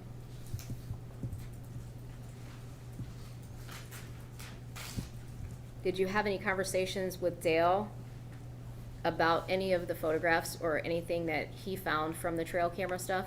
no. I want to talk about a GPS tracker for the Hummer. Okay, At some point in time, did Dale ask you to purchase a GPS tracker? yes. All right. And when was that? I don't know exact date. All right, I'm going to show you Exhibit 24. Did you purchase it on Amazon? Yes, All right. And do you see a date on there? January 9th of 2020. Is that the device that you purchased for the defendant? Yes. All right. Why did the defendant ask you to purchase this device? Did you have a conversation with him about purchasing it? Yes. All right. And did he tell you why he wanted it? Yes, he wanted to track the Hummer. Okay. Why? There was found Dee's Hummer at Meyer for about 3 to 4 hours just sitting there. Okay. And he wanted to know why it was sitting there, like the activity of it. Okay. Did the defendant say anything to you about tracking the Escalade during this conversation? Yes. What did he say? That it did not need one due to OnStar. Okay. Did the defendant raise any concerns with you about the Hummer being at Meyer for so long? Concerns on what he thought Dee might be doing? Possibly having an affair. So, did this device come to your home? Yes. And what did you do with it when you got it? I then took it to Dale. Okay, and did you do anything with it after that? No, I did not. Okay, did you yourself place that in the vehicle? I did not. Did you set up an account for it? Yes, I did. All right, how'd you do that? I just followed the instructions on the box. Okay, did you have to, do you remember what you had to do to create an account at all? Yeah, I had to put my name and information in there and put a card on file. You had to put a card on file. Okay, and where did you get the card from? My personal card. Okay, did Dale ever give you a card? No. Okay.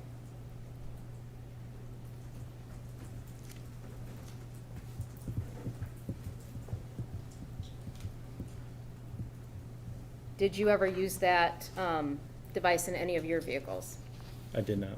Okay. How often would you track that vehicle? Whenever I was asked to. How often would that be? I don't know how many times a day. Okay. Well, do you know how long it went on for? I would say about 3 months, if I remember right. I'm not exact on that. For approximately 3 months? Yes. Okay, and can you estimate for me how many times a week you thought that you were accessing that? I would say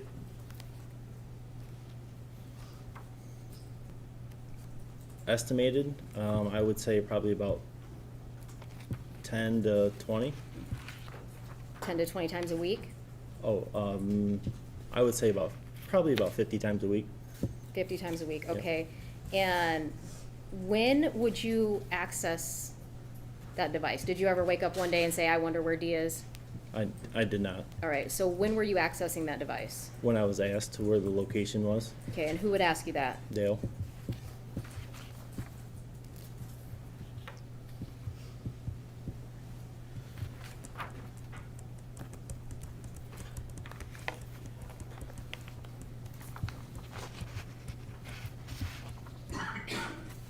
At some point in time, did the defendant have a conversation with you about ending the use of that GPS device? Yes. All right, and tell me about that. I got a phone call one day, and it was that someone found the GPS. Dale called you and told you somebody found it? Yes. All right. When you handed that GPS unit to the defendant, did he ask you to not talk about it or to do anything specifically about that conversation? Yes. Okay, what did he say to you? It was to stay between him and I. And did he say why? No. I'm sorry? No. Okay.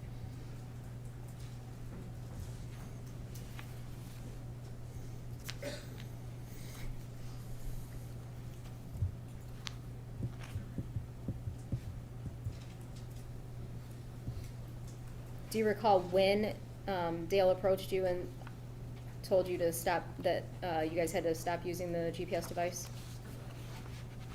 I do not know exact date. No, I don't. Okay. Did you speak with the defendant on April 25th, 2021? I don't know exact dates. I'm sorry. Okay. Do you remember getting a phone call about Miss Warner being missing? I did not receive a phone call. Okay. Were you at the Cedar Point property? I was. All right, and did somebody come up there? Yes. Who was that? It was either, if I remember right, either Raquel or Dustin, one of the two. I can't remember. Okay. And what'd you do after they left? I called Dale and said, hey, what's going on? And I was talking to him, and he said that him and Dee got in an argument that night, and he didn't know what was going on. Okay, did he say what the argument was about? I would say it was about money, and that was probably the most biggest thing. Okay. Did he tell you himself exactly what the argument was about? He told me it was about money. Okay. Did he mention affairs to you? That he approached her if she was having an affair, yes.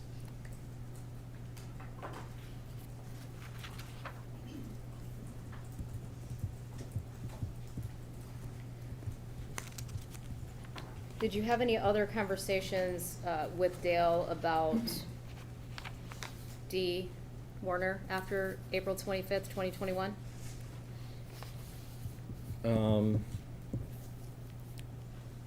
Honestly, I don't remember if I did or not. All right.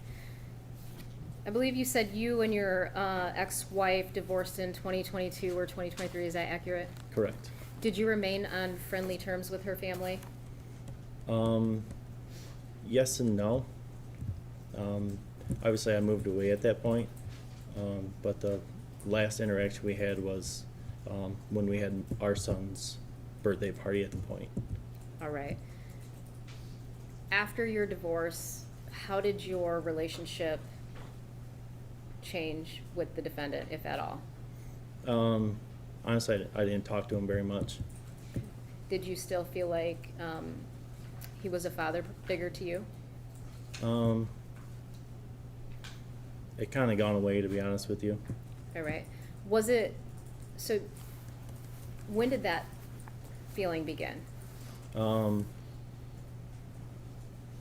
When I moved away, when the divorce was happening.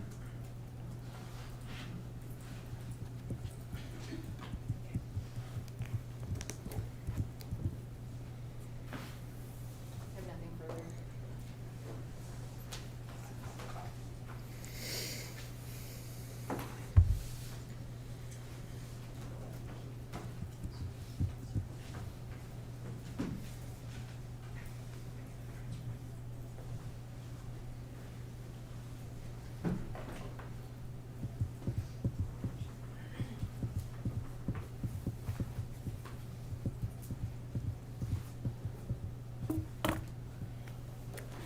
Good afternoon, Mr. Bush. My name is Marissa Vinsky. I have some questions for you. All right.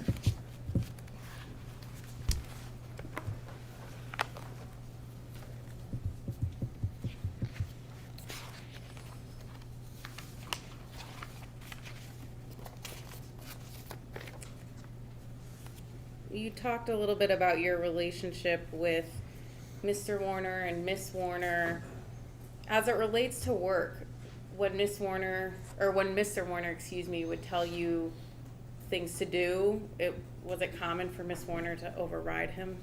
Yes. And you saw verbal arguments between Mr. Warner and Miss Warner? Yes. From what you saw, Mr. Warner hardly raised his voice at her. Correct.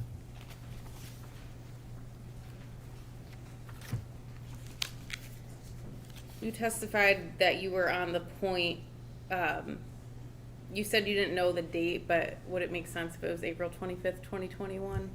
Yes, because that's right around turkey season. And you were up at the point hunting, or preparing to hunt for turkey season? Correct. When you had a conversation with Mr. Warner, you called him. Mm-hmm. Is that a yes? Yes. And you could hear from the background noise that Mr. Warner was actually in the sprayer when you talked to him. Correct. You could hear the monitor beeping. Correct. And there's a monitor in the sprayer. Yes. And that was a typical time that Mr. Warner would be spraying. Correct.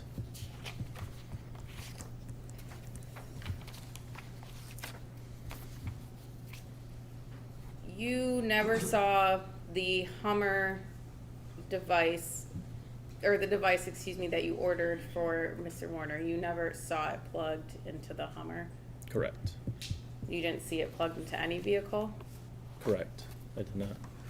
You don't even know what it looked like if it was just plugged in, like what the actual device would look like. Yes, I would. Because, I mean, I gave it to him, so I know what it looks like, but I don't know what it would be like underneath the dash or nothing like that. Right, so you don't know if there's a light on it, if where it would be located, anything like that. Correct. And you testified that you would use the device to see where the Hummer was. Correct. At the preliminary examination, where you testified under oath on May 1st, 2024, you said that you probably would check the location of the Hummer once or twice a week. Does that sound accurate? Yes, and it was probably, it was on average. And while you would, look at the device for the Hummer location, you also actually used it to see mechanical issues with the Hummer, correct? Correct.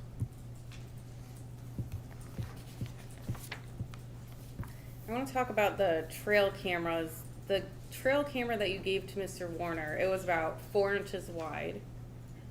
Correct. and 7 inches tall. Yes. And this is a type of camera that you can either just set down on a surface, Surface or mount it. you can mount it with a strap. Yes. The camera that you gave, it would be hard to disguise it. Yes, it would be. Can you use your hands to show how big the camera is? It was about this big, about this tall, and it had a tall antenna on it. Okay, so you held your hands what you think would be 4 inches Yep. apart and 7 inches tall. Correct. And then you said there's a big antenna coming out from the top of the camera as well? Correct. In the camera that you gave to Mr. Warner, he actually gave it back to you, right? Correct. And this was before Miss Warner ever went missing? Correct.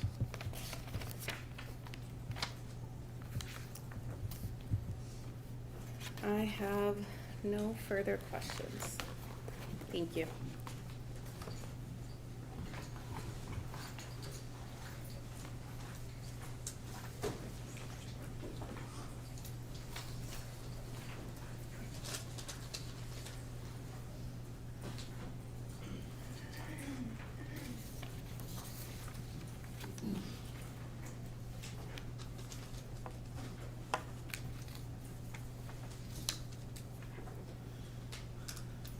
Go ahead, Ms. West.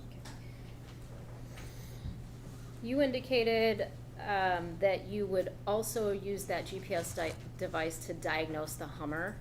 Correct. Okay, and when did you diagnose the Hummer? It was if there was a fault code or anything on it. Okay, and was there ever any fault code for the Hummer? No. Okay, and when there was no fault code for the Hummer, what'd you do with it? I personally did not do anything with it. Other than continue to track it? Correct. Okay, and the purpose of buying that device was what? To track the Hummer.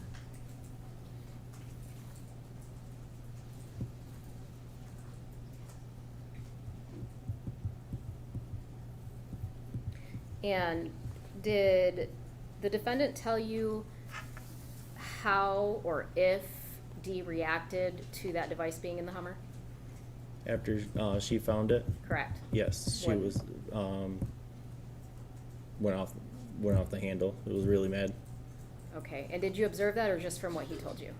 from what I was told. Okay. I have nothing further, Your Honor.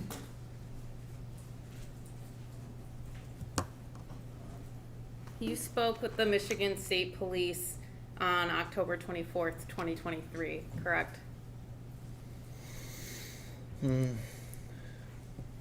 I don't know if I did or not, sorry. I think you did a few times. Would looking at the report help you refresh your recollection about when you spoke? Yes.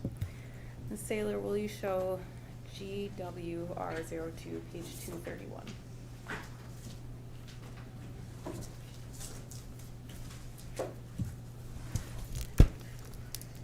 Right, what did you show? The Michigan State Police report, October 24th.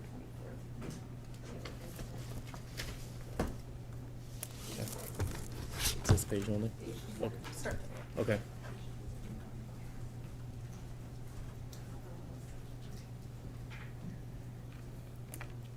You told the police that there was an issue with the Hummer that you used the device for, correct? Oh, sorry, I was. No, that's okay. Did that help refresh your recollection about the date that you talked to Michigan State Police? This page right here. It should be at the very bottom of page 231. Okay. Did that help refresh your recollection? Yeah, sorry, I was looking at the top. And you told the police that there was an issue with the Hummer that you used the diagnostic device for, correct? Correct. I have no further questions.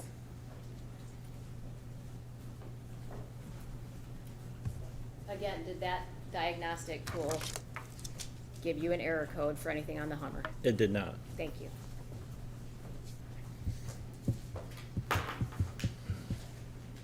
Okay, council could approach.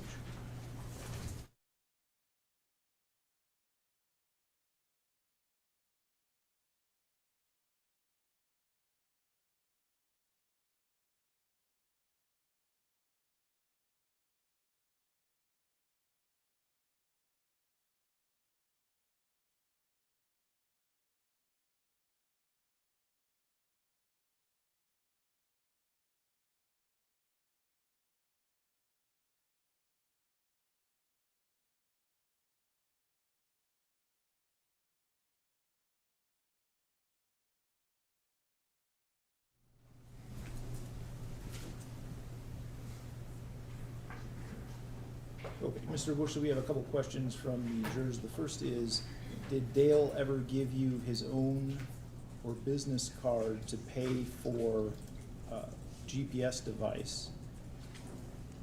No, he did not. How did it end up on invoice for company? I was reimbursed via cash, so I don't know how an invoice would be submitted. Okay. Would the purchase show Amazon on credit card statement? It was on my personal account, so it'd be on my card statement, correct? Okay.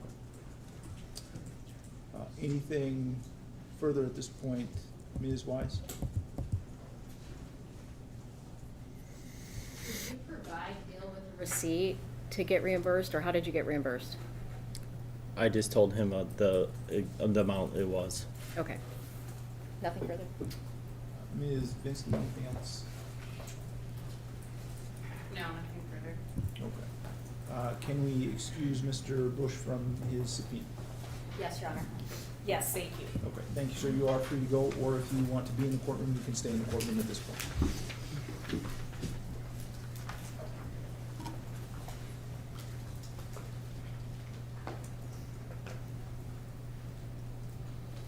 All right, at this point, it's 4:15. I don't know, I would assume you don't want to start with another witness at this point. That's correct, Your Honor. Okay.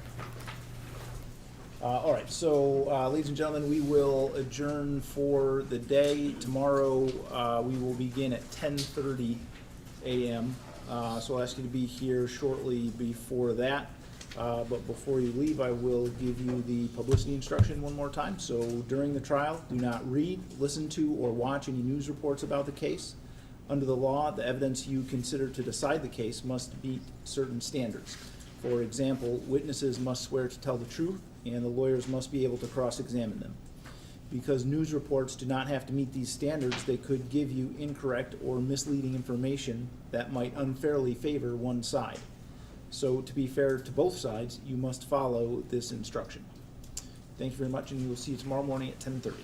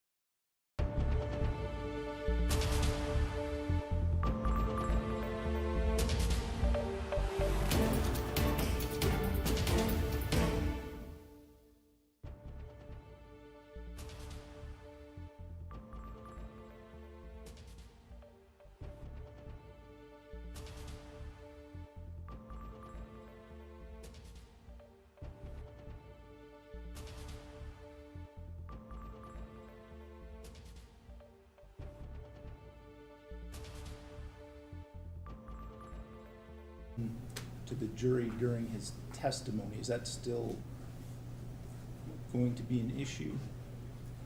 I think it might be only because it's part of the exhibit. Correct, and if we publish, if the jury wants to see the exhibit, they'll get that full exhibit, so that is still an issue. All right, so you want them to have that exhibit with that text in it? Correct. We had objected on hearsay grounds. I understood the court made its ruling, but we just wanted to make sure that objection was on the record. All right. Yes, the defense did object on hearsay grounds. I have overruled that objection because I don't believe that it meets the definition of hearsay. Hearsay requires an assertion, and I don't think that the text message from Mr. Bush to Mr. Warner contains an assertion, and particularly after hearing Mr. Bush's testimony about what that discussion was, the text from Mr. Bush to Mr. Warner said okay and delete. Again, I don't think that in the context of Mr. Bush's testimony that he was doing anything other than acknowledging that he had received those text messages, which would not be an assertion, and the word delete also is not an assertion. That would be in the nature of a command, which does not assert anything to be true or false.